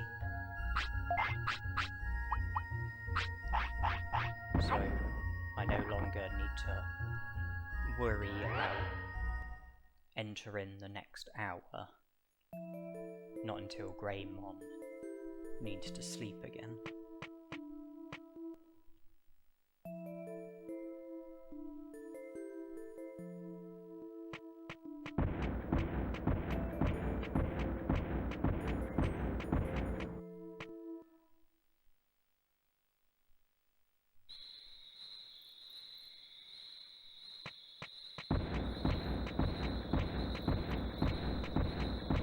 Time for us to meet a fan from Ninja Village.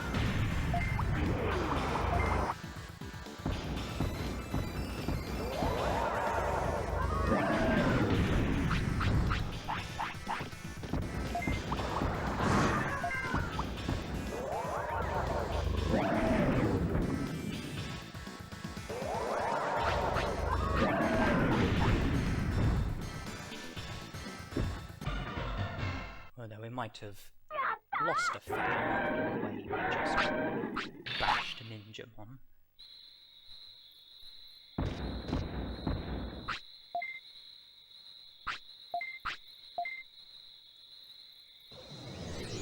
On second thoughts, he seems even more fond of us.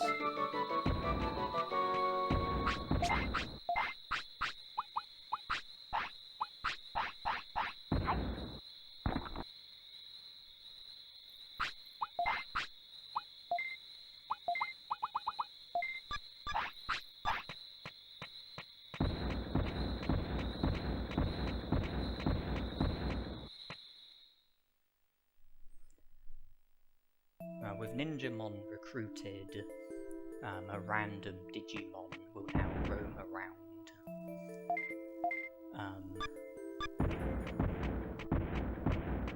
the Digimon bridge, which means that for the time being I'll need to be careful when using the Digimon bridge. The random Digimon will disappear once I recruit Betamon, and then I'll no longer need to worry.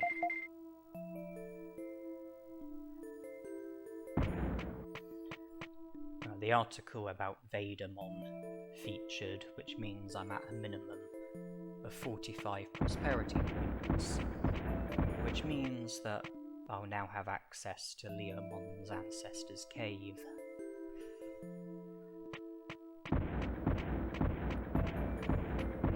Something that can be tied in with Agumon's recruitment.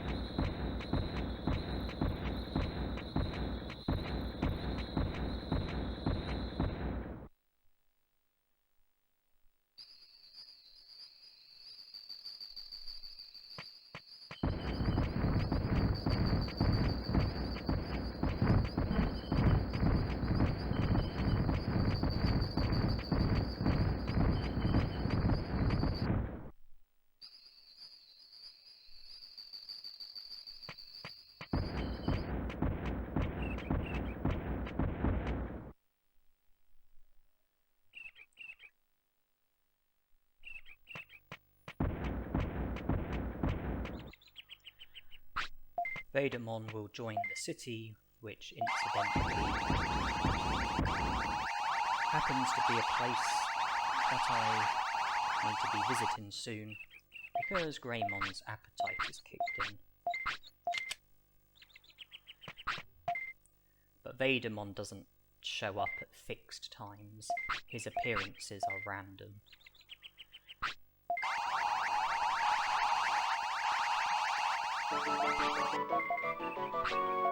Miramon, Tyrannomon, Garurumon and Frigimon all have fixed times. Betamon and Digitalmamon do not. When you enter the restaurant, regardless of what time it is, I think there's a 30% chance of Betamon being in the restaurant Digimon and a 10% chance of it being Digitalmamon.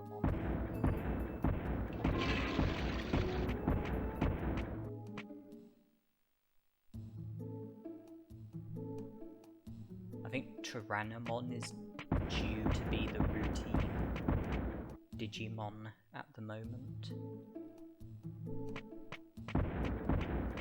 Yeah.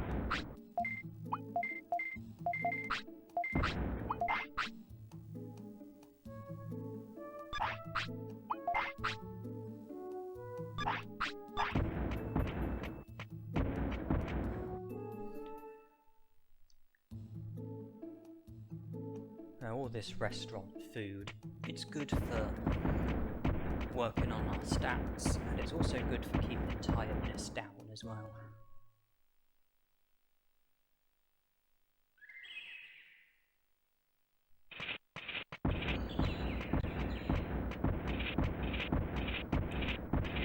I I am still looking out for HappyMushrooms though, and other items as well.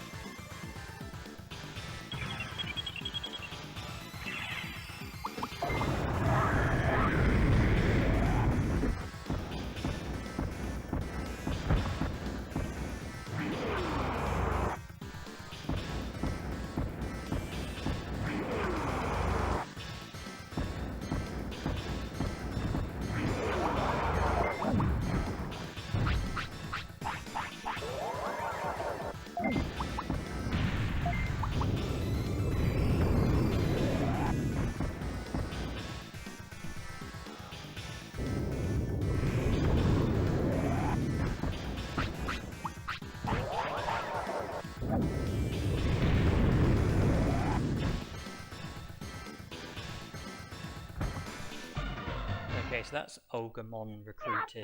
From here we can go to Leomon's Ancestor's Cave, help ourselves to Leomon's Ancestor's Stone, as well as the offence chip that's in there.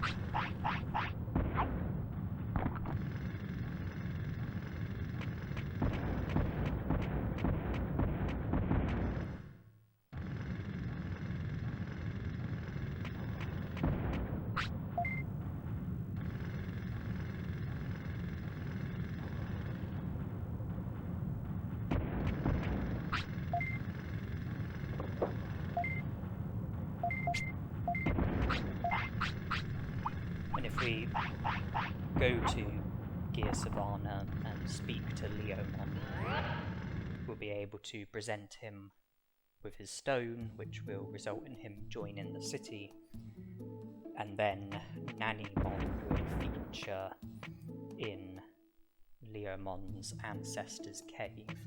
The recruitment of Leomon is the requirement in order for Nanimon to feature in Biyomon's Ancestors Cave.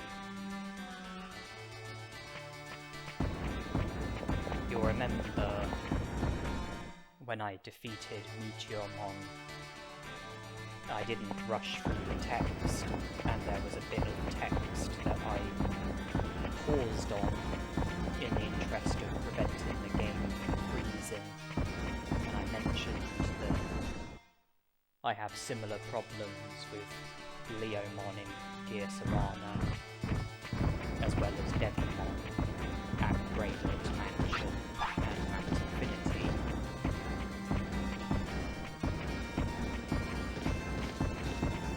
The bit where Leomon says about us being able to count on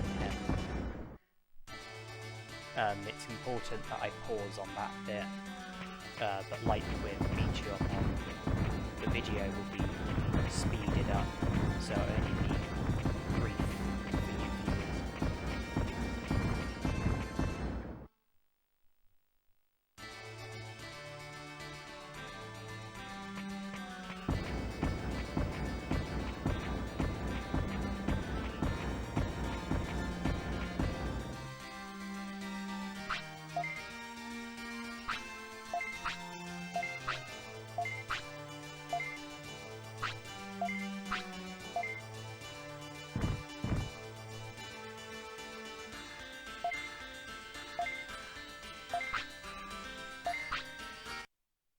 There you see.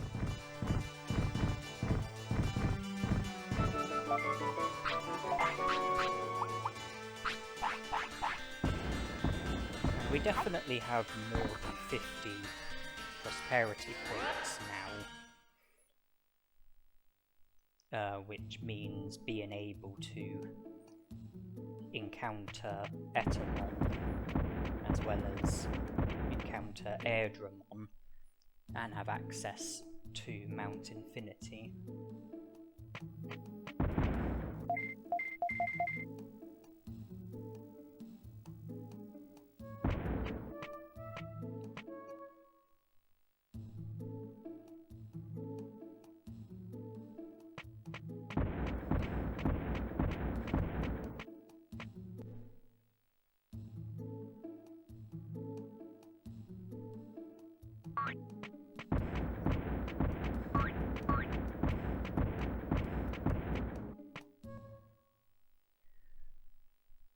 We got very lucky with Metal Mumamon, but the recruitments of Piximon and Mumamon are still pending. 3 of the more frustrating recruits, in my opinion, but not as frustrating as Monochromon. I think he, in my opinion, will always be the most frustrating recruitment. The recruitment that I dread the most. Oh, blew up. No Dulux mushroom.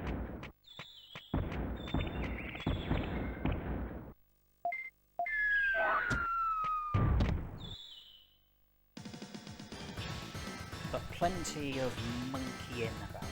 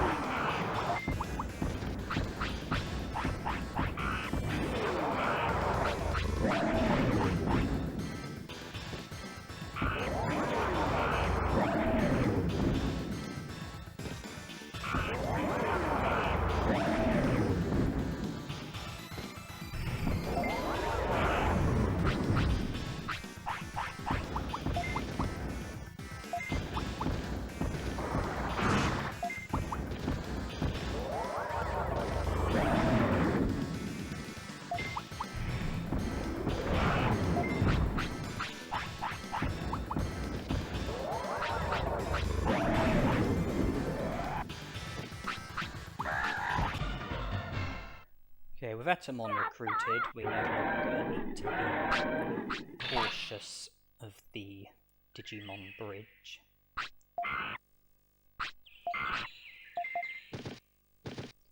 There will no longer be any random Digimon roaming around on the Digimon bridge. Not now that Betamon is recruited.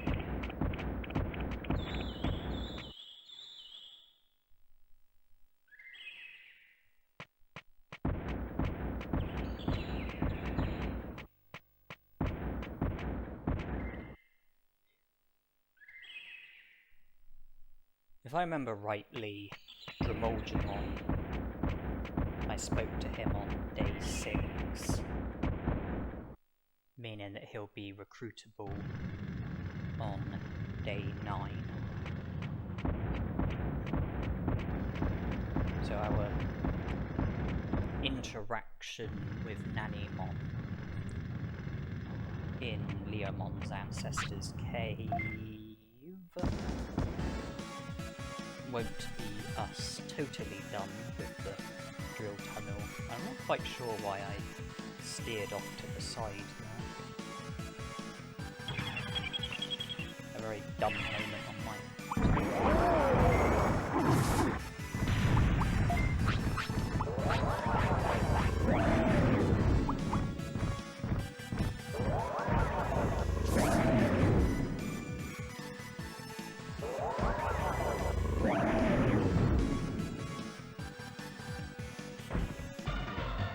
know that Coelamon had a couple of bodyguards.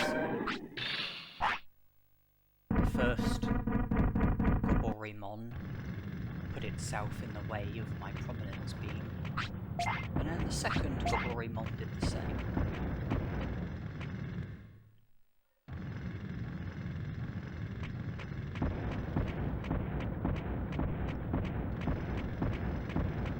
Well, I didn't really achieve anything with the Coelamon. Still got defeated, as did the bodyguards.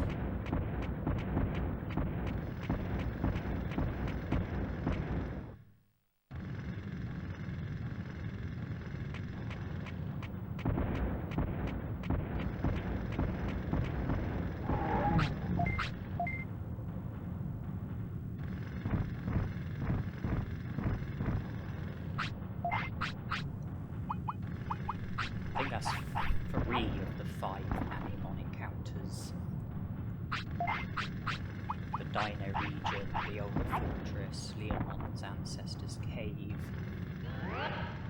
leaving Factorial Town and Toy Town.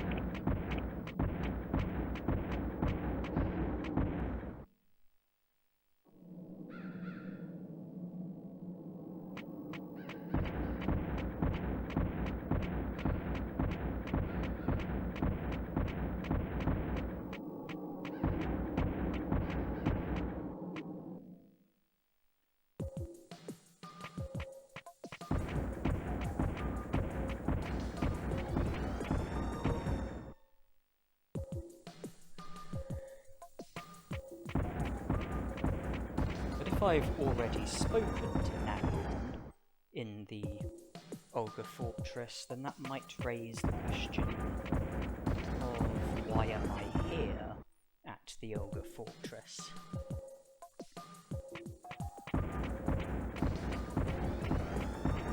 The answer to the question is that I haven't really, or rather hadn't really, encountered Nanimon.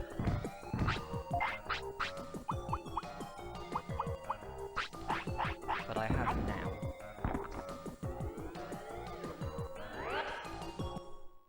Okay, look, I'll hold my hand up.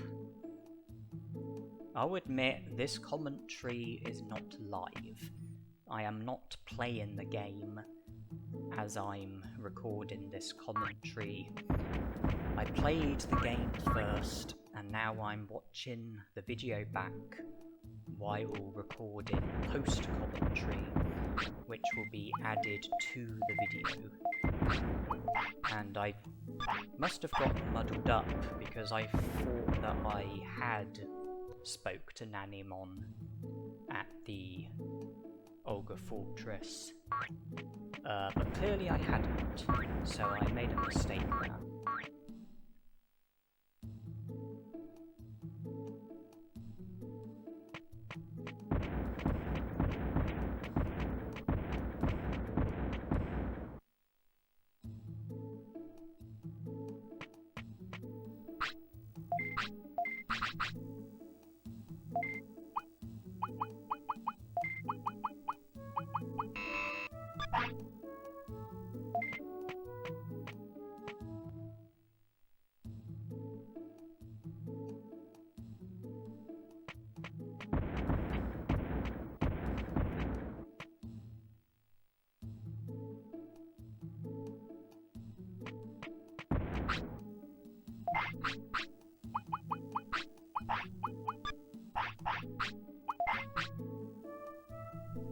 Well, the protective floppy, I've taken that out of the item bank. It will come in handy with the battle against Piximon. Hint, hint.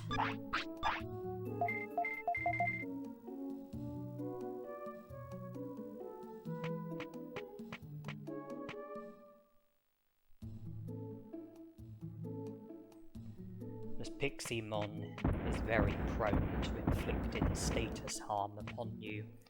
Bug and Danger Sting both have a high rate of causing flattening. Confusion Storm has a high rate of causing confusion.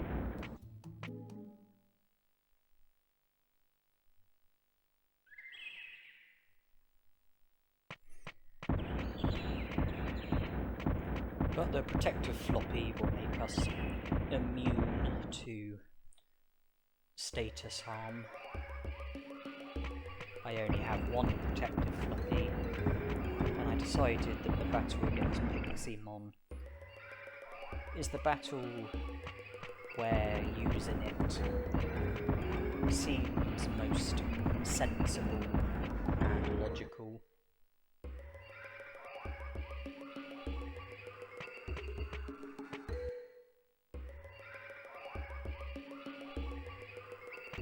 No sign of Piximon, so we're going to have to grind for him. Something I didn't have to do with Betamon. Something I probably will have to do with Mumamon.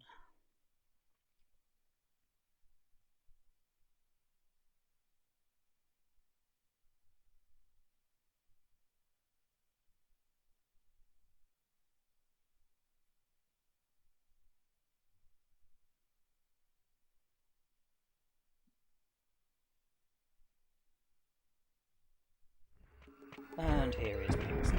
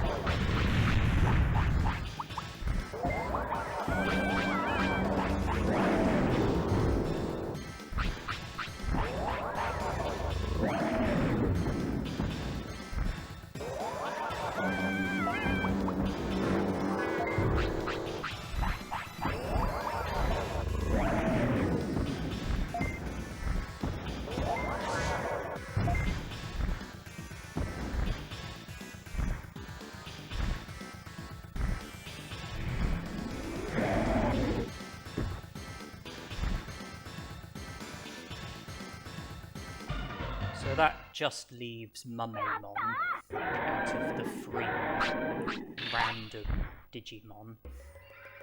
The 3 Digimon who only show up randomly and occasionally.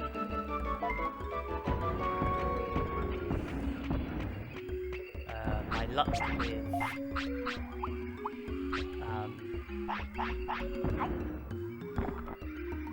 Metal Mumemon is perfect. Piximon not so lucky. Who knows how my luck with Mumemon will be. With HP that I've got, I think that small recoveries are small fry, and that medium recoveries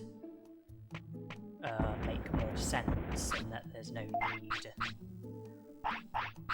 for small recoveries.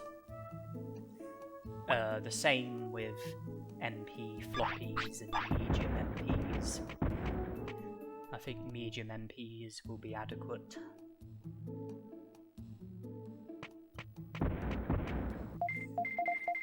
Don't think I need to replace MP floppies or small recoveries.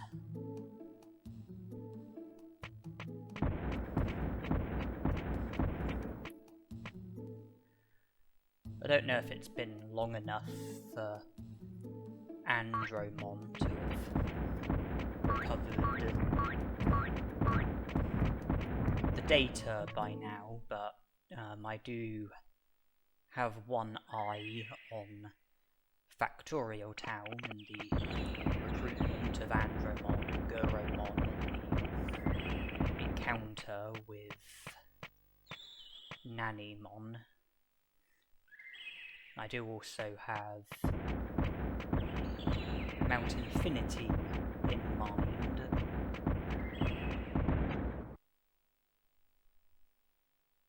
I've not recruited Coelamon as of yet. I think he becomes available at 3 PM, which is the next hour, and is available for a few hours. But the battle is easier if you encounter him during the earlier hours of his appearance, because his HP will only be half full. After a certain amount of time of him being available at Friesland, even though he'll still be available, his HP will be full, which will make the battle harder.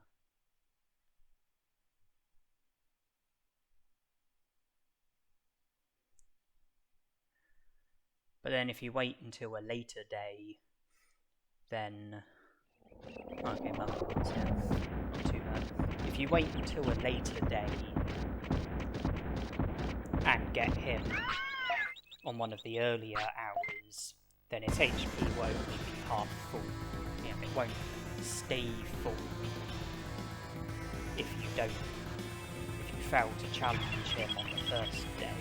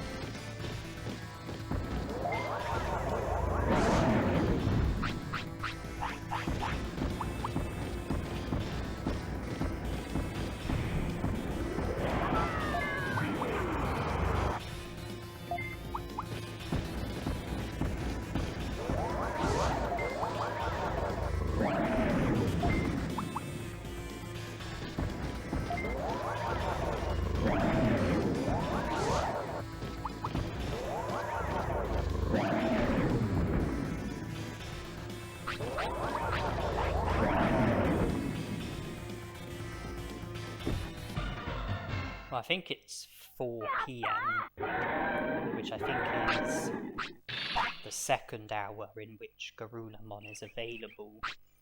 If I was to challenge him on this hour, then I think that his HP would only be half full. I'm not sure at what hour his HP becomes full. I think it's either 5 or 6 PM. And I'm not sure which hour he's available until. Maybe 7 or 8 PM.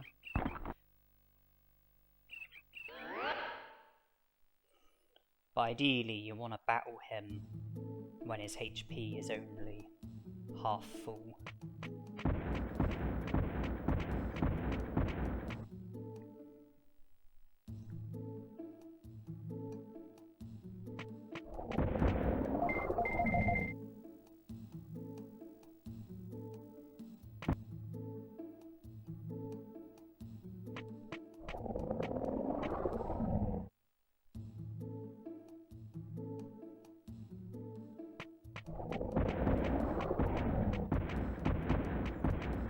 But I don't need to worry about Coelamon just yet. He's going to be available every day until I do defeat him. And there are still more item chips available. Item chips in Mount Infinity, the ones that we found in computers, plus the ones that get dropped by the Digimon that you defeat in Mount Infinity. And then after Mount Infinity, the back dimension becomes available, where there's one of each item chip, as well as the ray gun, which is irrelevant. But if I was to delay Coelamon's recruitment, fight him at a later point, then there will definitely be potential for me to have better stats than what I've currently got, which would make the battle easier, of course. Andromon has recovered the data, he's joined the city. I've come to the sewer for Nanimon, and then I will go to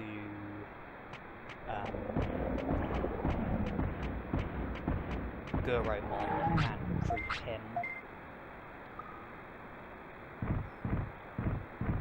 If I'm not mistaken, that's my 4th Nanimon encounter. I know when I was at Leomon's Ancestor's Cave, I made a mistake saying that it was the 3rd encounter when it was only the 2nd encounter. The Dino region and Leomon's Ancestor's Cave. I thought that I had also spoken to Agumon in the Olga Fortress, even though at the time I hadn't. But I did speak to him at the Olga Fortress later, and I've just spoke to him at the sewer. I remember speaking to him in Leomon's Ancestor's Cave, and obviously the Dino region, because that was where my first encounter with him was at. It was where he dropped the accessory which enables the carrying of 20 items instead of just 10.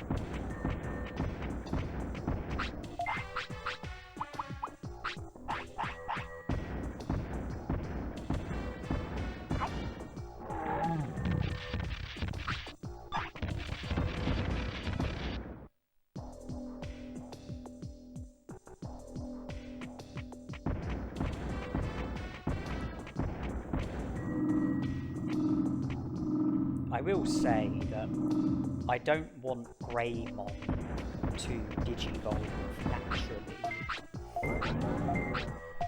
If I just get up the Digivolution guide, Greymon can Digivolve to Metal Greymon, Skull Greymon. I don't want to Digivolve to either of those Digimon. I don't want to finish this lifespan with Greymon. I do want to Digivolve, and I want to Digivolve to a virus Digimon so that I'll be able to see to Greylord's mansion within this lifespan. Ah, Betamon.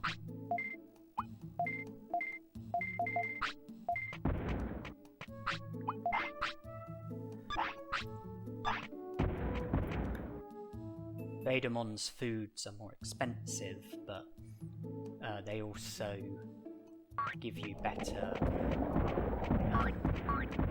stat gains.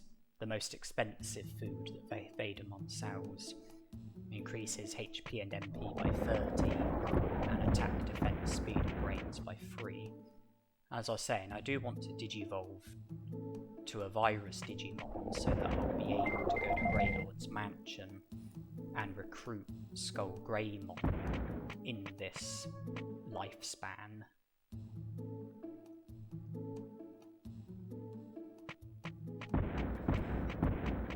And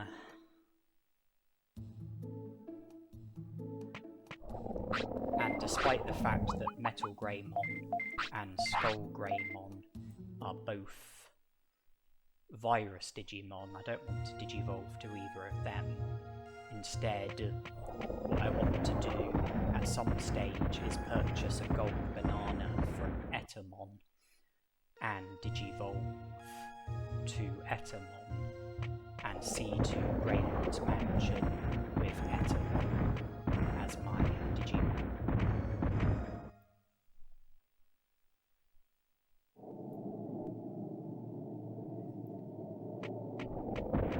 And even though I could challenge Coelamon on a later day with better stats, I'm going to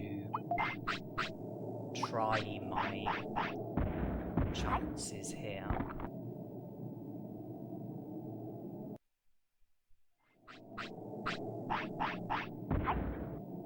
Coelamon's HP might be full.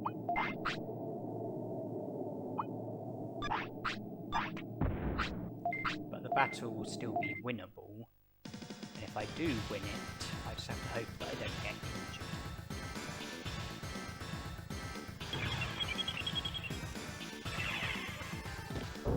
His HP is full.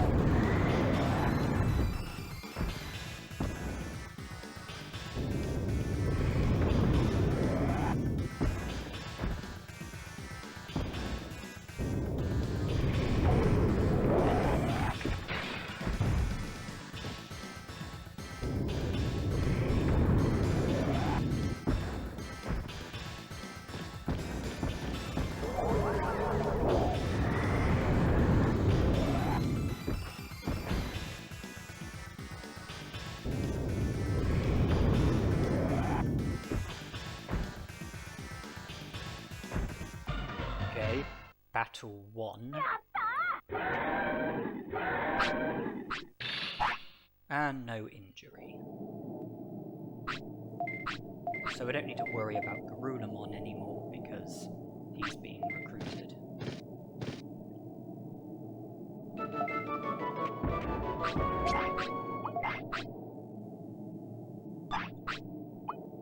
I thought that Meltdown might serve us better than Prominence Beam, because Meltdown is harder to interrupt, and it could also paralyze.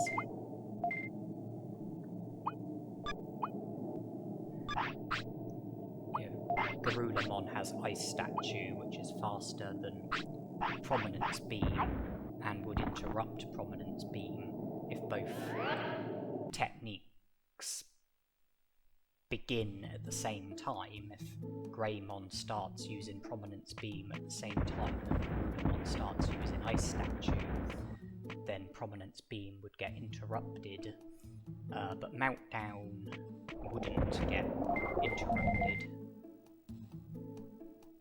I mean, Coelamon would still strike me with his Ice Statue, but Meltdown would get performed,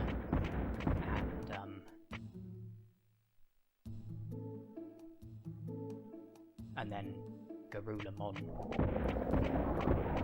would get struck by it, providing that he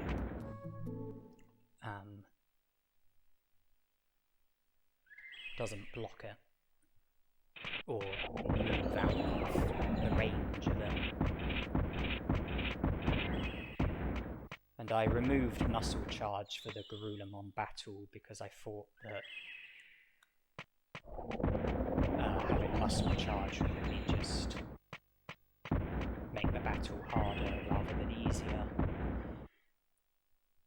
And what I'm doing at the moment is grinding for more HappyMushrooms.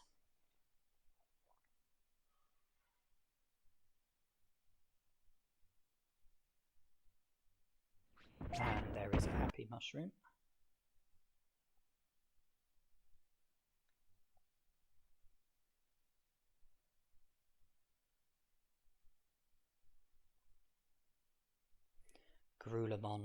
Greymon wants to eat. Took him to the restaurant, got served by Coelamon for the first time, another HappyMushroom.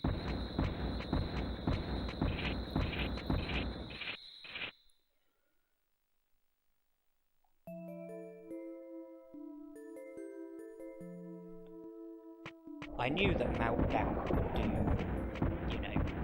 quite a bit of damage against Coelamon. And if I was to use Muscle Charge, then I wouldn't be attacking Coelamon while using Muscle Charge. And, while using Muscle Charge, Coelamon could attack me and paralyze me. And I don't think Muscle Charge would have made a huge difference to the battle. I think that by not having Muscle Charge equipped and just attacking with Meltdown, I believed that the battle would be over more quickly and that I would get attacked less than if I was to have Muscle Charge equipped.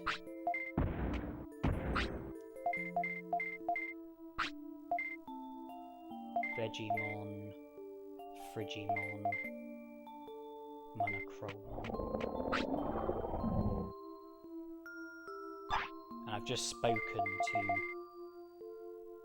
Digimon. He's mentioned about Mount Infinity. Drimogemon will battle me as soon as I leave Digimon's house.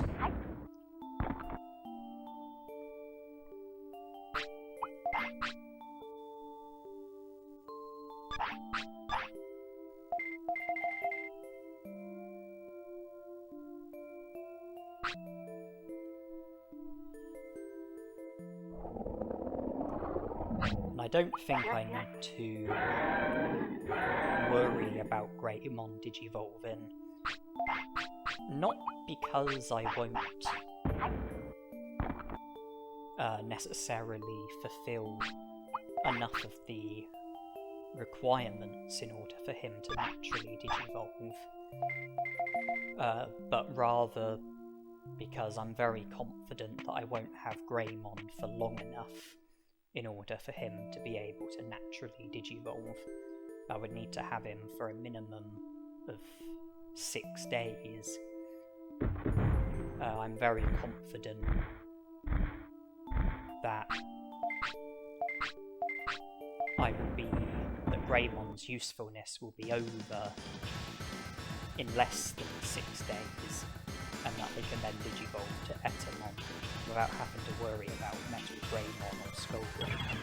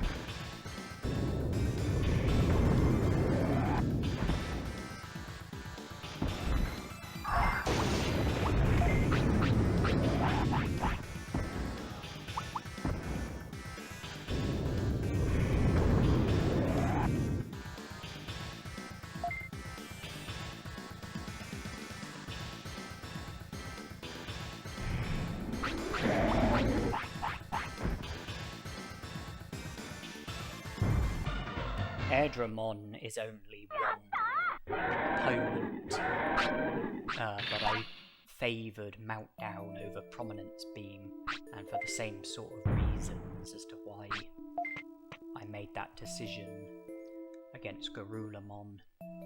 I felt that Meltdown had a better chance of getting performed properly. Megalo Spark is faster than Prominence Beam, and could easily interrupt Prominence Beam, but Meltdown was less likely to get interrupted, and more likely to get performed properly. And there was also the advantage of paralysis as well.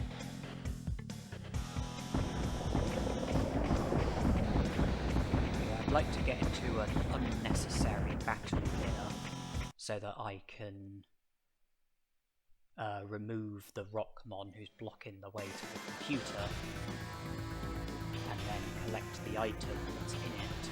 Not because the item is particularly useful, but because I seem to have OCD when it comes to wanting to loot the items in this game.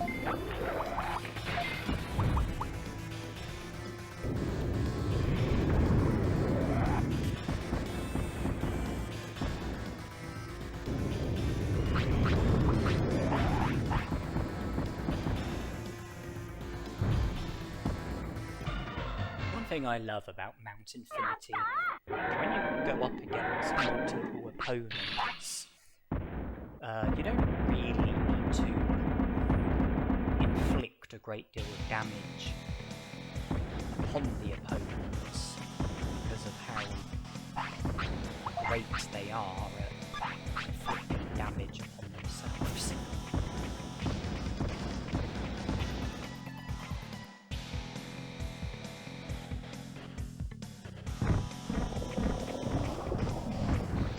Attacks that the Digimon use are very prone to striking fellow opponents. Some of the opponents retaliate, creates even more potential for them to inflict damage upon each other.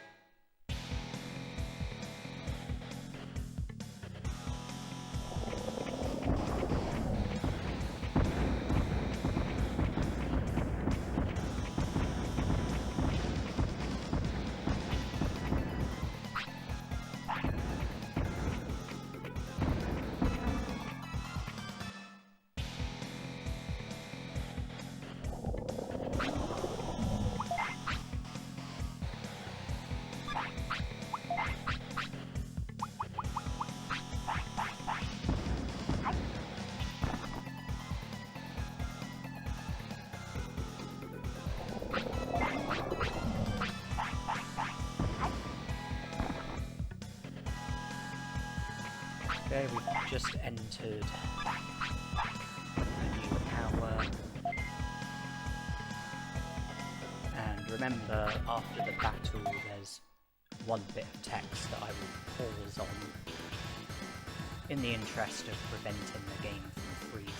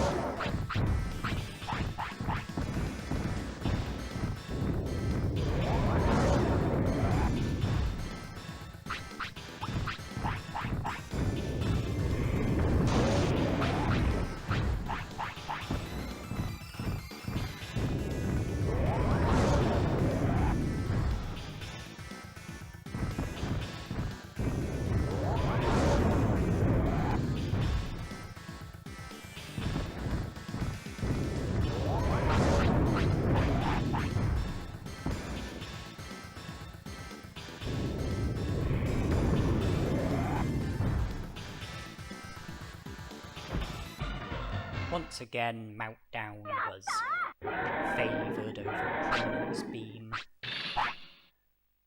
The fact that Devimon uses Megalospark might be a hint as to what one of my reasons was.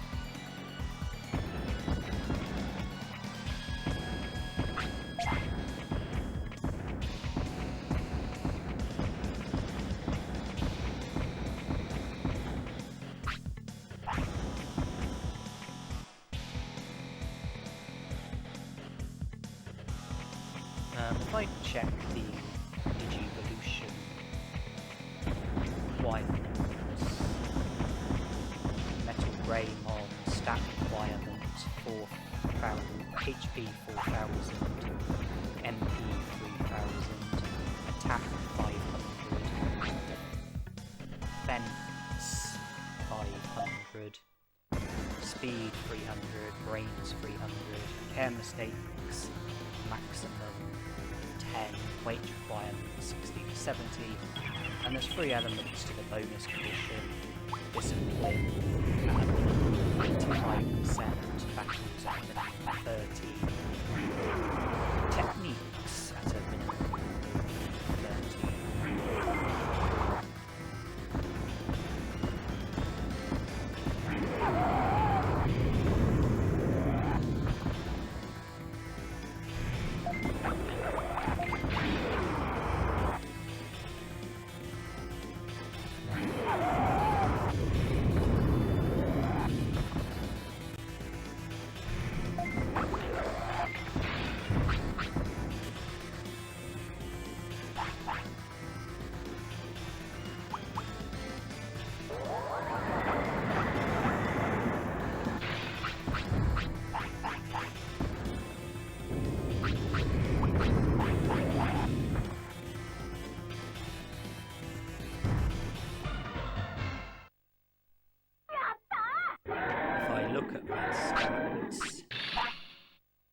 Well, I didn't really get a chance to look at them, to be honest.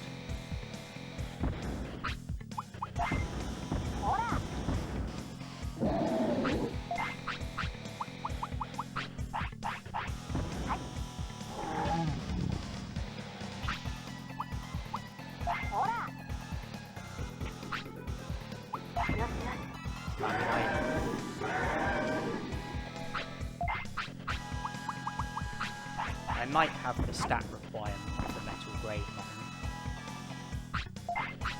I suspect that I have the care mistake requirement. I suspect that I don't have the weight requirement. I think my weight is probably above the range. With the discipline that I've currently got, I suspect that I do have the bonus condition. If I'm right about that, then that would be 3 of the requirements for Metal Greymon fulfilled. Skull Greymon, stat requirement 4000 HP, 6000 MP, 400 attack, 400 defense, 200 speed, 500 brains. Well, I definitely don't have the MP or the brains. Care mistake requirement minimum 10. I'm pretty sure I don't have that.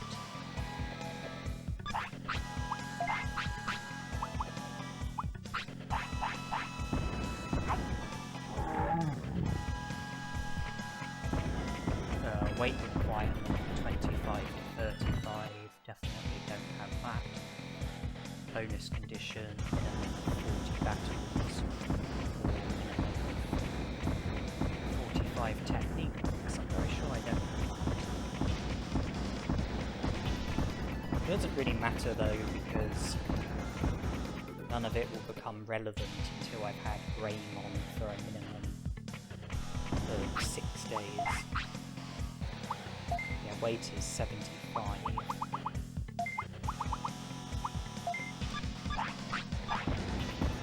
And if I'm remembering the stats for Metal Greymon correctly, then I do have the stat requirement.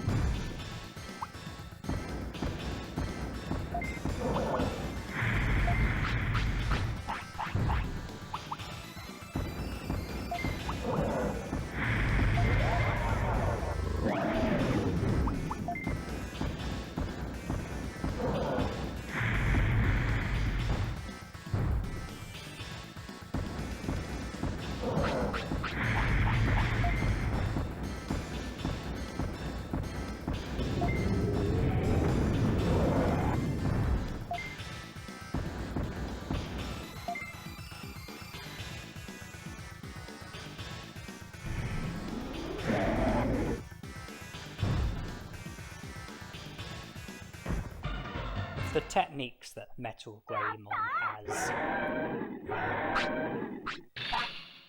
I favoured prominence being the stronger, faster, cheaper technique, which only works against one opponent as opposed to multiple opponents.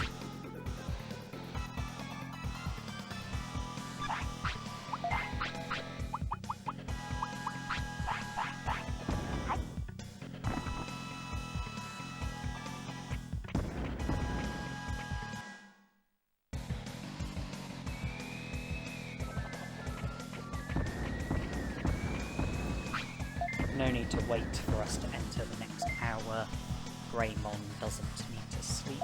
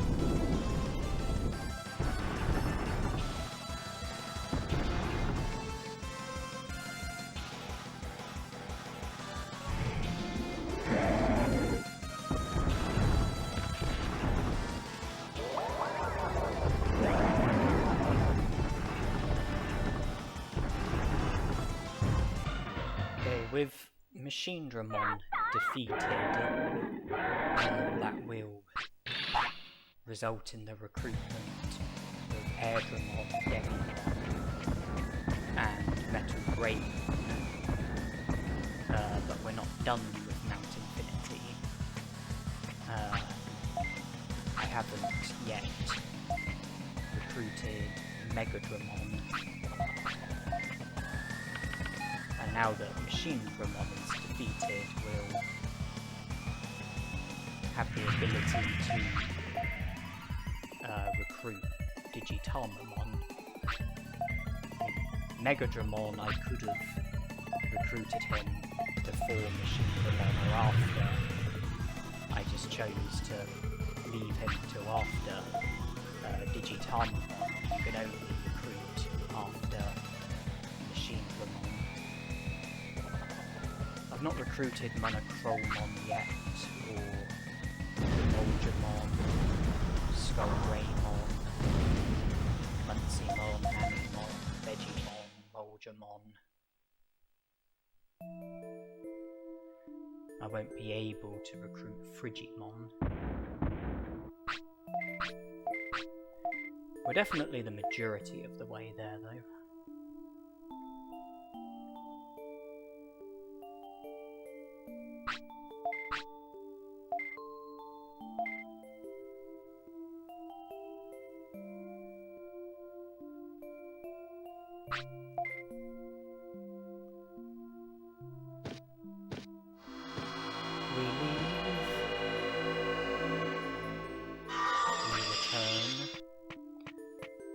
Rush to the toilet.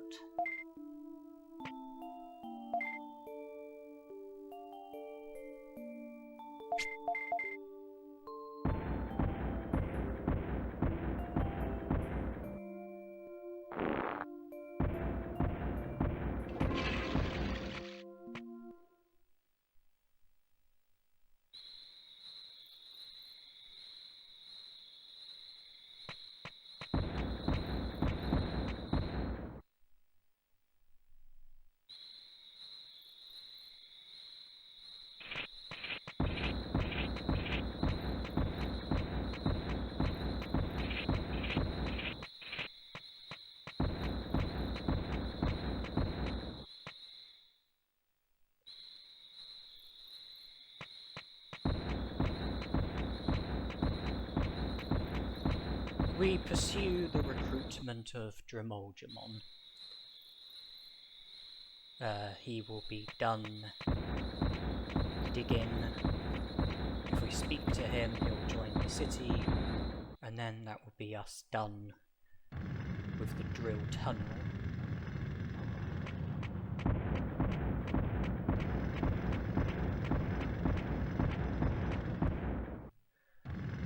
We're not done with Mount Infinity yet. There's numerous other places that we're not done with.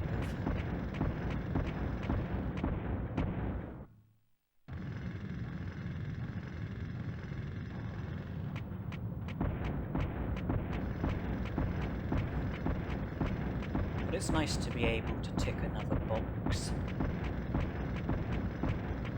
The box that says that we won't need to come back to Drill Tunnel.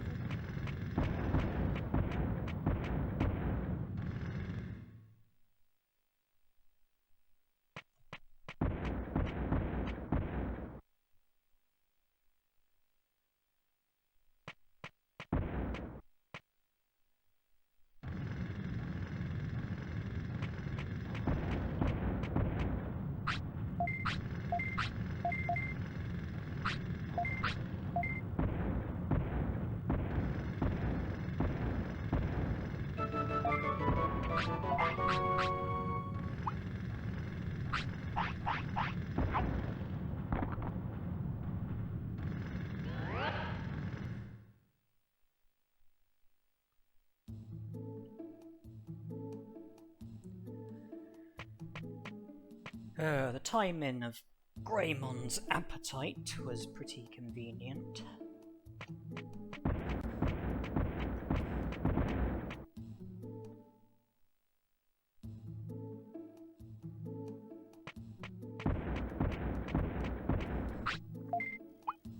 We definitely have enough prosperity points in order for Xiaomon's board to have Article 6 regarding my Otamamon, but it won't feature yet because you also need to have gone to Greylord's mansion and aided my Otamamon, something that we've not done yet.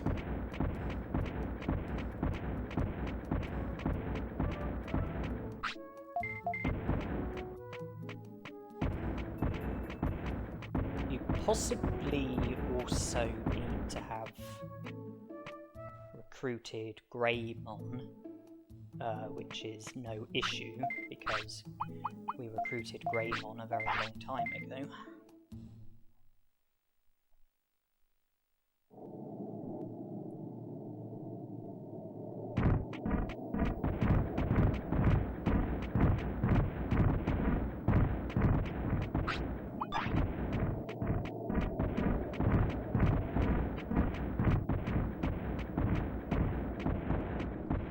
If you're wondering what I'm doing in Friesland, I'm heading to the Ice Sanctuary, which isn't really the Ice Sanctuary because it's the back dimension instead. I would like to help myself to all of the items that are at the back dimension, and I would like to defeat Drimogemon as well. The chain melon from Digimon will be much appreciated. It greatly reduces tiredness. Very helpful in this challenge.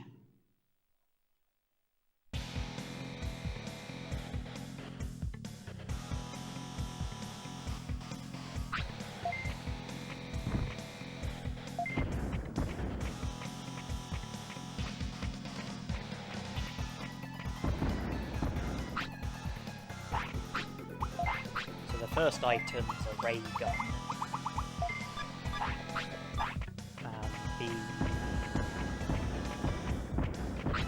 The rest of the items are item chips, and then if you defeat Drimogemon, you return to the city, and if you speak to Digimon, he'll give you a chain melon.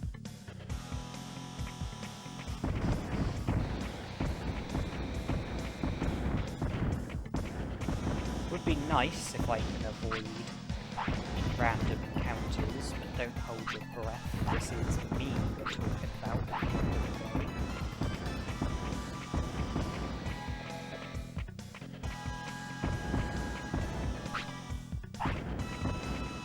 Managed to avoid the Techamon, but I'm also worried about Tankmon, and a bit worried about Rockmon as well. But more worried about Tankmon.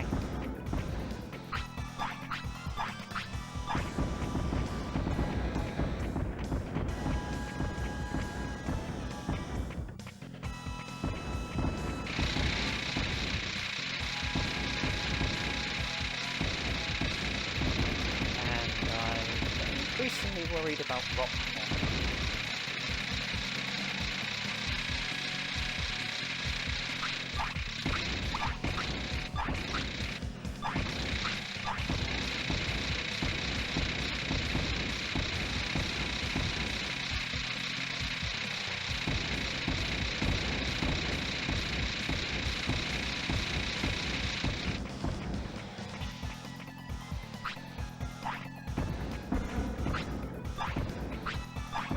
They mysteriously disappeared. Well, let's use the item chips that I've collected.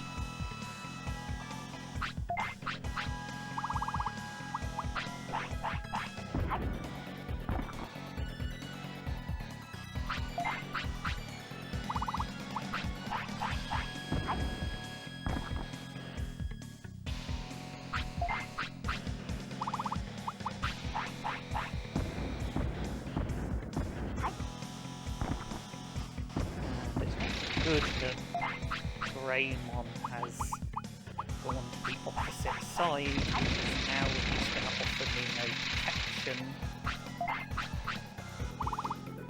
Should Tankmon or Rockmon return, which is exactly what they did. All the item chips used up. Okay, my brains is at 500, which means that I now have the enable technique, which will make things a bit easier. Right, if I equip both Prominence Beam and Meltdown, as well as Muscle Charge, I should have no trouble with using Muscle Charge, and I can choose between Prominence Beam and Meltdown depending on the individual battle, the individual circumstances, the individual situation.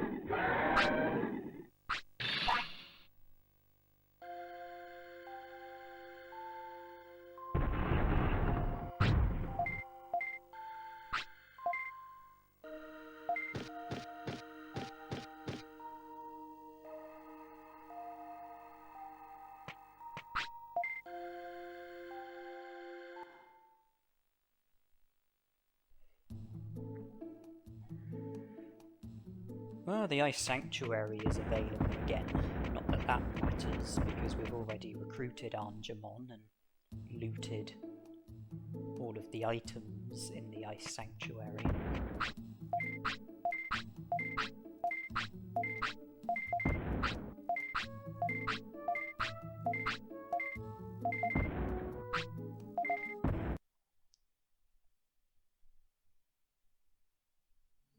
$79 prosperity points.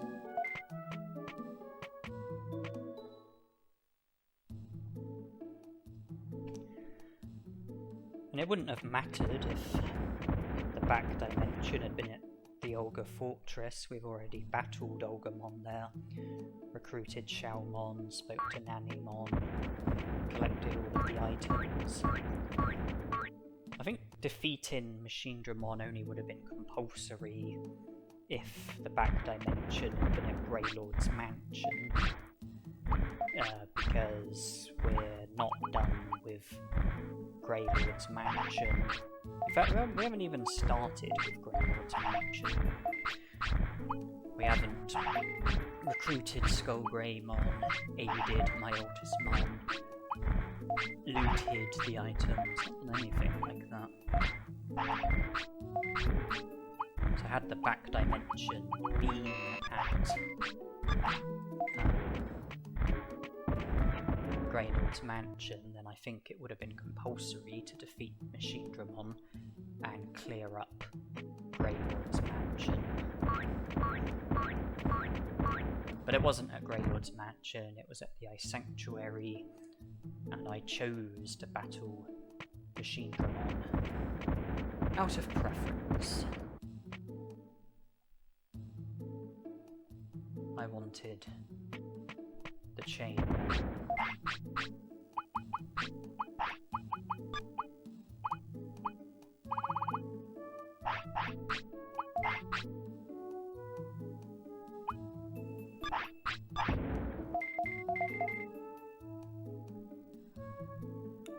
Right, 79 prosperity points. Who are we missing? Megadramon will make it 82, Digitalmamon will make it 85, Coelamon will make it 87, Digimon will make it 89, Moljamon will make it 91, Munceymon will make it 94, Nanimon will make it 95, Skullgreymon will make it 98, and that's as far as we will be able to go. Frigimon is not going to be recruitable.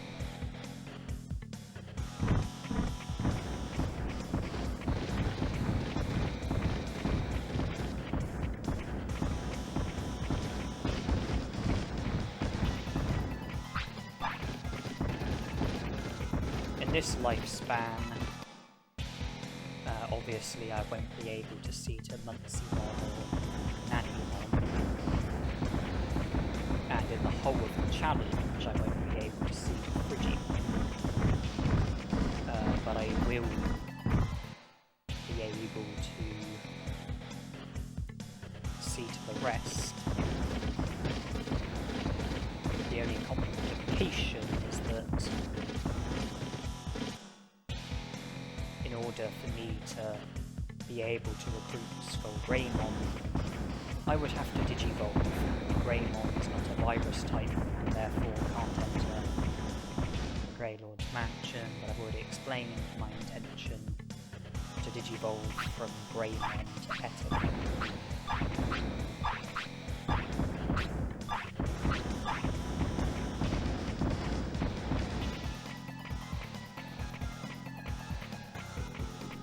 The item chips from the back dimension will make defeating Megadramon and Digitalmamon a bit easier.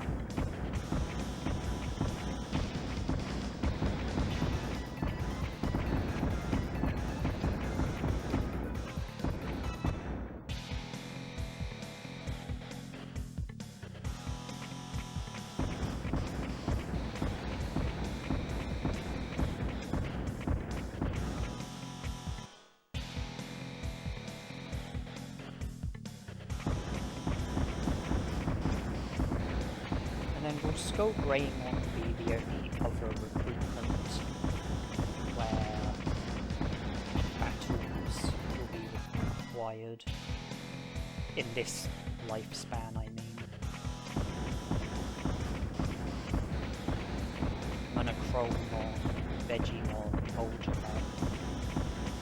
None of them require battles.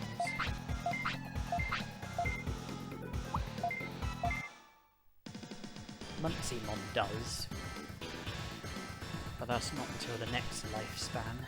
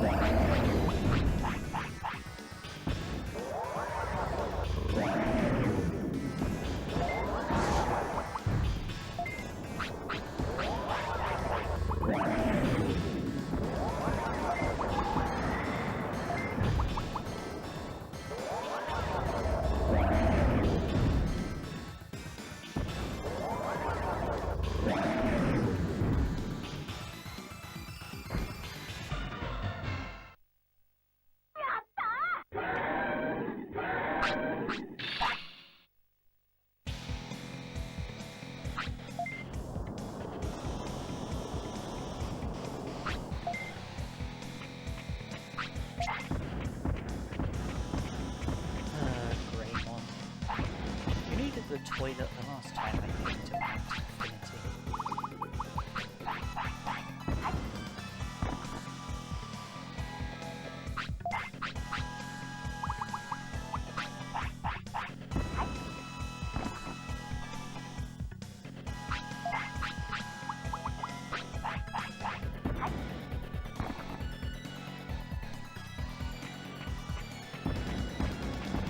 So it's day 9.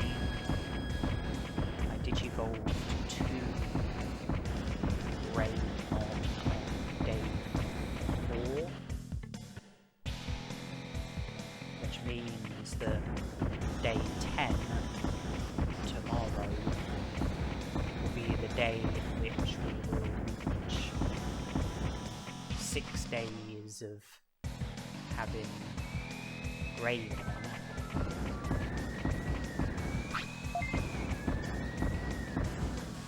Means that I need to digivolve to Betamon before then, or I need to intentionally screw up at one. I need to intentionally screw up at being able to Digivolve naturally.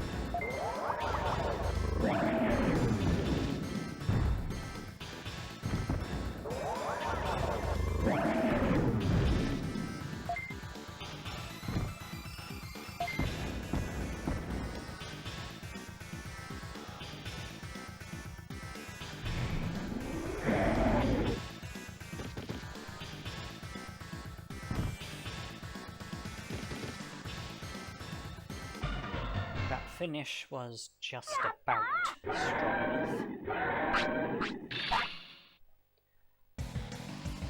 I am thinking ahead. If I was to Digivolve to Metal Greymon, then Meltdown could get passed on to him. But Muscle Charge can't. If I was to Digivolve to Skull Greymon, then the reverse would be true. And currently that's also the way of things if I was to Digivolve to Betamon. However, it is possible to learn Megalospark with Greymon as your Digimon. And Megalospark is a technique that can get used by Etamon. Same with Munximon, and both Digimon can also use Muscle Charge. Muscle Charge and Megalospark, those would be pretty good techniques to be used by Etamon and Munximon, in my opinion. Of course, that would require Greymon. I mean, if I wanted to learn Megalospark with Greymon as my Digimon, then it's self-explanatory that that would require learning Megalospark. The Pidomons in Mount Infinity, they use Megalospark. Hint, hint. It might be possible to learn Megalospark from the Pidomons in Mount Infinity. Hint, hint.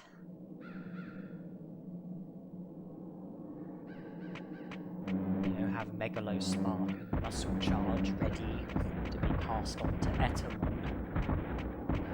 Have it ready for Munximon ahead of the next lifespan.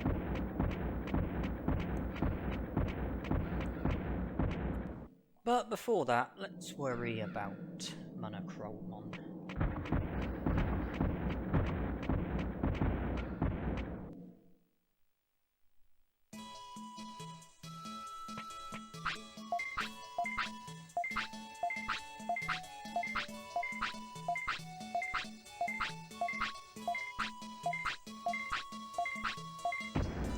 Do I want to work in Monochromon shop? Not particularly. I don't really have a choice, do I?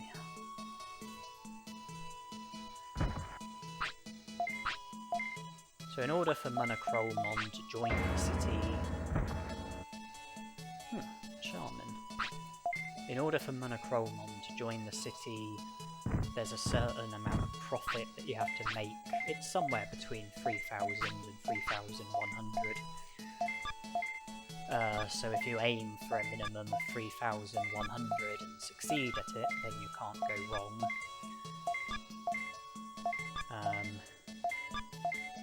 The shift is split into 2 halves. You get 10 customers in both halves. Unless a customer stormed off, as demonstrated by Weedmon, every time a customer storms off, you end up losing a customer.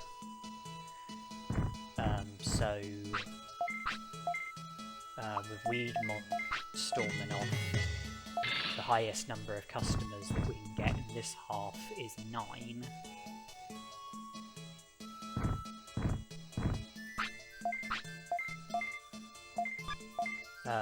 There are 4 different customers: Goborimon, Gotsumon, Weedmon, and the Penguinmon look-alike.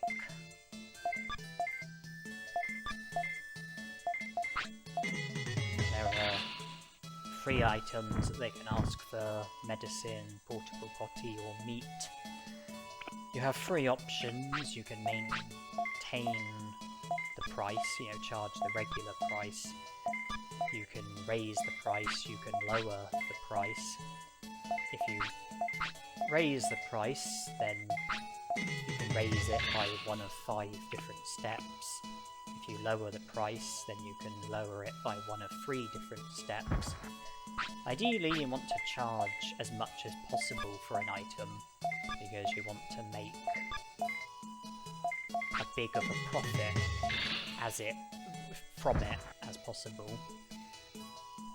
The issue with charging more is that it increases the risk of the Digimon storming off.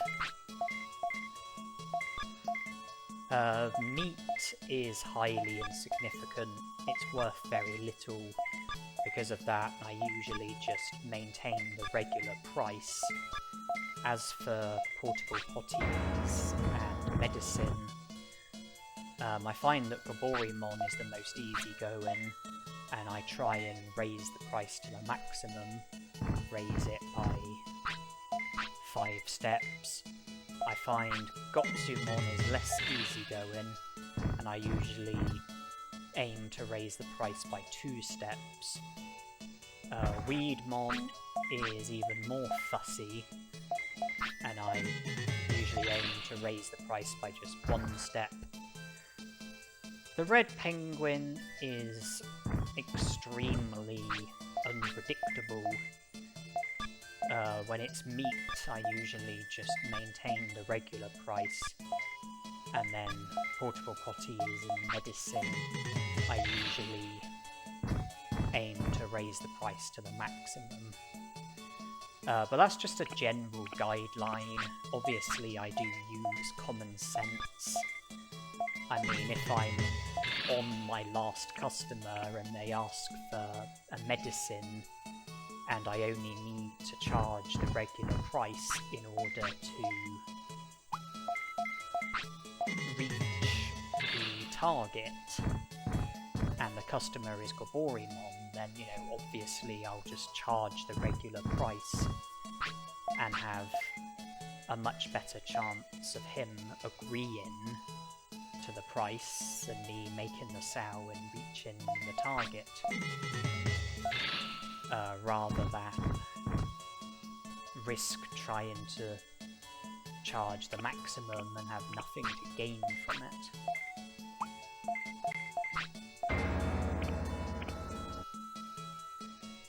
And at the same time, if I'm on my final customer and the customer is a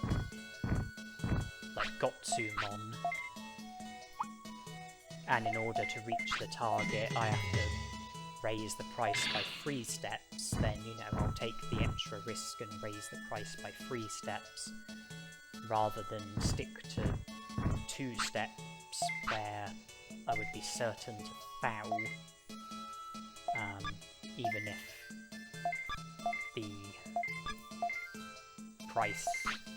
the sale was to be successful. 3085, I think that's good enough. I'm about to find out. Yes, it is good enough.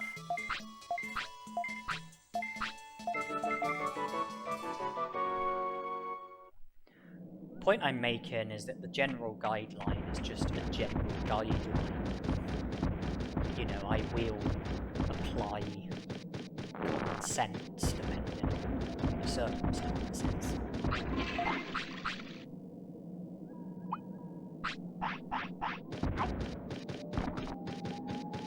And is that us up to 87 prosperity points now? It was 79. I think Megadramon and Digitalmon made it 85. I suppose Monochromon has made it 87. Frigimon won't be recruitable. Account for that, 89 prosperity points. Skullgreymon won't be recruitable, while we've got Greymon as our Digimon. Account for that, 92 prosperity points. Munceymon and Nanimon won't be recruitable.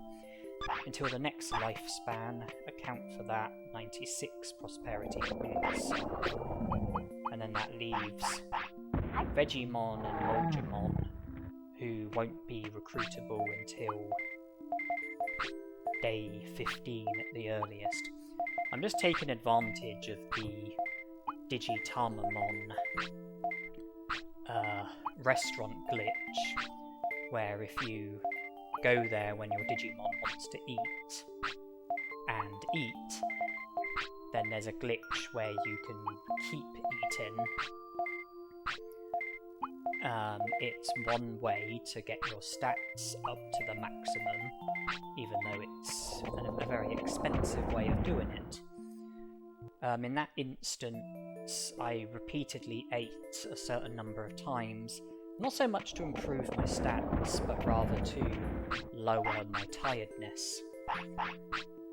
I imagine my tiredness is probably at the minimum after doing what I did. It's also put my weight way above the limit for the Digivolution of Metal Greymon. I don't think I can reverse fulfilling the stat requirement and I don't think I'll be successful with fluffing the care mistake requirement. But the bonus condition might be possible to intentionally screw up at. I think one of the elements was to do with battles, one of the elements was to do with techniques, one of the elements was to do with discipline. If I don't have the battles and don't have the techniques, then I can intentionally foul at the bonus condition by just lowering my discipline a bit. That can easily be done with a few praises.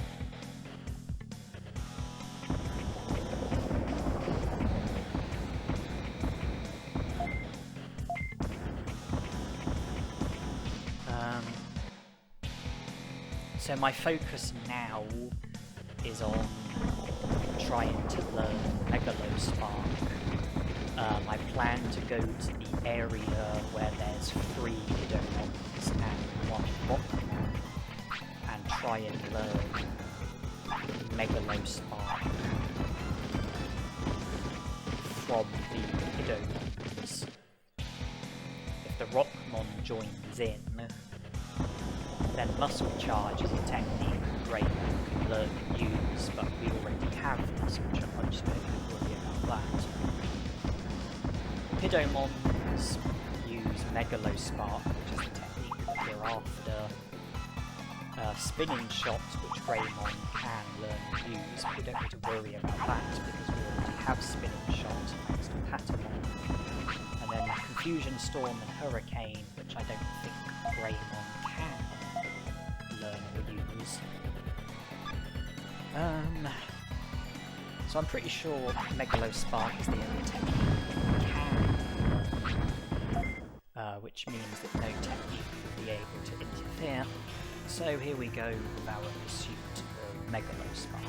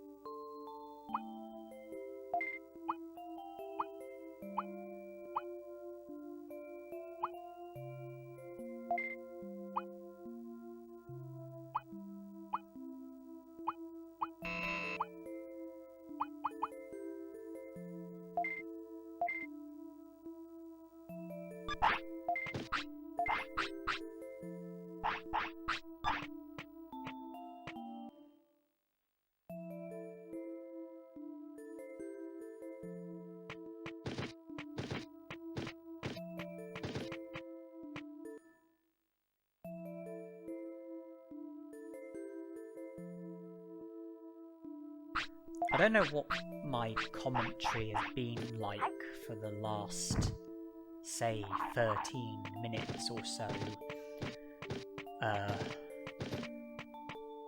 But I was wearing my headset, but I didn't have the microphone in place.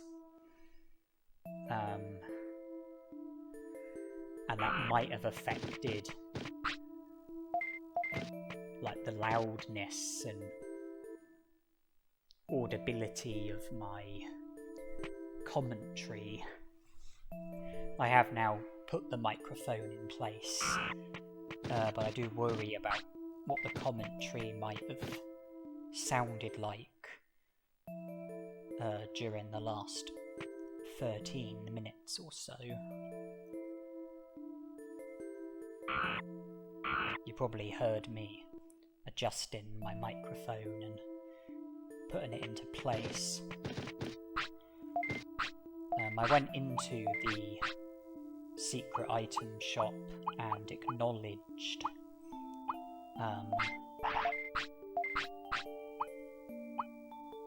Kunemon, Moljamon, and Mummymon. You know, I spoke to them, and then the next Digimon was Devimon, and it's a guarantee that he will be the Digimon present when I enter the secret item shop the next time.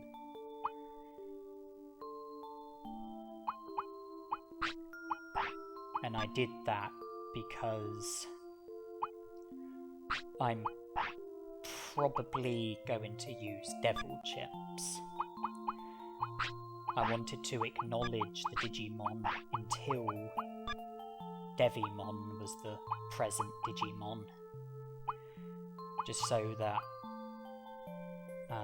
in the future I would have easy access to Devimon and Devil Chips, because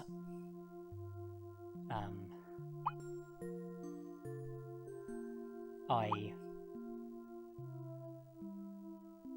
do plan to use Devil Chips in this challenge.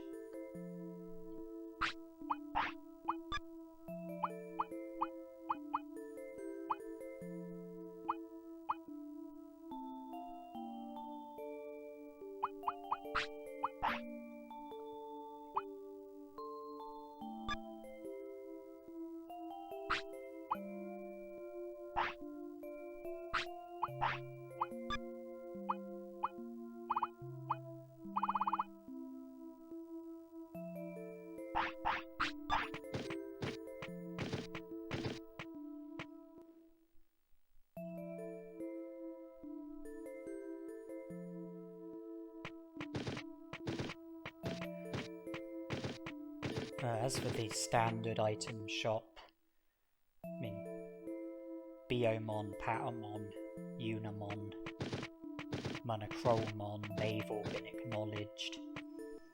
The restaurant, Garulamon, Miramon and Tyrannomon have all been acknowledged. Frigimon we haven't recruited and won't be able to recruit. And then the secret item shop, the only Digimon who hasn't been acknowledged is Devimon.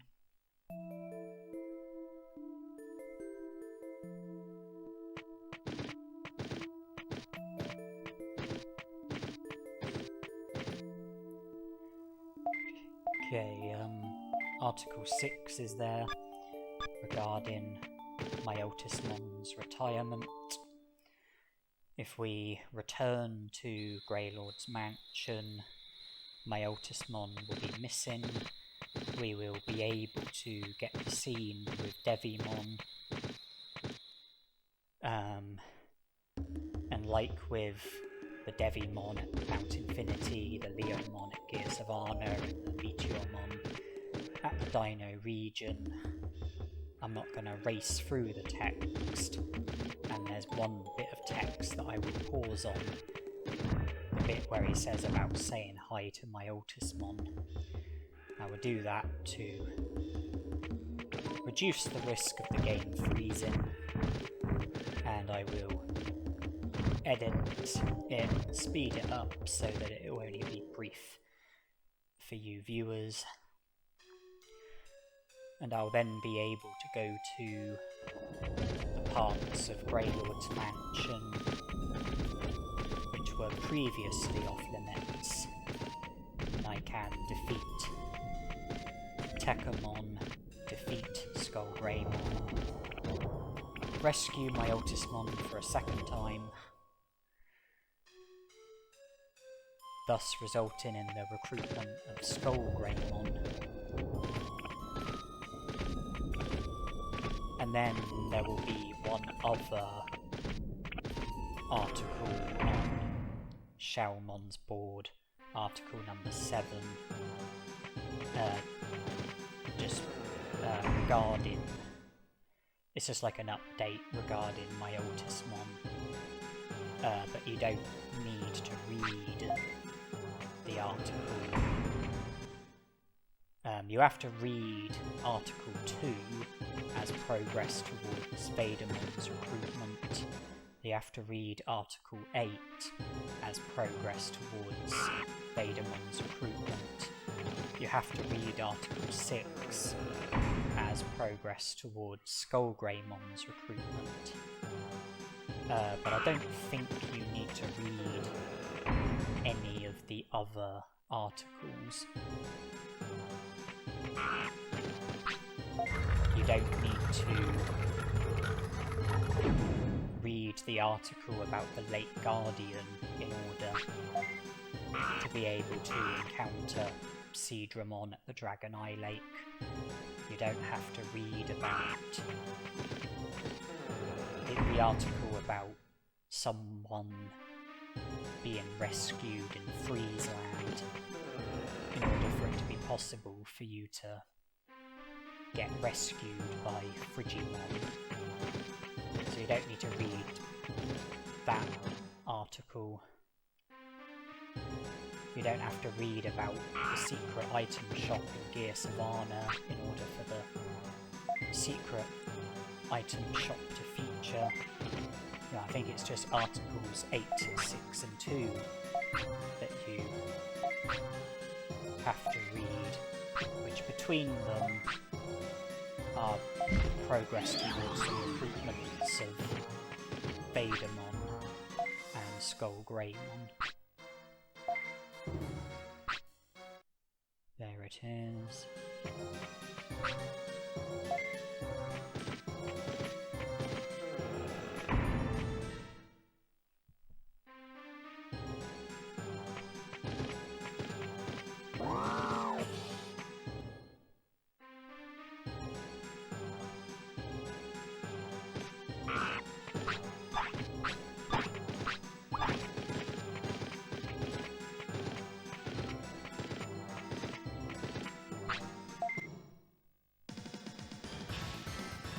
Yeah, well, this battle should be easy. Megalospark will work well against a machine Digimon.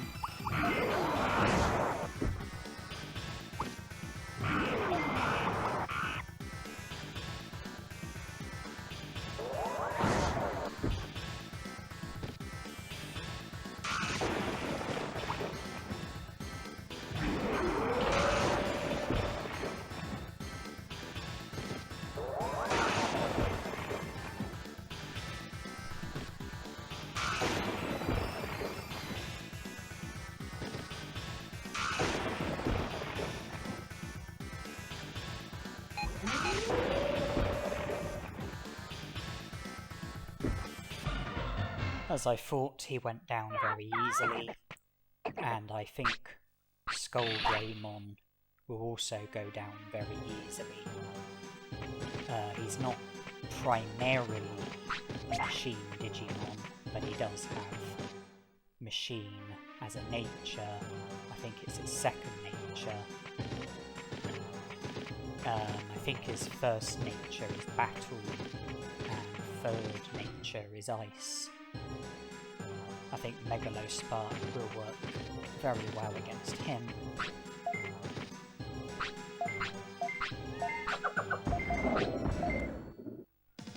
And we'll be putting my theory to the test.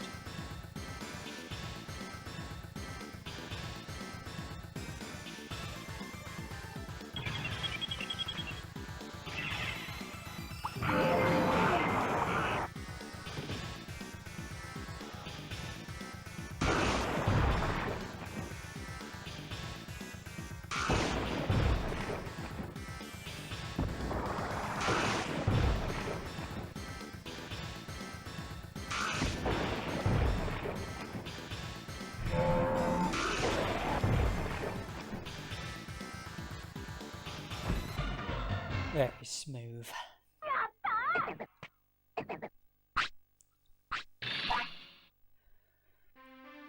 We're in a position where item chips don't really matter that much anymore.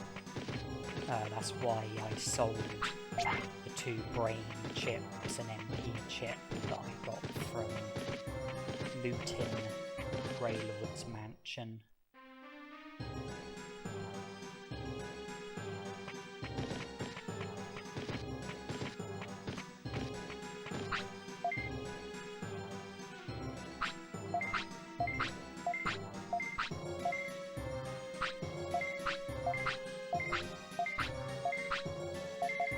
I think the only remaining battle is... well, the only remaining compulsory battle is Warumantsimon, and with Megalospark plus Muscle Charge plus the stat gain that we will get when Digivolving to Muncimon, and stat gains that we'll be able to get from training,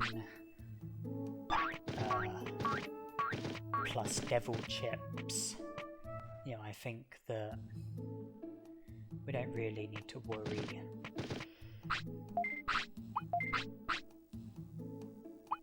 about what's ahead of us.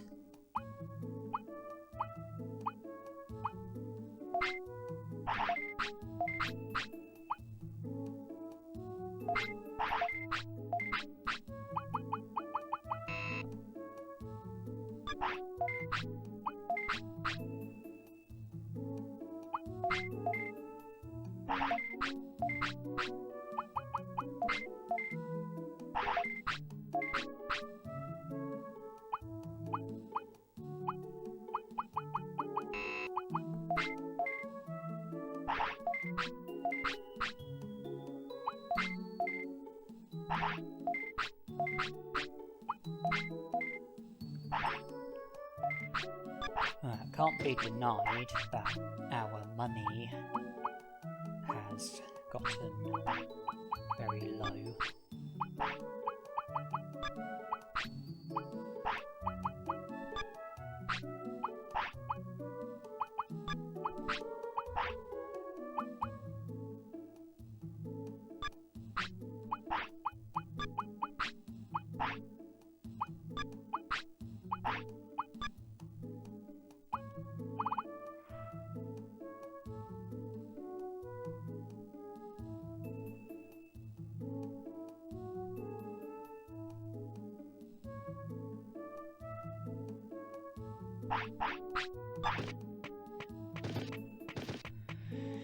But I've got 99 medium recoveries, so if I want to top up on money, I can always go to Friesland, go to the Moldgemon that wants medium recoveries, trade 99 medium recoveries for 99 super defense discs, sell the 99 super defense discs, and make a very juicy profit on it.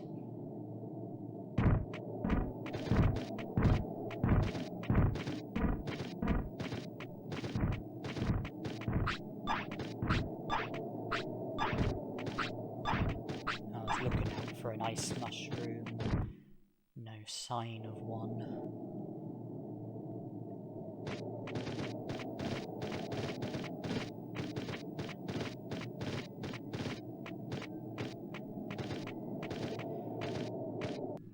Just things like blue apples, ice mushrooms, HappyMushrooms. There is a lot of potential for items like that to come in handy in my next lifespan. So I'm thinking ahead.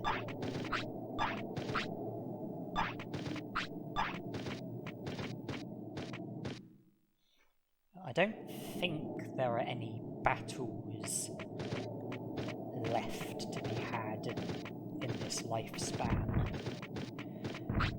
And with that in mind, I feel that there's no sense eating at the restaurant.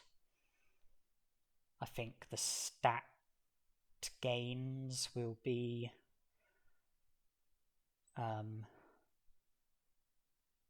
unnecessary. I think the tiredness reduction will be unnecessary. I think that we would just pretty much be wasting money on something that's not necessary.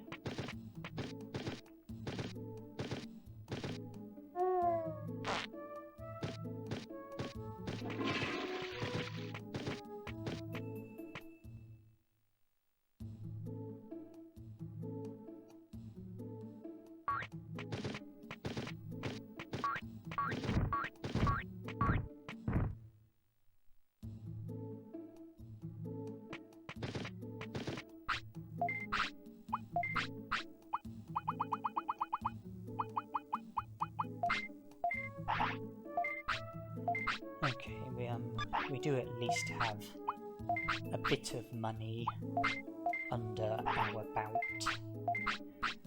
enough to keep us going for the time being at least.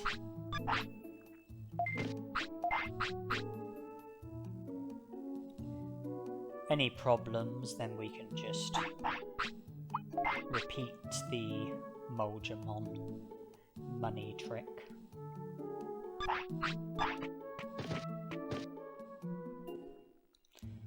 And I would like to purchase some devil chips.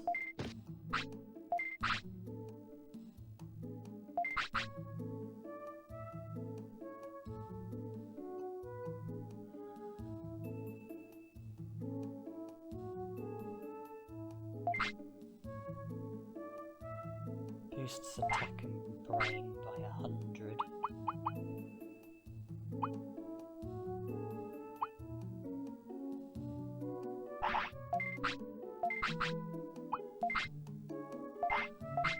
Boosts defense and speed by 100. Boosts HP and MP by 1000. Okay, I spent a lot on devil chips, but that's because I want to have devil chips that I can give to Muncymon in my next lifespan to improve his stats. And I also want this lifespan to end, and a great way to speed that up will be by feeding devil chips to my Digimon. Regimon, Frigimon, Moldramon, 90 prosperity points. The devil chips, they're very good when it comes to the stat gains you get from them.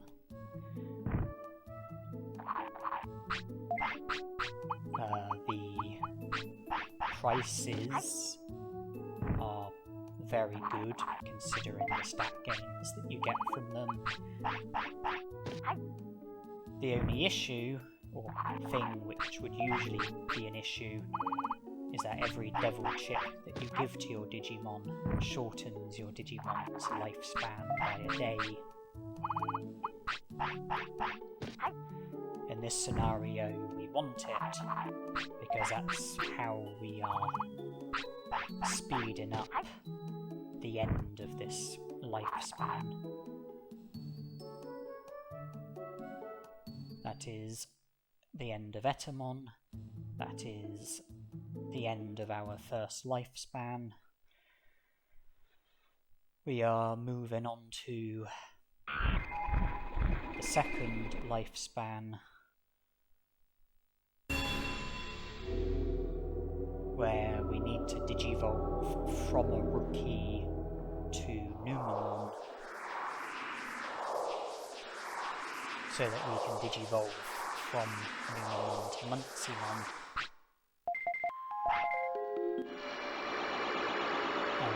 to recruit Muncymon, Namimon, Vegimon and Molgemon.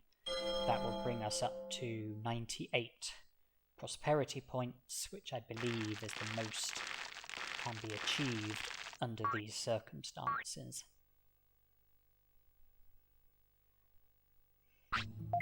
Devil chips can also cause your tamer level to go down.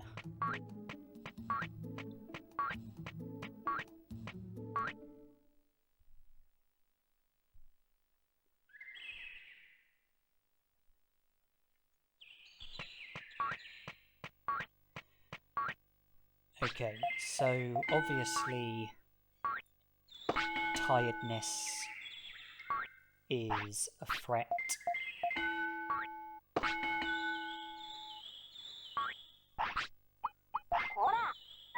Sickness is a threat. The sweat bubble is a threat. Injuries are a threat.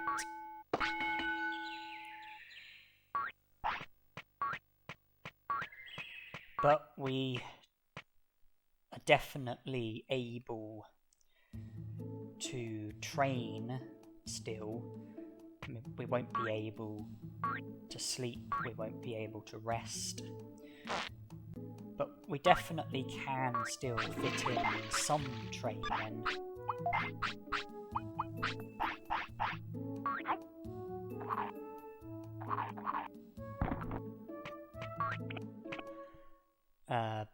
Because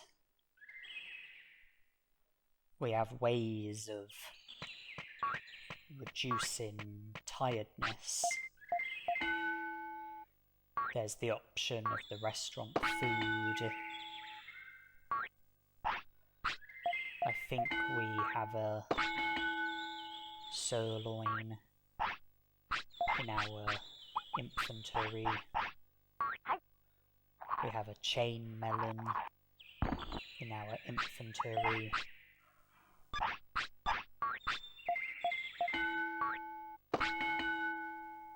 And every time we digivolve, our tiredness will fall to 0. There was no risk of seeing the sweat bubble with Betamon because baby Digimon digivolve after just 6 hours. It wouldn't be possible to do enough training in order for the sweat bubble to become a threat. We were able to train. Now we have Coelamon.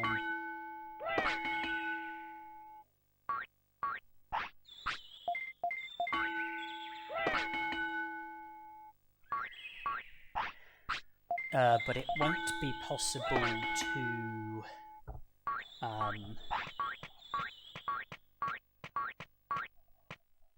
do nothing but training with Coelamon as our Digimon, because you have to, in training Digimon, digivolve after 24 hours, and there's no way that we could train for 24 hours without seeing the sweat bubble. We are going to need to take measures to prevent the sweat bubble.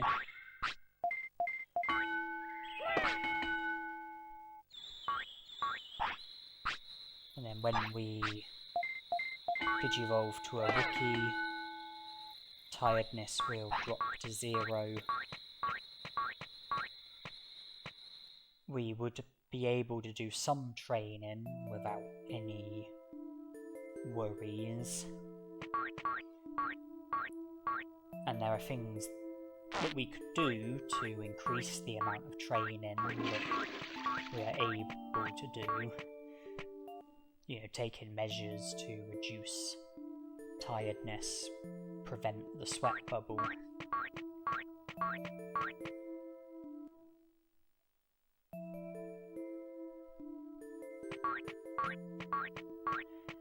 But there will be a limit with how far we can go with the training.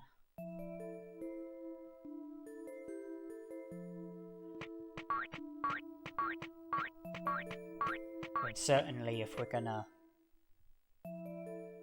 approach things with sense and caution, then there's going to be a limit.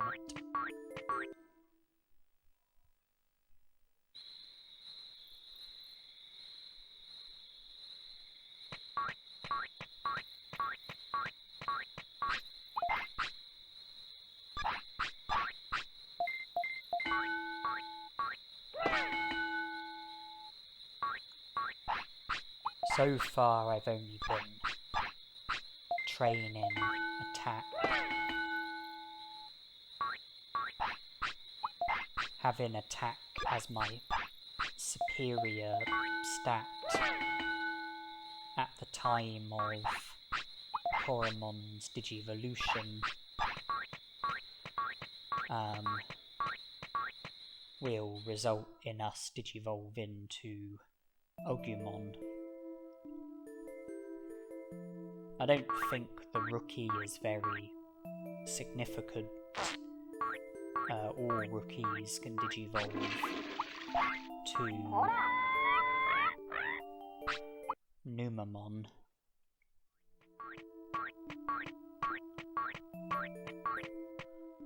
Digivolving to Numamon is what's significant. Now I'm about to give a Chain Melon to Coelamon.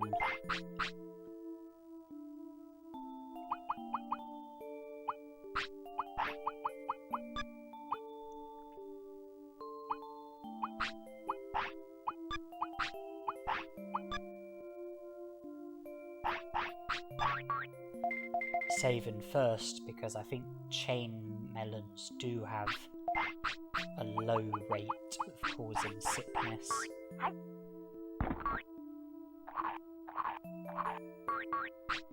Not this time. Okay, that's resulted in a great reduction of tiredness, and has also extended our lifespan by a day, which will enable us to give Muncymon one extra devil chip without needing to worry about the risk of fading away. I'm continuing to train attack because that is the stats that I'm valuing the most.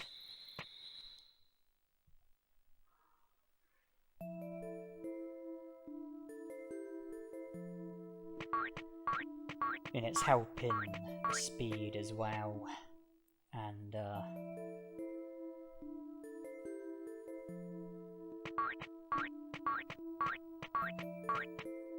yeah, with the devil chips and the Digivolution of Muncymon, we should end up with some pretty good stats.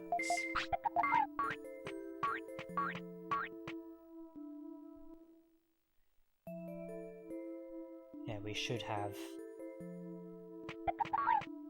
good enough attack and brains in order for me to be able to bring my attack up to the maximum with muscle charge.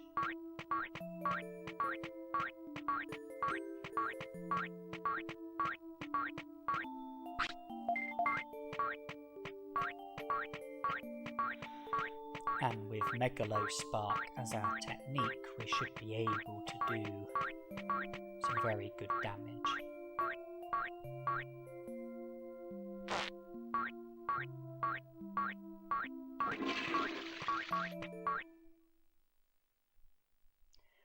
The chain melon's been used, the sirloin's been used.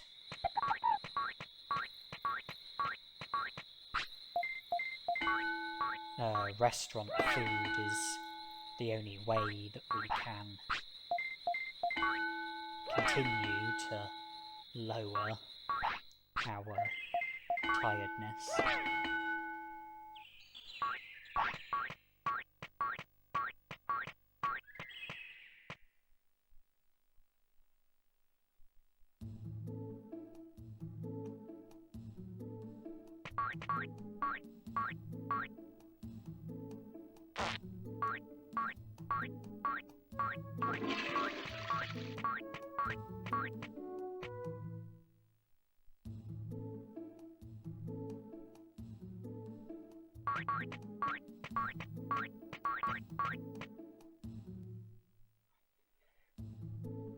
Blue apples don't reduce tiredness.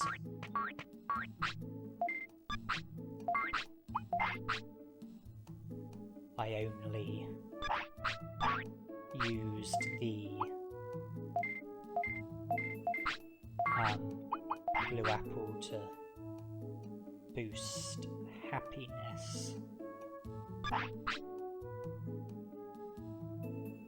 But this is an opportunity to put our tiredness down.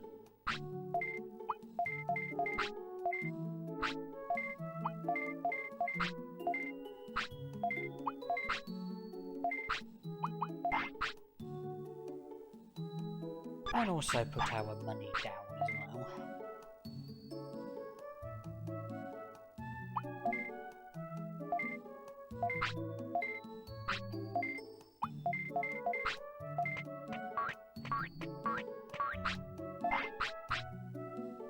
Okay, well, we don't really have any money left. But it was a great charm. I mean, it was great that by chance we happened to encounter Digivolving at the restaurant and were able to repeatedly eat a number of times.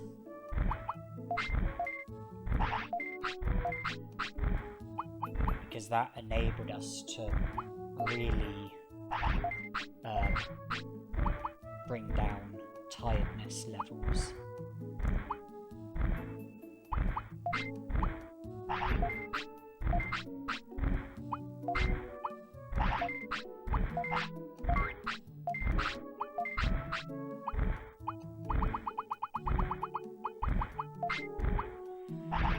Okay, I have had to sell some items that I didn't originally intend on selling, just to try and give us a bit of money. Instead of having 5 of each devil chip, I've now got 3 of each devil chip. 9 devil chips in total. That will reduce our Digimon's lifespan by 9 days, but it will improve HP and MP by 3000 and will improve attack, defense, speed and brains by 300. That on top of the stats that we will already have should put us in a very good position.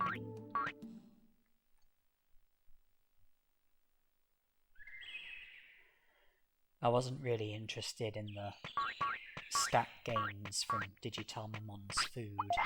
It was more about the tiredness reduction.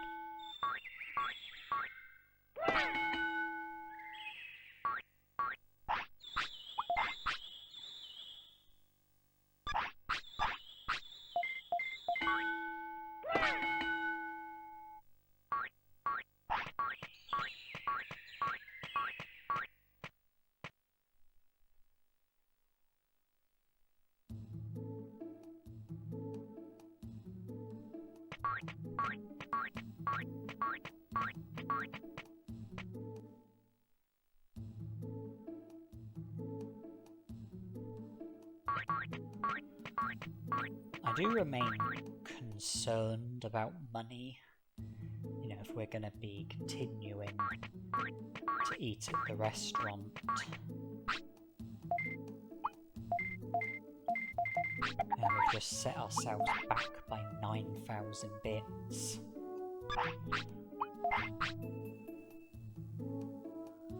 I'm going to be using the Birdra transport.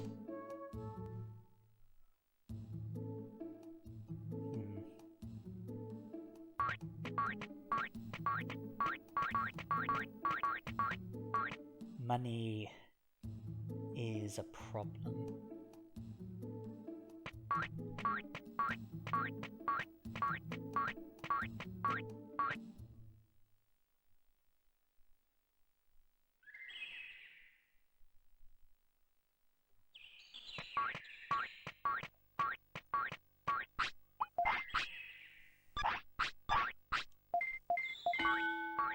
I know Coelamon has been wanting to sleep, and I've been ignoring him and continuing to train. So I've been entering new hours while he's wanted to sleep. But this is not something that we need to worry about. It won't be possible to become sick as a result of training while Coelamon wants to sleep, and that's just because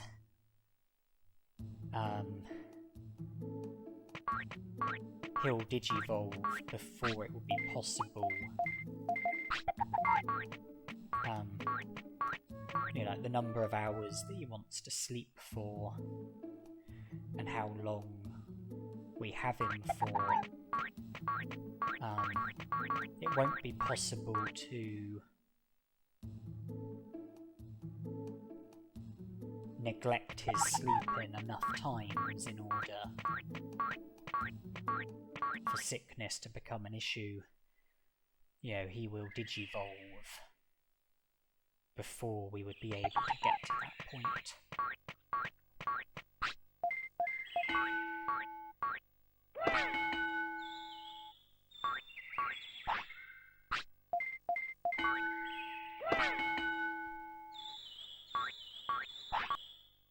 Okay, we're digivolving. No sweat bubble as of yet, no sickness as of yet, no injury as of yet, no resting as of yet, no sleeping as of yet. Agumon should be the Digimon we digivolve to, and he is.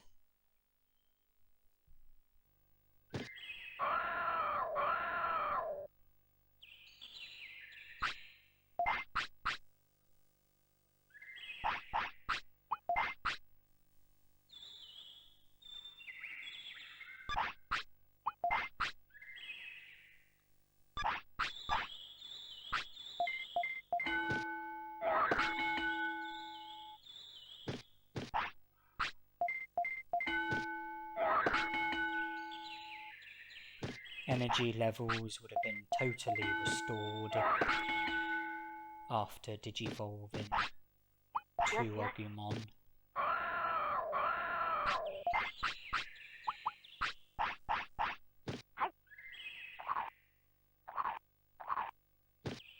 Meaning that we can definitely do some training with Agumon as our Digimon.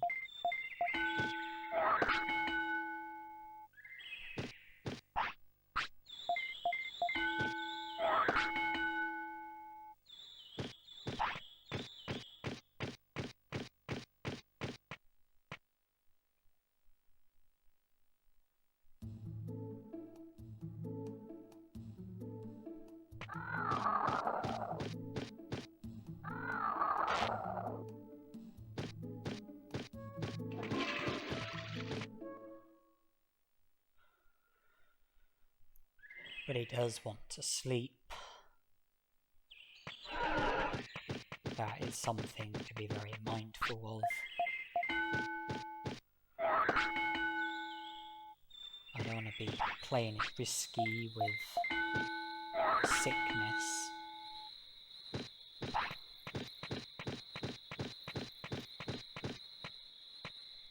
And sleep aside, I don't want to be playing it risky with the sweat bubble.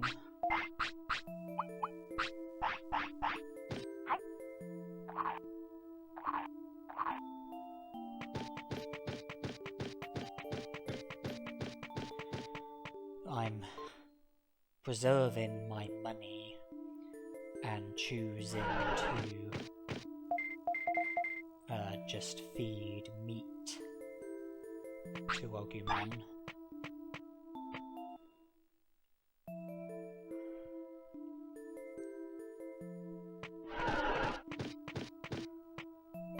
I decided to save because the last time I saved was some time ago. Some tricky progress has been made since then. Progress that I didn't want to see go to waste. You might be wondering why I've come to the Dino region. I've decided to stop training and to focus on Digivolving from Agumon to Kunemon.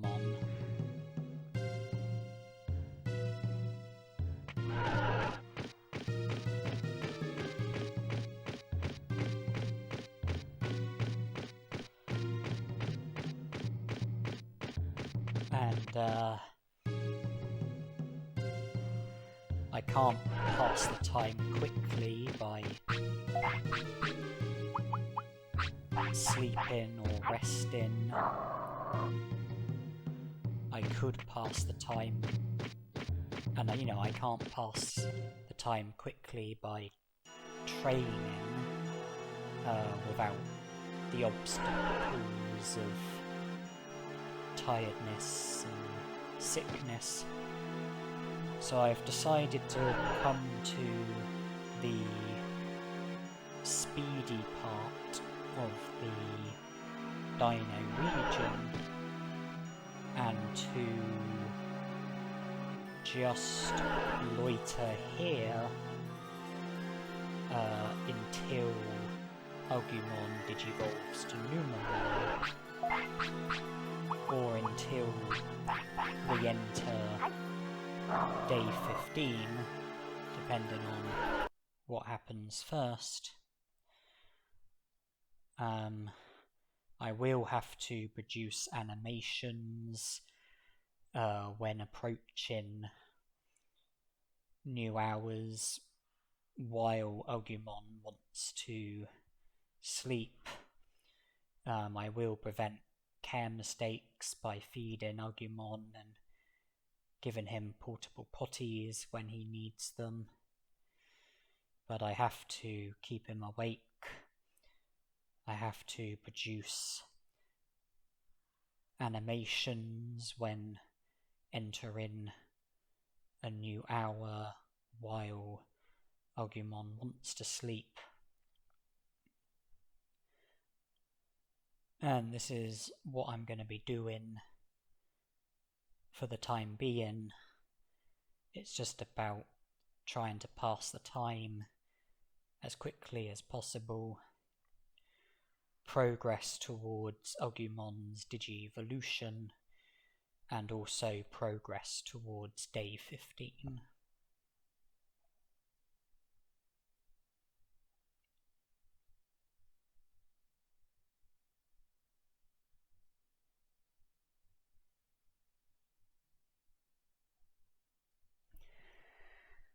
Yes, the speedy part of the region is even more speedy, with the video being speeded up. It won't be very, if I didn't edit the video and left it at standard speed, then it wouldn't be much fun watching me just stand here for X number of days. So I chose to speed the video up to try and combat the sort of tediousness, repetitiveness, the boredom, all things like that. Agumon hasn't digivolved yet, but it is day 15. Which does mean we will be able to collect the rain plant and recruit Frigimon.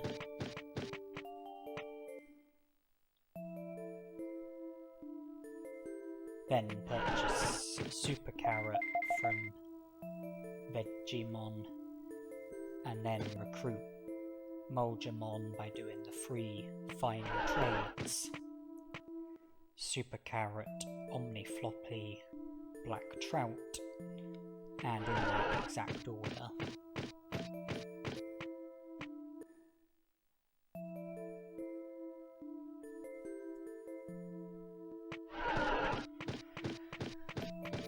I have to ensure that in order to digivolve to Numamon, I don't fulfill any more than 2 of the requirements for any of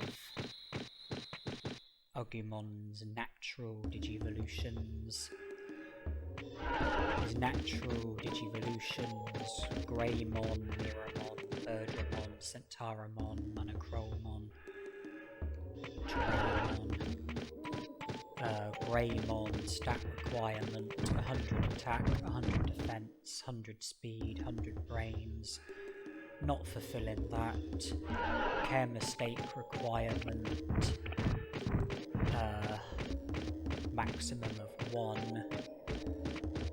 I'm not entirely sure about care mistakes. I mean, I've been feeding my Digimon, I've been taking my Digimon to the toilet, but not letting them sleep, I'm not really sure how that's affecting care mistakes.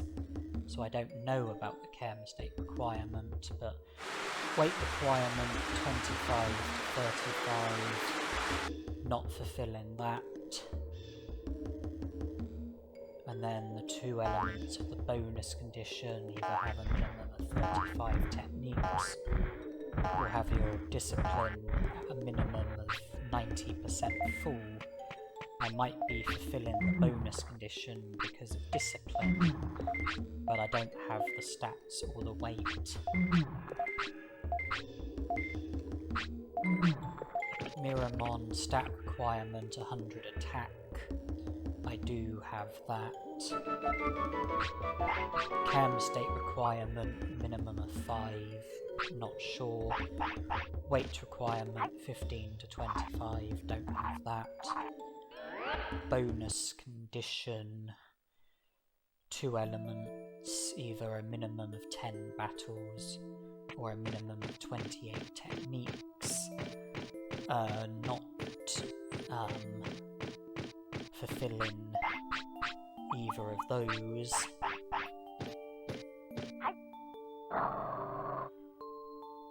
So we definitely don't have the weight requirement or the bonus condition. Birdramon stat requirement 100 speed. We might be fulfilling that. Care mistake requirement minimum of 3, not sure. Weight requirement 15 to 25, not fulfilling that. Bonus condition, 2 elements, either have a minimum of 35 techniques or have Biyomon as your Digimon. Not fulfilling that, so we're definitely not fulfilling the weight requirement or the bonus condition.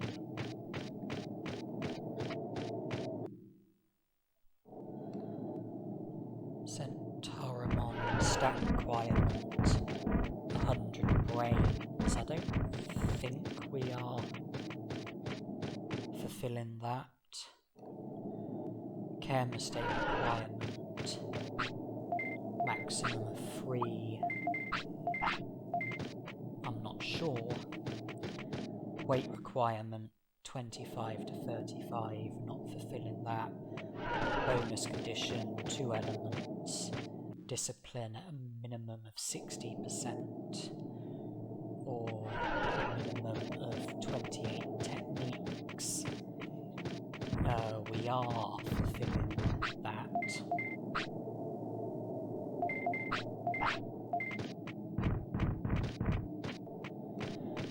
But I don't think we've got the stat requirement, and definitely don't have the weight requirement. Coelamon stat requirement 1000 HP, 100 defense, 100 brains. Definitely don't have that.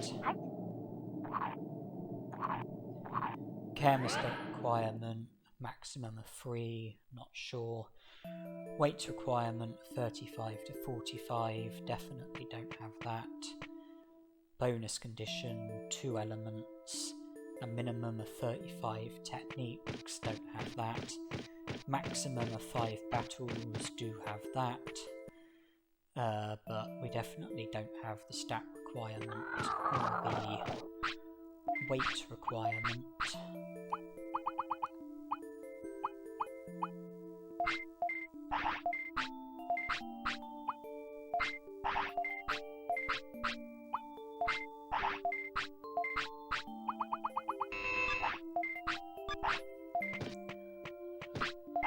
And then that just leaves Cherrymon, stat requirement 1000 HP and 100 defense, not fulfilling that. Care mistake requirement maximum of 5, not sure about that. Weight requirement 25 to 35, not fulfilling that. Bonus condition 2 elements, a minimum of 28 techniques or a maximum of 5 battles. I am fulfilling the bonus condition because of the battle element, but I don't have the stat requirement or the weight requirement, so it seems that I am not fulfilling any more than 2 of the requirements for any of Agumon's natural Digivolutions. 94 prosperity points. Frigimon, no more hints.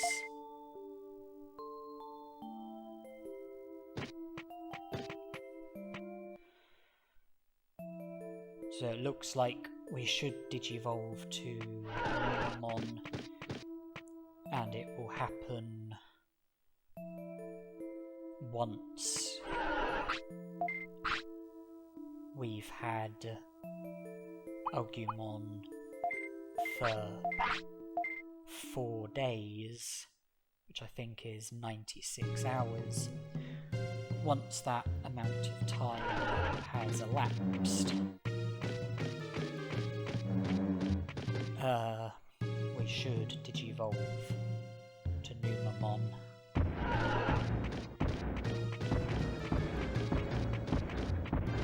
I'm returning to the speedy part of the Dino region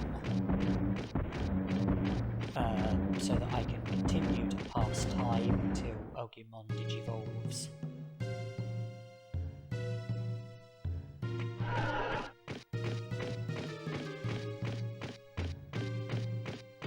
Digivolve to Numamon. Return to the city. Go go to Toy Town, Digivolve from Kunemon to Muncymon, C to Toy Town, and then that should bring us to the end of the challenge. 94 prosperity points, Muncymon will make it 97, Nanimon will make it 98. That will be job done.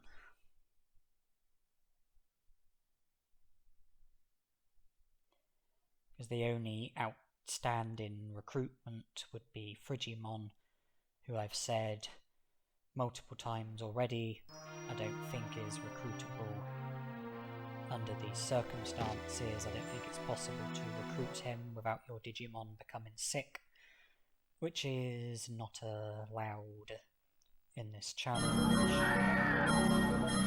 You see, we are Digivolving.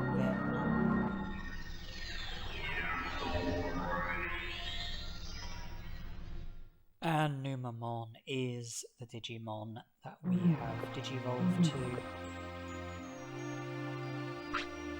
Energy has been totally restored.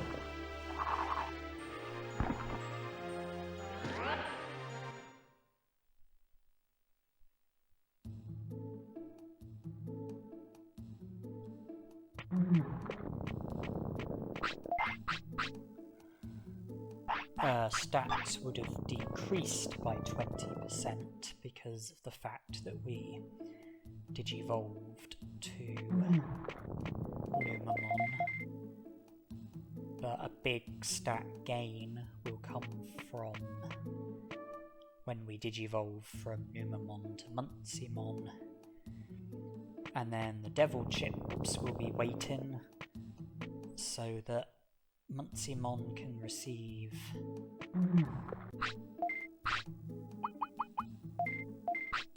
yet another big stat gain, and then he should be ready to take on Warring Muncymon.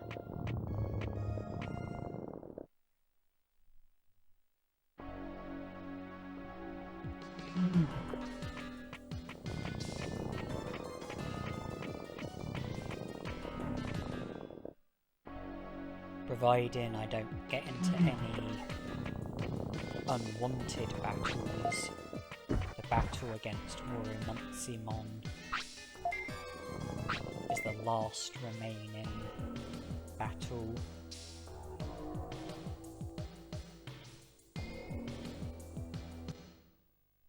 Tiredness will be at 0, so very small risk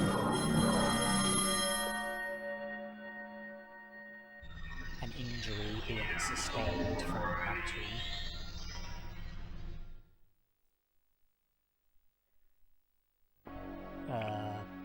The sweat bubble is currently no risk whatsoever.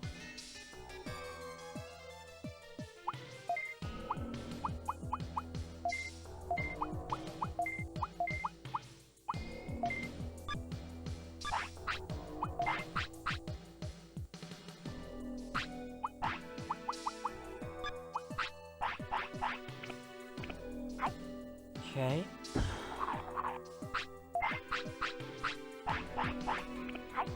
This is where devil chips come into play.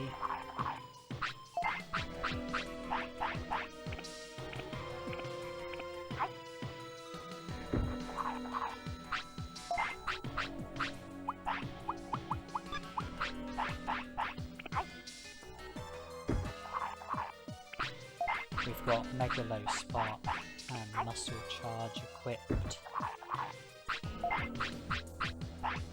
We do desperately need to recover HP and MP.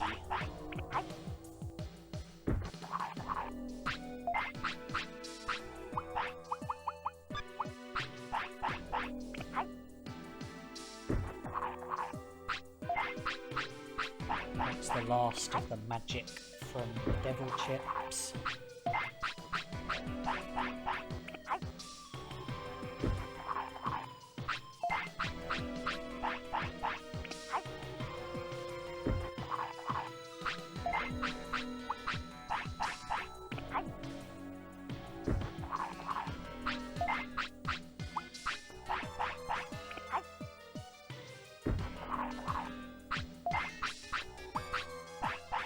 4,500 HP and MP recovered. They're both about 1,000 adrift of being full.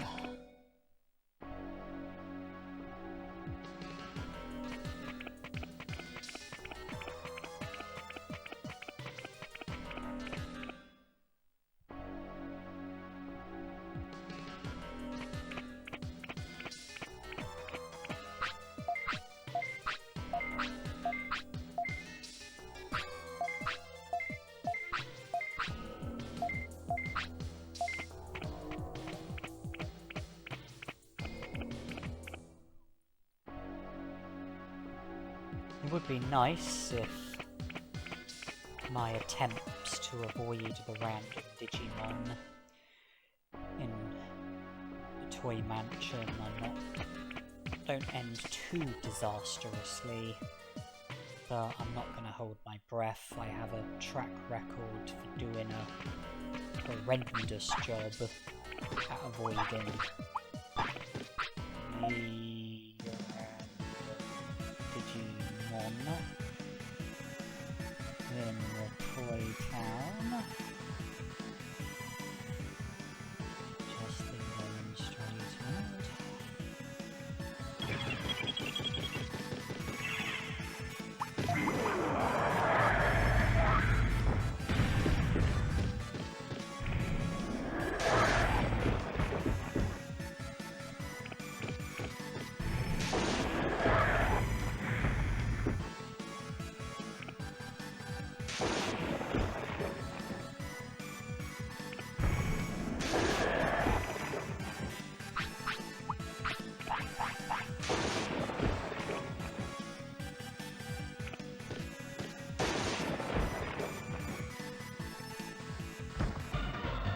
I anticipated an easy victory,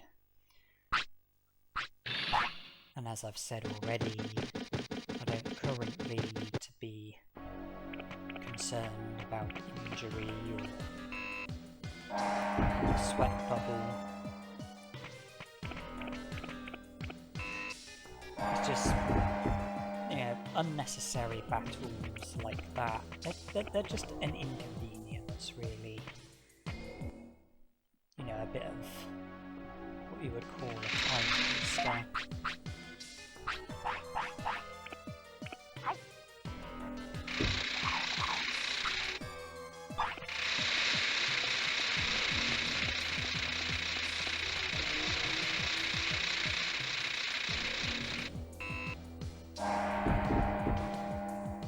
Not quite sure if I'm gonna make it out of here without a battle. The middle door is a safe one. Okay, I managed to make it past the tank mons at least. Just leaves the clear Agumons. Okay, no trouble there.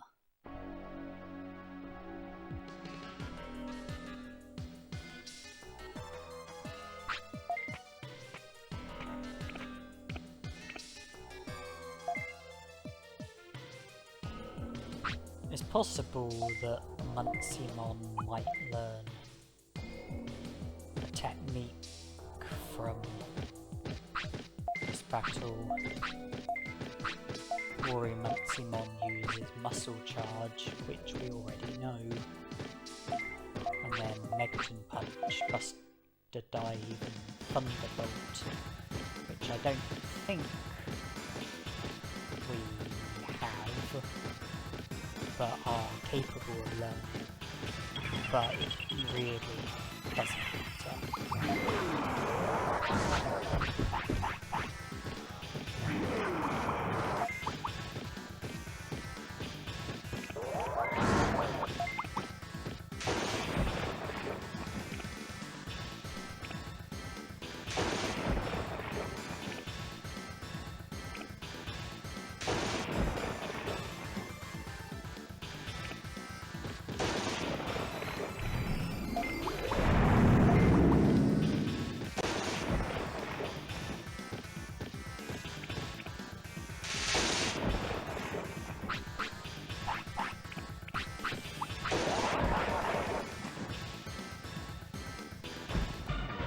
Is he going to drop a totally futile HP chip?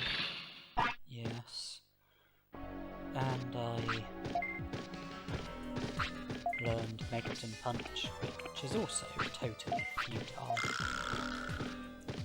And there's another futile HP chip up for grabs in the computer just to the left of the small box that Worrymuntsimon came out of.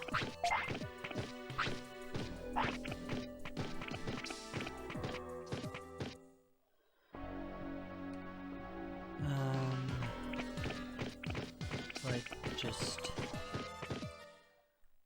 check some statistics.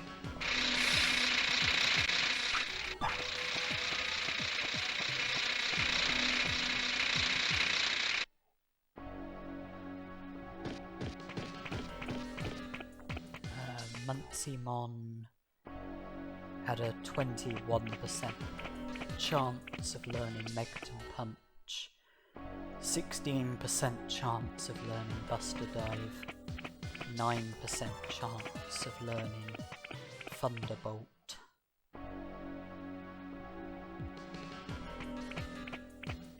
Muscle Charge we already had. If we didn't have it, then it would have been... the chances of us learning it with Muntsimon would have been 19%.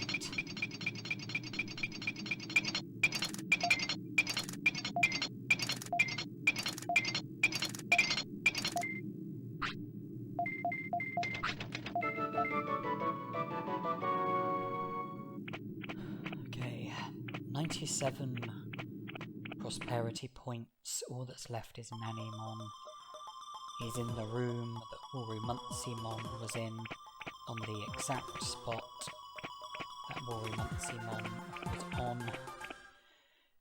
If I can make it past the toy Agumons and the Tankmons and the clear Agumons without any battles, then that would be really appreciated.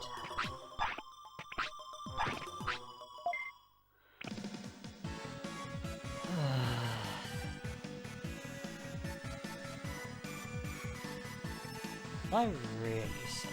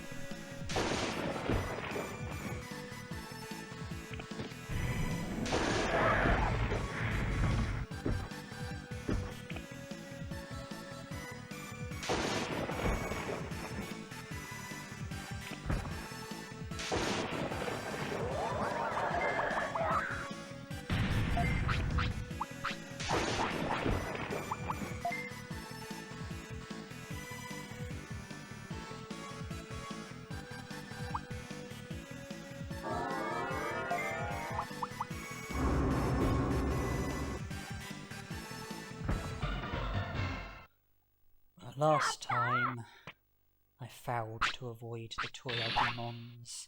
This time was no different. last time I was successful avoiding Tankmons. Be nice to have a repeat of that.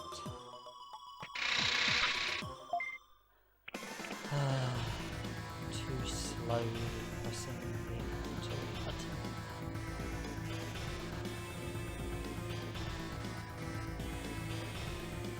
Megalosprite will work very well against them though.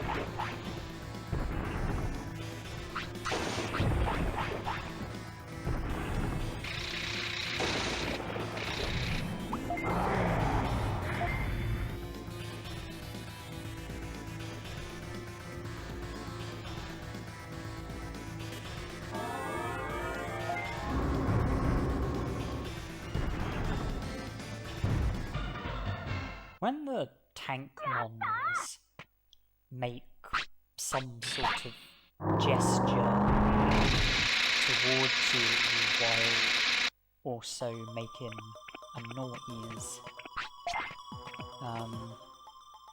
but don't attack you, is that some sort of technique? Some sort of exclusive technique? Exclusive to the Tankmon? I'm not sure. I'm definitely curious, but I'm not sure.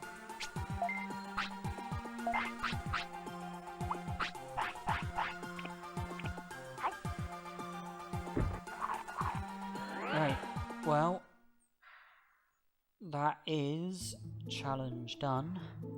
Certainly proved to be quite a bit different to what I'm used to, but I enjoyed doing it. I hope that you enjoyed watching it. I would like to thank you for devoting your time to me and my challenge. Just showing you basic stuff. I'll save. Thank you for watching. Hope you enjoyed.